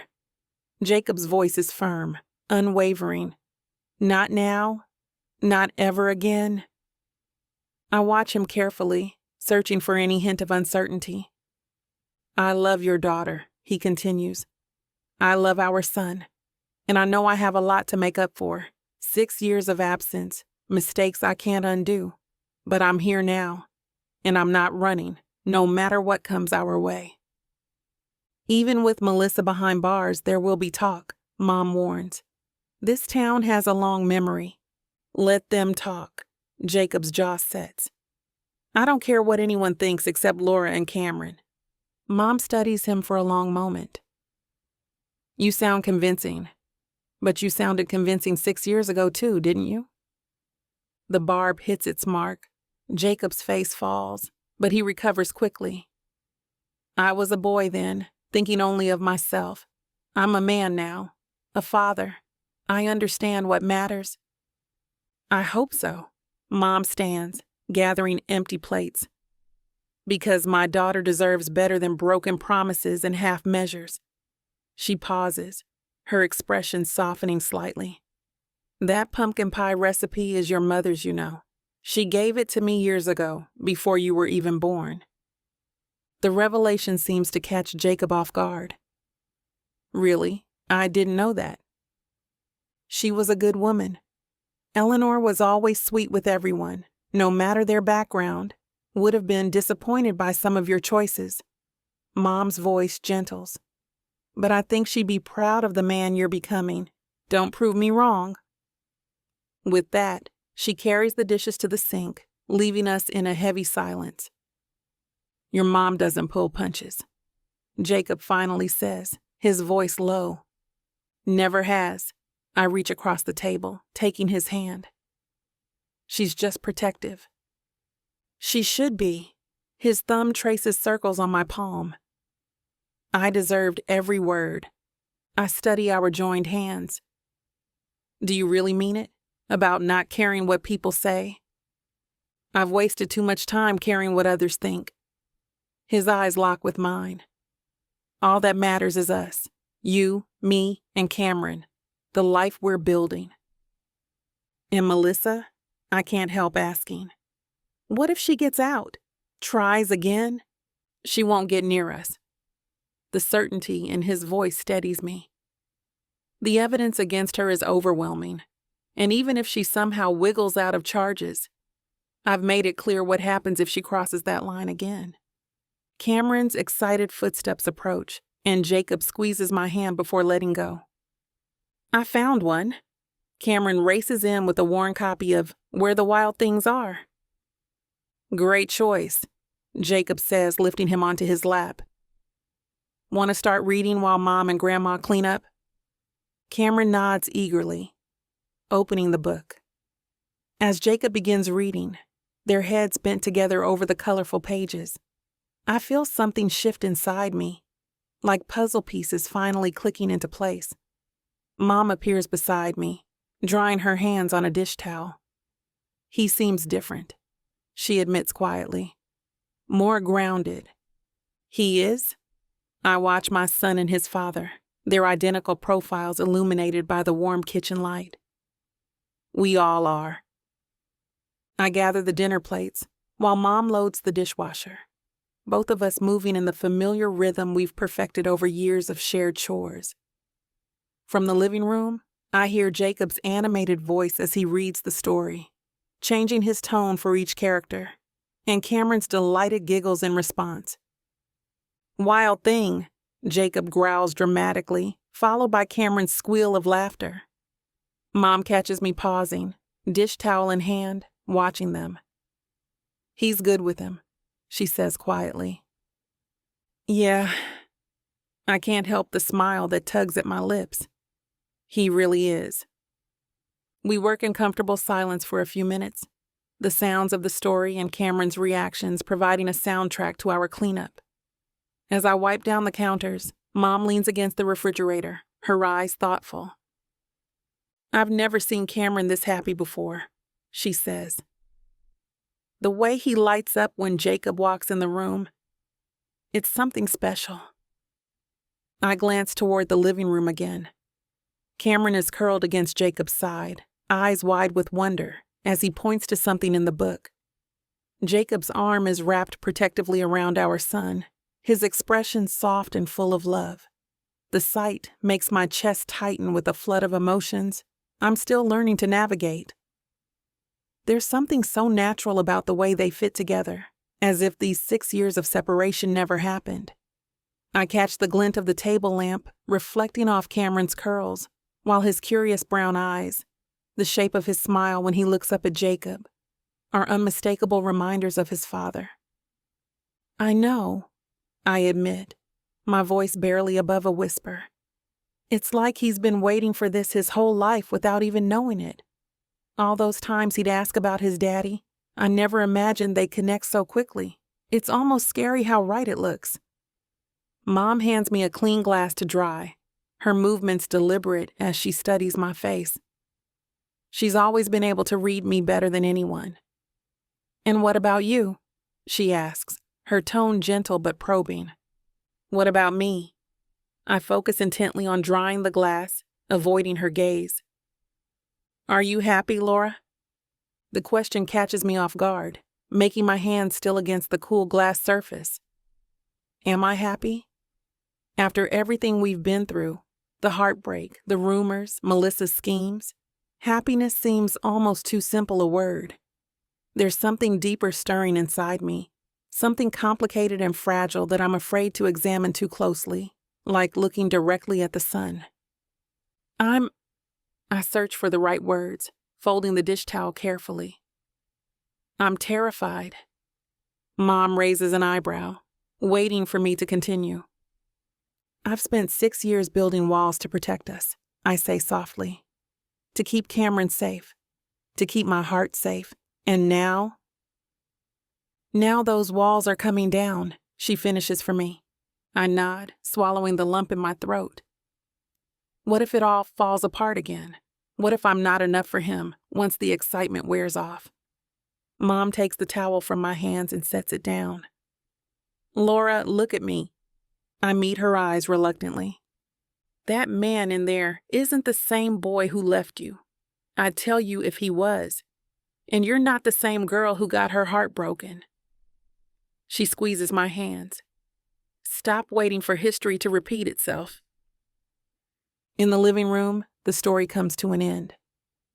Jacob's voice drops to a whisper as he reads the final lines. Cameron says something I can't quite hear, and Jacob laughs, the sound warm and genuine. He's the love of my life, I confess, the words rushing out before I can stop them. Despite everything, I never stopped loving him, and I don't want to lose him again, Mom. I don't think I could survive it a second time. I barely survived these few days where I heard nothing from him. Instead of the warning I expect, Mom smiles. Sometimes the heart knows what it wants, long before the head catches up. The soul recognizes its match, even when logic tries to argue otherwise. You're not going to tell me I'm making a mistake, that I'm being reckless or naive? I fidget with my hands, still expecting her to list all the reasons why I should guard my heart more carefully. Would it matter if I did? She chuckles, her eyes crinkling at the corners, with a knowing look that only mothers seem capable of. No, Laura, I don't think you're making a mistake. I think you're finally admitting what's been true all along. That boy may have broken your heart once, but he gave you Cameron. And now that he's a man, I see something different in him, something solid and true. The weight of her approval settles around me like a warm blanket, unexpected but desperately needed. My shoulders relax for what feels like the first time in years. Thank you, I whisper, voice thick with emotion. For what? For not saying, I told you so. For not reminding me of all the nights I cried over him. For believing in this possibility when I was too scared to. She laughs, squeezing my hand. Oh, I'm definitely saying it. Just not out loud. A mother has to maintain some dignity after all. Her eyes dance with mischief and affection. From the living room, Jacob calls out, his deep voice carrying easily through our small house. Hey, is there any of that amazing pie left?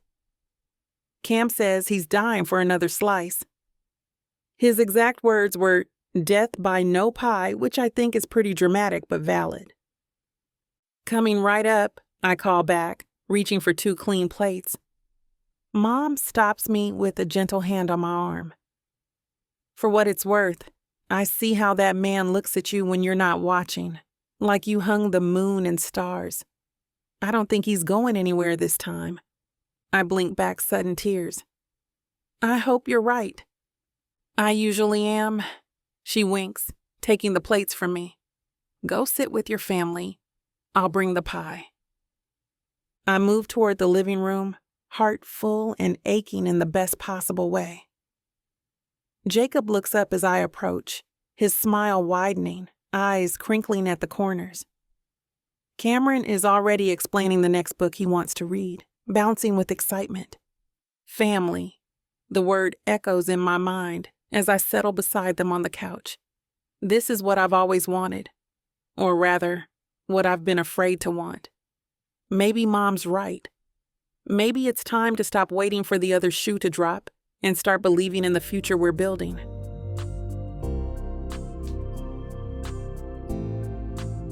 Chapter 28. Jacob. I've never seen so many pumpkins in my life. The Lexington Thanksgiving Festival sprawls across the town square, a riot of orange, red, and gold decorations with booths selling everything from homemade pies to hand-carved wooden toys. Dad! Dad! Look at that! Cameron tugs on my hand, pointing to a massive inflatable turkey wobbling in the breeze. His excitement is infectious, those big brown eyes wide with wonder as he bounces on his toes. Can we go see it? Please? Lead the way, buddy. I ruffle his curls, letting him pull me through the crowd. Laura walks beside us, bundled in a burgundy scarf that makes her dark skin glow. Dolores follows at a more measured pace, watching us with those keen eyes that see everything. The four of us together like this. It feels right in a way nothing else in my life ever has. Jacob, you're spoiling him, Laura warns as I reach for my wallet at yet another booth, this time for a caramel apple drizzled with chocolate and sprinkles that Cameron has been eyeing. It's a festival. Spoiling is mandatory. I hand over the cash, winking at the vendor. Make it 2, please. Cameron clutches his prize with sticky fingers, grinning up at me. This is the best day ever. Yeah? I crouch down to his level, wiping a smudge of chocolate from his cheek. What's your favorite part so far? He considers this seriously, his expression thoughtful. Being here with you. And Mom. And Grandma. He takes a massive bite of his apple, speaking around it. All together. Something catches in my chest. All together. Such a simple concept, but it's everything I never knew I wanted. Mine too, buddy, I tell him, voice rough with emotion. Laura's hand finds my shoulder, a gentle squeeze that says more than words could. When I stand, she's looking at me with those expressive eyes, a small smile playing at her lips. He's right, you know, she says softly. This is pretty perfect. Come on, you lovebirds, Dolores calls, already several paces ahead. They're starting the pie-eating contest, and I've got money riding on Chester Williams. We follow, Cameron skipping between us, occasionally reaching up to hold both our hands, swinging between us like it's the most natural thing in the world. The afternoon passes in a blur of laughter and warmth. Cameron wants to try everything. The hay bale maze, the pumpkin bowling, the face painting. I can't say no to him, not when each request is delivered with such earnest excitement. By mid-afternoon, he's sporting a turkey painted on one cheek and a pilgrim hat on his head, clutching a stuffed scarecrow I won for him at the ring toss.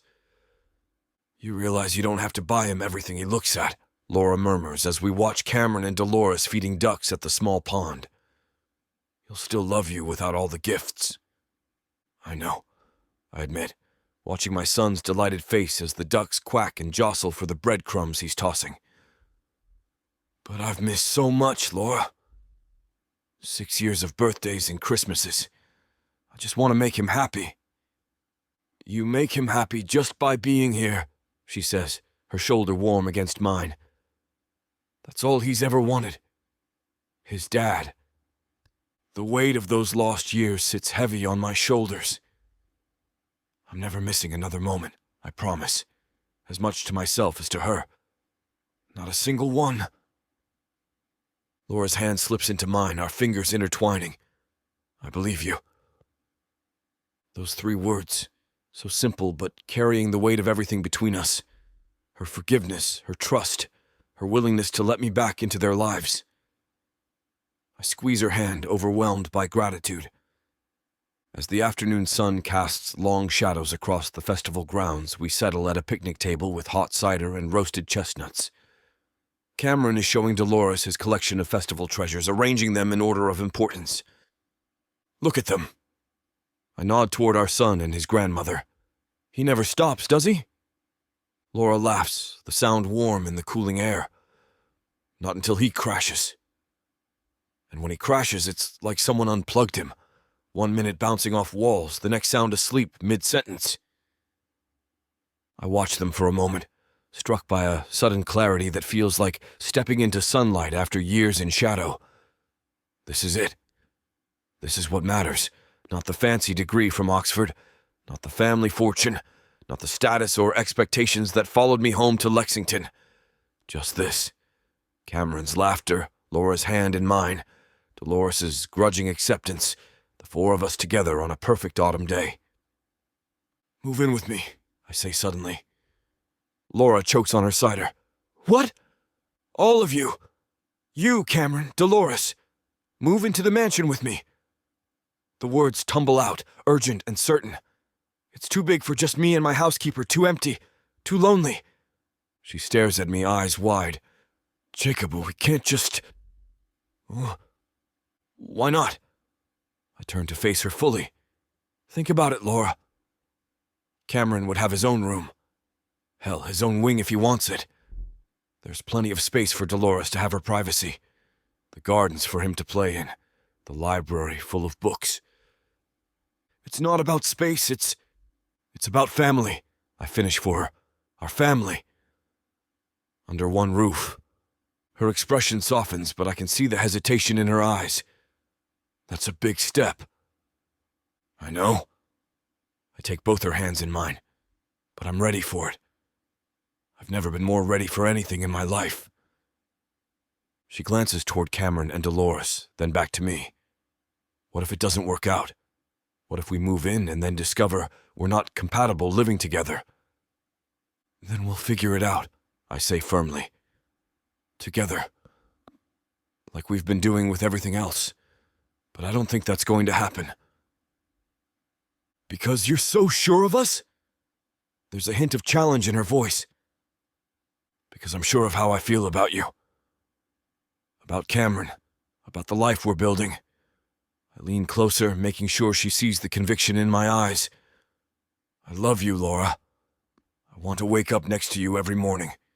I want to hear Cameron's footsteps running down the hallway. I want to argue with Dolores about whose turn it is to cook dinner." A small smile tugs at her lips. "You'd lose that argument every time." "Probably." I grin. "But I'd still show up with wine and dessert." She laughs, and the sound warms me more than the cider ever could. "You're serious about this, aren't you?" "Dead serious." I squeeze her hands. "Say yes. Or say, I'll think about it. Just don't say no." Before she can answer, Cameron bounds over, his energy seemingly inexhaustible despite the hours we've spent at the Harvest Festival. His curly hair bounces with each excited step, and his brown eyes shine with anticipation. "Dad! They're starting the bonfire. Can we go see? It's gonna be huge!" He jumps up and down, tugging at my jacket sleeve. "Absolutely." I reach down and scoop him up in one fluid motion, settling him onto my shoulders where he immediately grabs fistfuls of my hair for balance. His little legs dangle against my chest, kicking slightly with excitement. "Lead the way, Captain. You're our official bonfire navigator tonight." Cameron giggles and points dramatically toward the center of the field, where people are gathering around a massive pile of wood and branches. "That way." "No, wait. That way," he corrects, nearly toppling sideways in his enthusiasm. As we follow Cameron's constantly changing but enthusiastic directions toward the growing crowd, Laura walks beside me, her expression thoughtful. Her fingers occasionally brush against mine, each touch sending sparks up my arm that rival any bonfire. The autumn wind catches her curly hair, blowing a few strands across her face that she tucks behind her ear. Dolores trails a few steps behind, watching us with those knowing eyes that seem to see right through my carefully constructed facade. She's been giving me that same look all evening, like she's figuring out a puzzle she's almost solved. "I'll think about it," Laura finally says, quiet enough that only I can hear over the excited chatter of the crowd and Cameron's running commentary about how high the flames might go. Her voice carries a mixture of caution and possibility that makes my heart race. It's not a yes, but it's not a no either. It's a beginning, a chance, an opportunity, a step toward the future. I now know I want more than anything else in this world, a future with them. My unexpected family who've somehow become everything to me. "Take all the time you need," I tell her, meaning it with every fiber of my being. "I'm not going anywhere. Not this time. The words come out strong and certain, a promise I intend to keep until my dying breath. The bonfire erupts in front of us, a massive wall of flame that sends cascades of golden sparks spiraling upward into the indigo twilight. The heat of it washes over us in waves, warming my face and chest. Cameron gasps in delight from his perch on my shoulders, his small hands gripping fistfuls of my hair tight enough to make me wince, but I wouldn't trade this sweet pain for anything. "Look, Dad! It's like stars falling up instead of down!" he exclaims, bouncing in excitement and nearly throwing me off balance. I steady myself, one hand reaching up to secure his leg, while the other instinctively finds Laura's shoulder, our bodies gravitating toward one another in the firelight. "Steady there, buddy," I laugh, feeling his little body vibrate with excitement against my neck. "You're right, though, it's magical." Laura shoots me a look, but there's a smile tugging at the corner of her mouth. The orange glow of the fire dances across her skin, highlighting every perfect curve of her face. I want to memorize her like this, fierce and beautiful, half in shadow, half in light. As I stand there with my son perched on my shoulders and the woman I love standing close enough that I can feel the heat of her body rivaling the bonfire's warmth, watching the flames reach toward the star-studded heavens. I've never felt more certain, more grounded, more at goddamn peace with the universe. For the first time in my privileged, aimless life, I'm exactly where I'm supposed to be. Not in some Oxford lecture hall or my father's old stuffy boardroom, but here in this small town with these two people who've completely rewired my heart. This is home. They are home. Chapter 29. Laura. A few days after Jacob asked me to move in, I relented. Of course I did. Who could say no to a man like that? Now I'm hanging back in the grand foyer of the Astor Mansion, watching Jacob and Cameron wander through the massive living room. My chest tightens as Cameron's eyes grow wide, taking in the soaring ceilings and ornate woodwork. His little hand grips Jacob's tightly as they move from room to room. "This is all ours now?"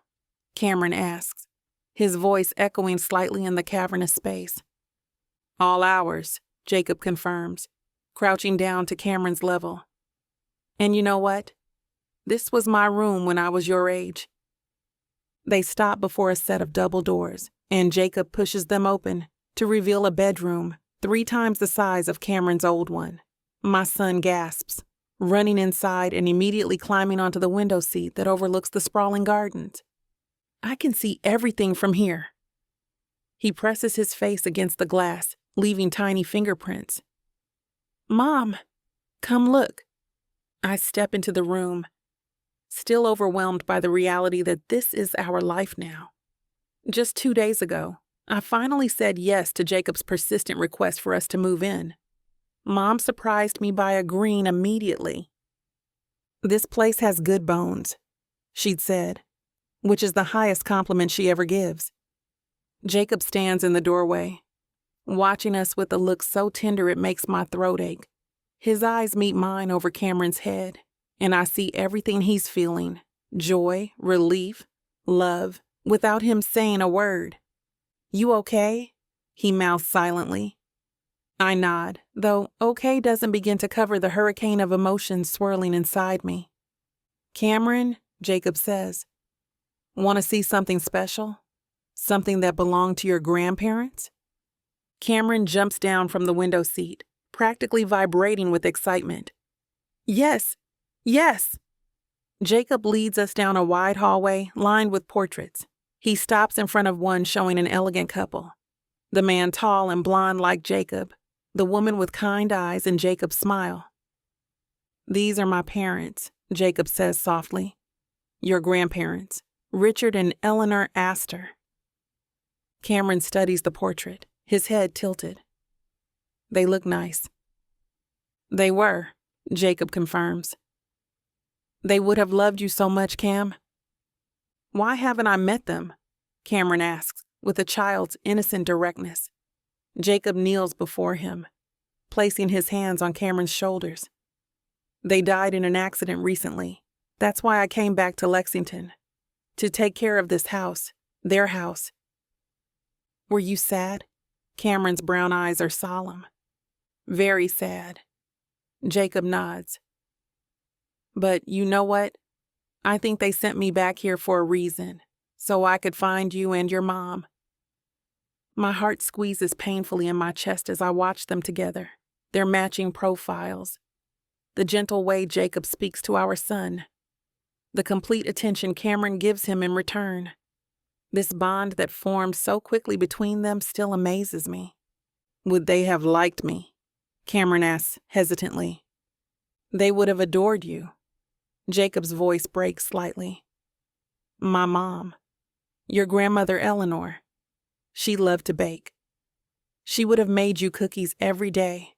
And my dad, he collected model trains.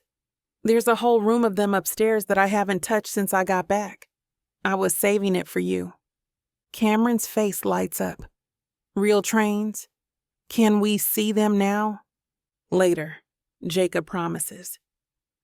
First, there's something else I want to show you. He leads us to a small study off the main library. Inside, a beautiful wooden desk dominates the room, its surface polished to a warm glow.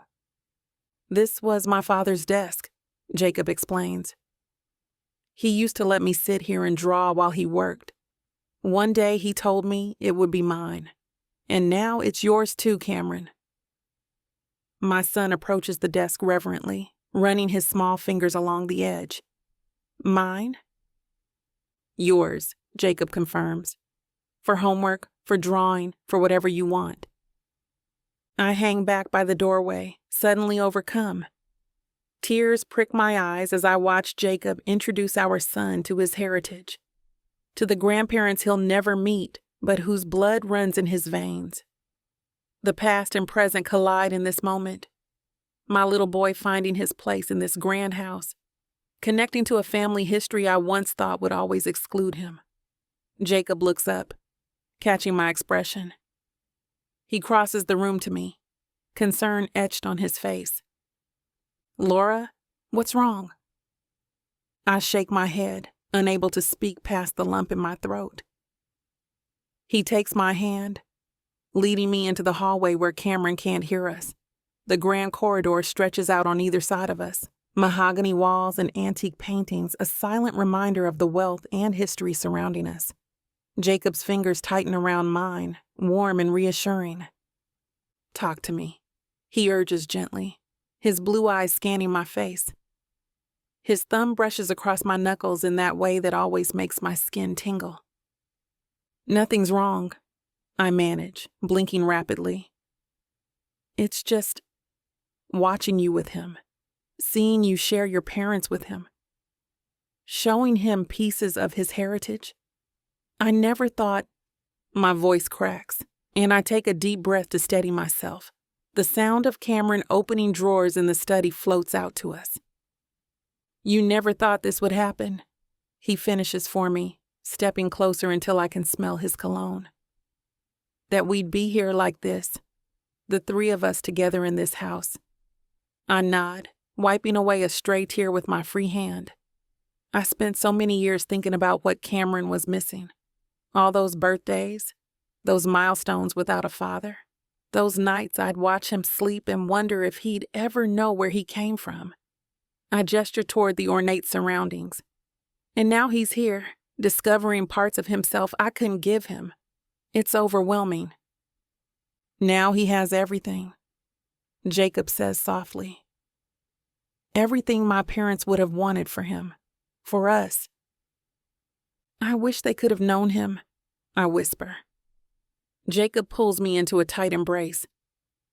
They would have loved him instantly, just like they would have loved you, had they gotten to know you more. You can't know that, I murmur against his chest. I do know that. He pulls back to look me in the eyes. My mother always said I'd know when I found the right person, that my heart would recognize her, and she was right. From the study, we hear a crash followed by Cameron's, Oops. Jacob laughs, pressing a quick kiss to my forehead. Sounds like our son is making himself at home. Our son, our home. The words still feel new, precious, almost too good to be true. Mom appears at the end of the hallway, arms crossed, but a reluctant smile playing on her lips. This place needs a woman's touch, she announces. Too many dark colors. And the kitchen is ridiculous. Who needs 3 ovens? We'll redecorate however you want, Jacob tells her. This is your home now too, Dolores. She narrows her eyes at him, but I can see she's pleased. Just remember who's in charge of the kitchen. Wouldn't dream of challenging your authority, Jacob replies with a grin. As we follow my mother back toward the main part of the house, Jacob's hand finds mine. His touch grounds me, reminding me that this isn't a dream I'll wake from. This massive house with its history and grandeur is now our home, our family's home. We wander down a narrow hallway, adorned with even more portraits. Jacob's ancestors, I assume. Their stoic faces stare down at us, reminding me just how different our worlds have always been. Old money, generations of it, captured in oil paintings with gilded frames. I feel Jacob watching me, gauging my reaction to all this wealth and history. He stops suddenly, taking my hand to pull me into a small alcove with a window seat overlooking the gardens. What's on your mind? He asks, his thumb stroking my palm. You've been quiet, just taking it all in. I gesture vaguely at our surroundings. It's a lot. Too much? His blue eyes search mine, concern etched across his face. I shake my head. Not too much, just different. This place has so much history. And now it's time to make new history. Jacob leads me to the window seat, where we sit facing each other. Outside, the autumn leaves create a patchwork of red and gold across the expansive lawn. Our history. The way he says our makes my heart skip. His confidence has always been both infuriating and irresistible. Mom's already planning to rearrange the kitchen, I tell him with a small laugh. You might regret inviting her to live here. I regret nothing that brings you and Cameron closer. His voice drops lower, more serious. He takes both my hands in his touch warm and solid. In fact, I want us even closer. Something in his tone makes me look up sharply. There's an intensity in his eyes I haven't seen before, determination mixed with vulnerability that catches me off guard. Laura. He shifts slightly, one knee dropping to the floor of the alcove as he maintains his grip on my hands. The day I came back to Lexington, I had no idea what was waiting for me. I was lost, grieving my parents, thinking only about myself. Then I found you again.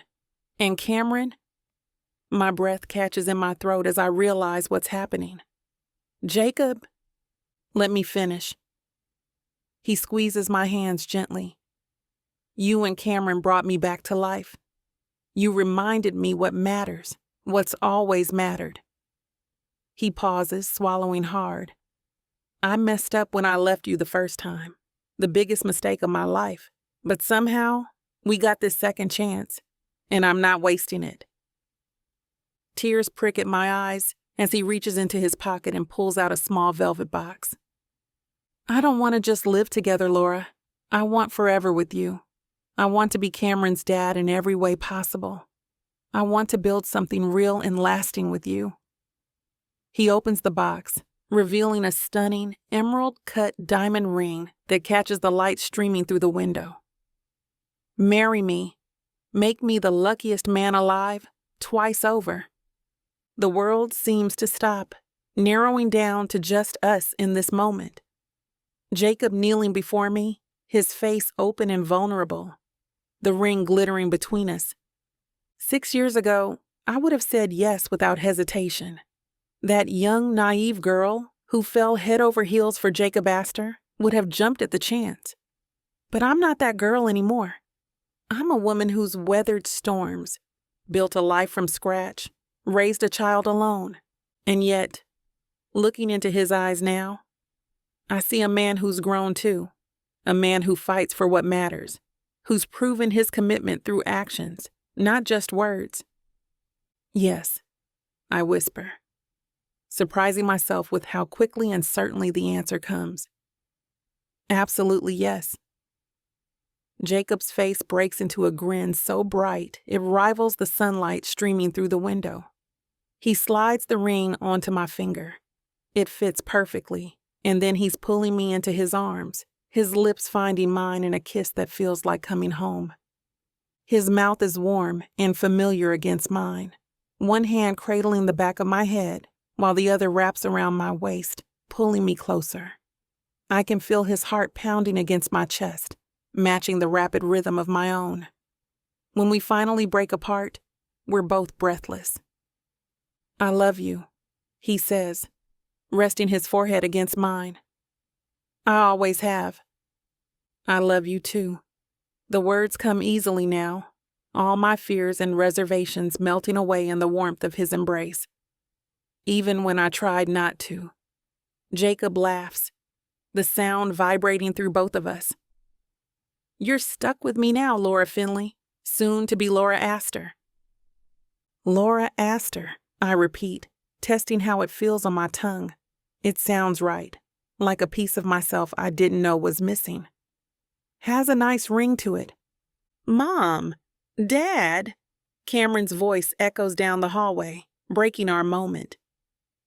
Grandma says, come quick, I found something cool. Jacob helps me to my feet, keeping one arm around my waist. Shall we go tell them the news? I nod, suddenly eager to share this happiness with the rest of our family. Let's go. As we walk hand in hand toward Cameron's excited voice, I glance down at the ring sparkling on my finger, a symbol of promises kept, of second chances, of a future I never dared to dream might be possible. But it's happening. It's finally happening.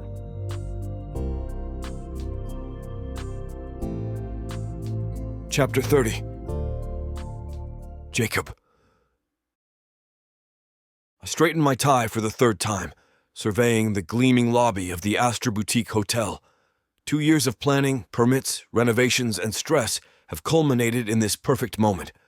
Crystal chandeliers cast warm light over the polished marble floors. Staff in crisp uniforms stand at attention, ready to welcome Lexington's elite for our grand opening celebration. Daddy, you look handsome. Cameron tugs at my jacket sleeve, his 7-year-old face beaming up at me. He's wearing a miniature version of my suit, his wild curls tamed into something resembling order. Thanks, buddy. You're looking pretty sharp yourself. I kneel down to adjust his crooked bow tie. Remember what we practiced? Cameron stands taller, puffing out his chest. Welcome to the Astor Boutique Hotel. We hope you enjoy your stay. Perfect. I ruffle his hair, unable to resist messing up its carefully combed appearance. You're a natural hotelier. Just like his father. Laura's voice comes from behind me, sending that familiar rush of warmth through my body. After 2 years of marriage, she still has this effect on me, like electricity crackling under my skin whenever she's near. I turn to find her standing there in a midnight blue dress that hugs her curves, showcasing her 7-month pregnant belly. She's radiant, glowing with confidence that makes my mouth go dry. Look at you two, she says, eyes sparkling. My handsome men. And look at you. I close the distance between us, placing my hand on the swell of her stomach. The most beautiful woman in Lexington. Dolores joins us, elegant in a silver pantsuit. The press is starting to arrive, and the mayor just pulled up. Showtime. I take a deep breath, scanning the lobby one final time. This place represents everything I've worked for since returning to Lexington. Not just continuing my family's hotel empire, but creating something uniquely mine. Something for my family's future. The doors open, and people begin streaming in. Local business owners, politicians, journalists, friends. The buzz of excited conversation fills the air as guests admire the blend of classic architecture and modern design. I shake hands, accept congratulations, guide people toward the champagne and hors d'oeuvre. Cameron sticks close to my side, solemnly shaking hands just like I do. Laura moves through the crowd with easy grace, her laughter floating above the din. And Dolores holds court near the fireplace, no doubt sharing embarrassing stories about me, like how I nearly burned down the kitchen when trying to make breakfast last week. Ladies and gentlemen, the mayor taps a glass, silencing the room. If I could have your attention, please. I believe our host has a few words to share. I move to the center of the lobby, where a small platform has been set up. Laura gives me an encouraging nod as I take my place behind the microphone. Thank you all for coming tonight. My voice echoes through the space. When I returned to Lexington 2 years ago, I wasn't sure what I was looking for. I'd lost my parents, and with them, my sense of direction. But what I found here was so much more than I could have imagined. I find Laura's eyes in the crowd, drawing strength from her presence. I found my purpose. My family. I gesture toward Laura, Cameron, and Dolores. And I rediscovered this incredible community. The Astor Boutique Hotel isn't just about continuing my family's legacy. It's about investing in Lexington's future, creating jobs, attracting visitors, and giving something back to the town that's given me everything that matters. The crowd applauds, and I see genuine warmth in their faces. These people who once whispered about my past now look at me with respect. They've watched me grow from that entitled rich kid into someone worth their trust. This hotel will employ over 50 local residents. We've sourced all our furnishings from local craftsmen. Our restaurant features locally grown produce, and a portion of every booking goes directly to the Lexington Children's Scholarship Fund. More applause, stronger this time. My parents always believed in this town. Now it's my turn to carry that belief forward, not just for my sake, but for my son. I look at Cameron, who stands proudly beside Laura, and for the daughter who'll be joining our family in just a couple of months. I raise my glass to Lexington, to community, to family, and to new beginnings. The crowd echoes my toast, glasses clinking as cameras flash. I step down from the platform, immediately enveloped in handshakes and congratulations. Eventually, I break away to find Laura, who settled into one of the lobby's plush armchairs, her hand resting on her belly. My feet are killing me, she admits as I crouch beside her. But that was one hell of a speech, Mr. Astor. Thanks. I press a kiss to her temple, inhaling the familiar scent of her perfume. You doing okay? Need anything? Just you. She squeezes my hand. You know, you'd make a pretty good mayor with speeches like that. I laugh, shaking my head. No way. I've got enough on my plate with the hotel, you, the kids, and Dolores threatening to redecorate the mansion again. Laura's eyes dance with mischief. I'm serious. Mayor Jacob Astor has a nice ring to it. You trying to get rid of me during the day? Tired of having me underfoot already? Never. She pulls me closer for a proper kiss, soft and sweet.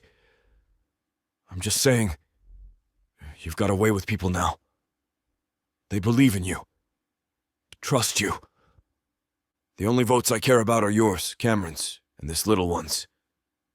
I place my hand on her stomach, feeling our daughter kick against my palm. Though Dolores would probably vote for me too, if only to get me out of her kitchen. Laura laughs, the sound still my favorite in the world. You've built something amazing here, Jacob. Not just this hotel. Everything. I look around the room, at Cameron charming a group of elderly women, at Dolores deep in conversation with the mayor, at the hotel staff moving efficiently through the crowd, at the space that perfectly balances my parents' traditional taste with my own modern vision. But mostly I look at Laura, my wife, the mother of my children, the woman who gave me a second chance I never deserved. We built it together, I tell her, meaning every word. Everything good in my life started with you. Cameron bounds over, breaking the moment. Dad, Mr. Sampson says I can help him at the front desk tomorrow if it's okay with you. We'll see, buddy. I ruffle his hair again. Right now, how about helping your mom? I think she could use some of those chocolate strawberries from the dessert table. As Cameron dashes off on his mission, I help Laura to her feet. Her wedding ring catches the light as she places her hand in mine, the diamond I gave her 2 years ago still sparkling beside it. Mayor Astor, I muse, testing the words. You really think I could do it? Laura's smile is answer enough. I think you can do anything you set your mind to. But whatever you decide, we're with you. All of us.